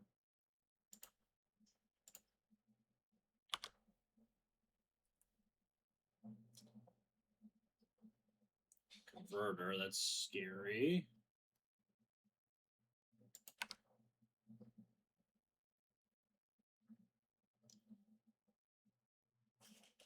We have a plow at least for a converter. I can attack. It feels like they.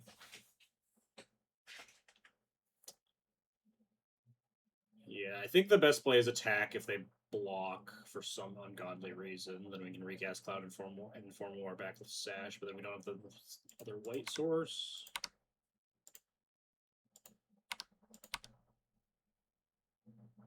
think they're not supposed to block.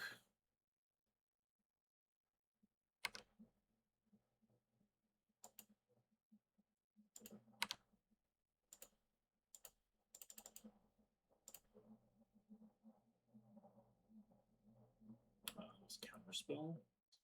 Oh, just reprieve, sure. It's not the end of the world. That means that the currency converter is not online either, in terms of they can't use it to loot and put a fatty underneath it. Oh no, they can just choose not to exile. Things are still not great. But we're not dead. And this is still the exact same speed of getting Lion Sash online.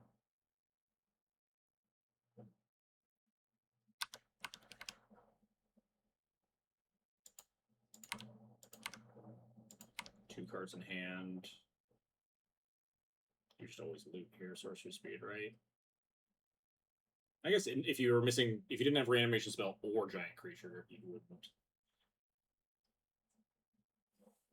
Just replay a Minato. It doesn't seem that great unless you have a full spell.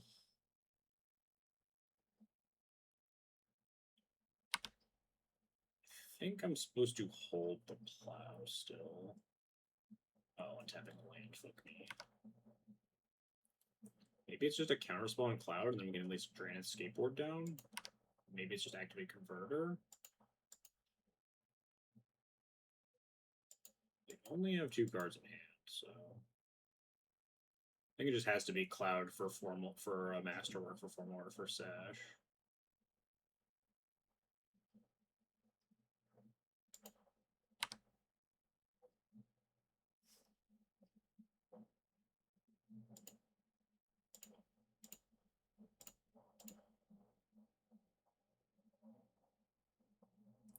It's Draineth, and then equip.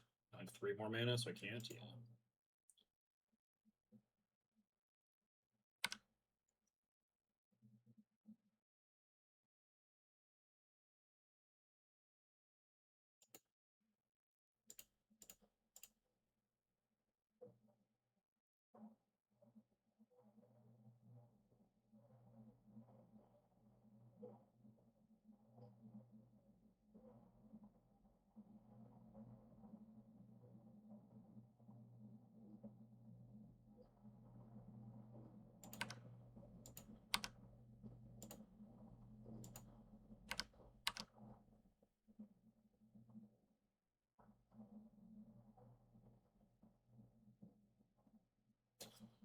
So I could for more back Cloud here, but then I don't have my Graveyard Hate card online. I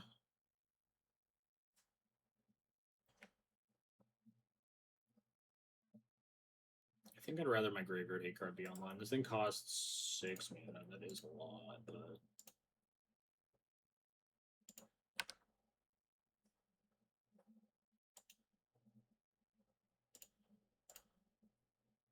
starting to feel like maybe they aren't even on the Reanimator version. The currency converter is really weird, though. We haven't seen anything else that screams Graveyard Enabler.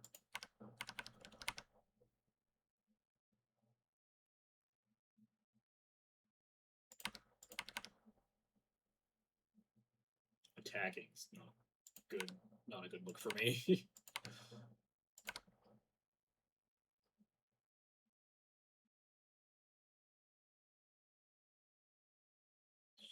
Wrath. Wrath of the Skies. Okay, it is the Reanimator version, sure.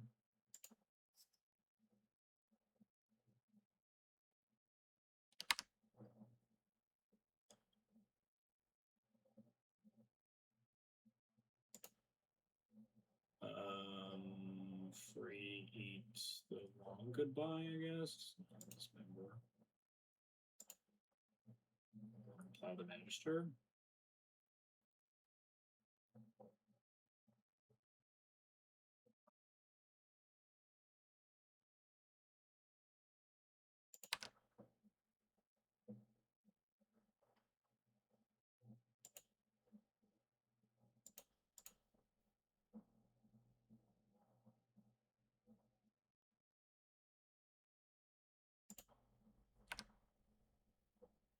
We can clear the Minato and the Magister. It's not bad.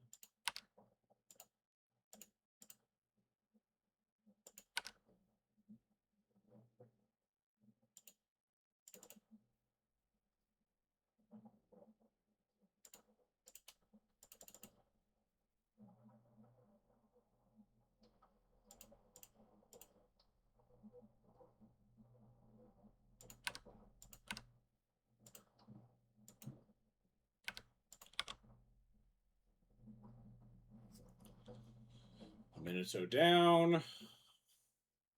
They didn't fetch, which means the top card of their deck is good, which is not good for me. Okay. Definitely could have been worse.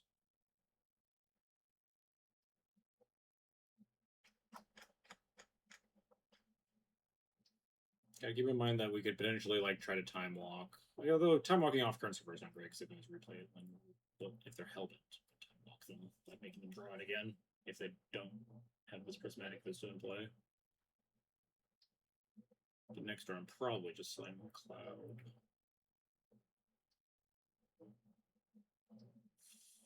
Five. Right. Oh dear. That's all very bad for me.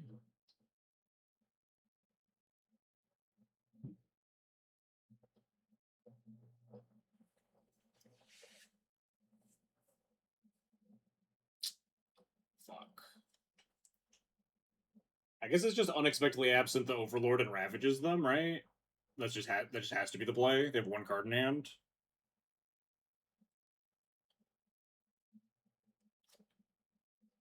Yeah.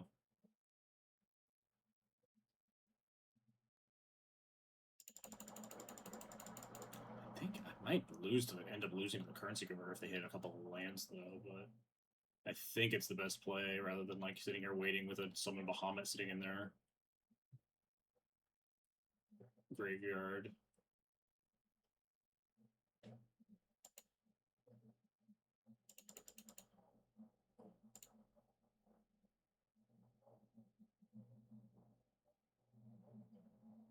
I at least force them to draw this Overlord because I blow up the Vista first.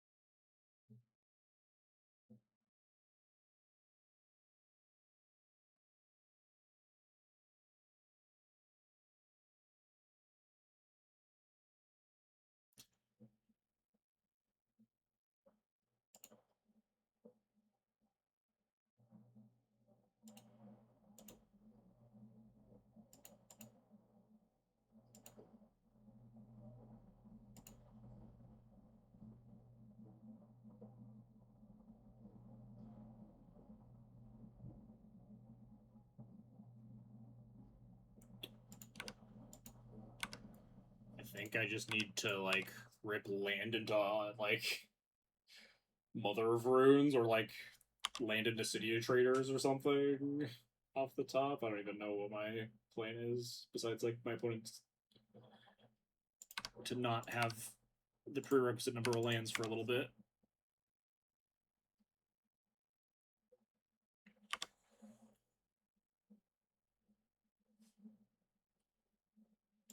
Dahlia's good if we can just rip runner lands. Or maybe they'll just rip runner no lands.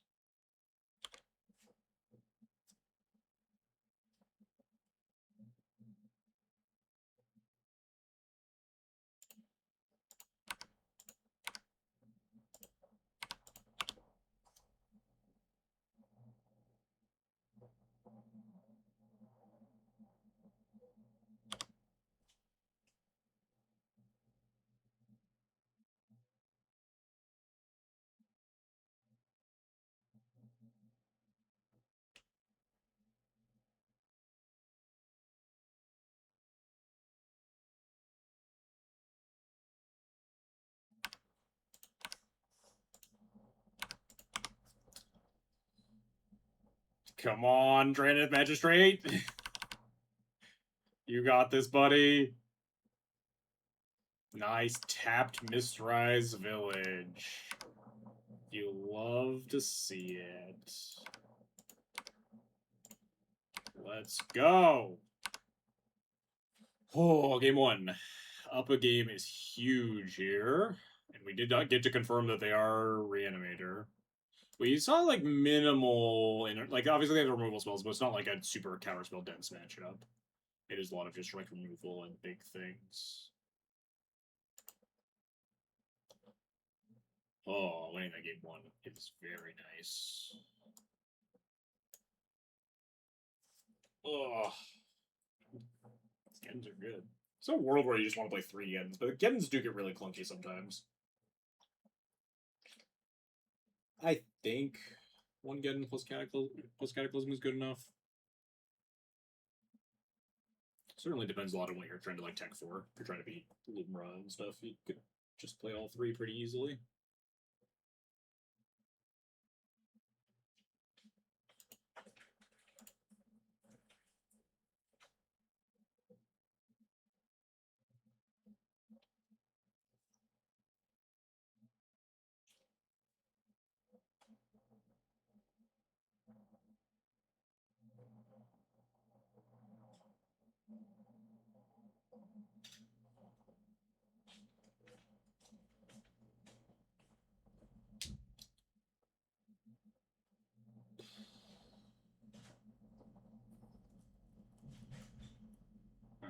What are we looking for? This is it's a reanimator game, but also like not. They do get to that stage where they can hardcast their threats if you give them enough time.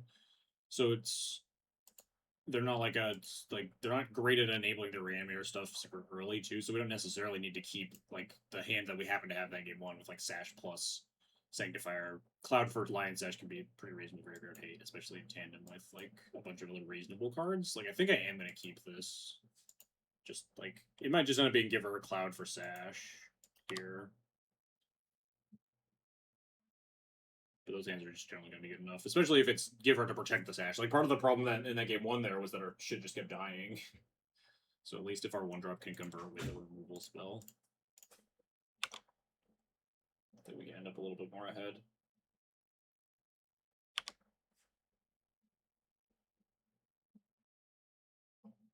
Versus 2 open mana. I almost want to play Taker instead. Just feels like I'm never resolving my spell, but again, we didn't see too much counter magic here. But obviously they'll have some, like, they'll probably have some, like, the more quality stuff. Washaways and maybe just actual counters. It's brutal.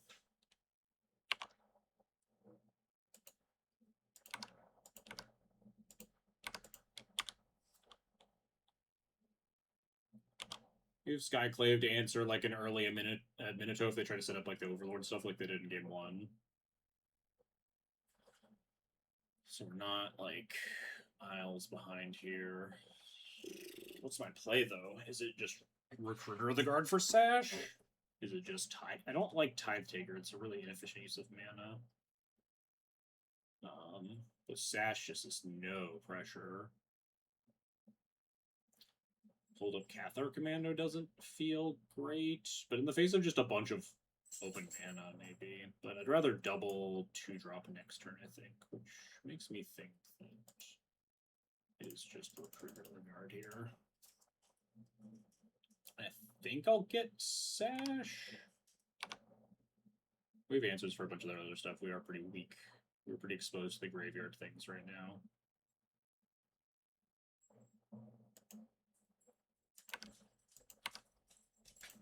I'm gonna attack. I think the Recruiter doesn't matter. I don't think they have a flash threat to block.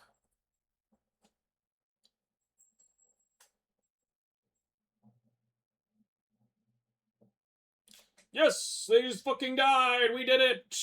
I don't know. I assume they just kept a hand that didn't have a black source, and then they missed after a couple of turns. Would be my interpretation of how that went. But hell yeah, let's go.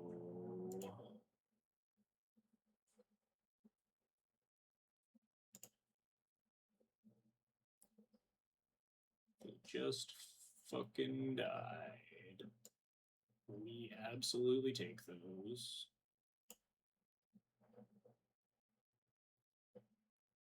Let us pay out to the winners. The believers? Wow, so many people voted. 37% of you voted with me. 63% voted against. The haters. You love to see the haters losing.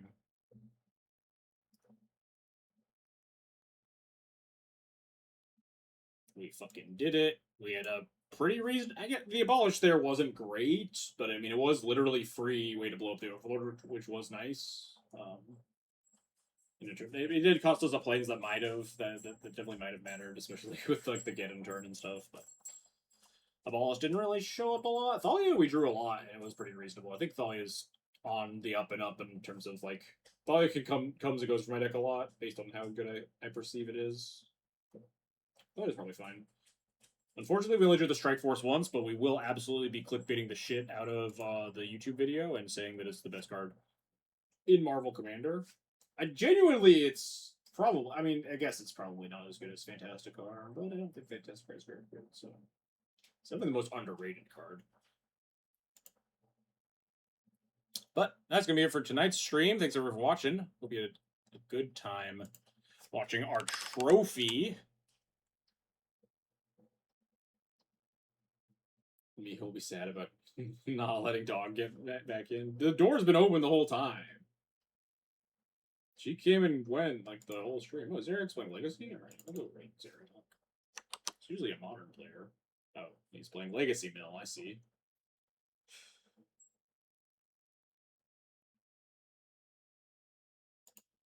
Anyway, thanks everyone for watching. Hope you had a good time. I'll be back next week, same time. Again, no idea what I'm playing. It's just I'm kind of just operating on vibes for now. Feel free to drop a comment in the video below or ping me if you want to like see specific decks. We do donation decks, but if you're curious about like Gwent upgrades or like Nokia refining and stuff, not Lumra. I don't suggest Lumra. Or even like going back to Doctor Doom stuff like that. Let me know. Genuinely would be somewhat affected by people telling me that they like seeing specific decks, because I'm kind of just vibing it out, playing the decks that I want to play. And we got to like do the Strike Force thing. I think this cloud list is really strong. Happy with it, but let's ship you all over to Zeriak.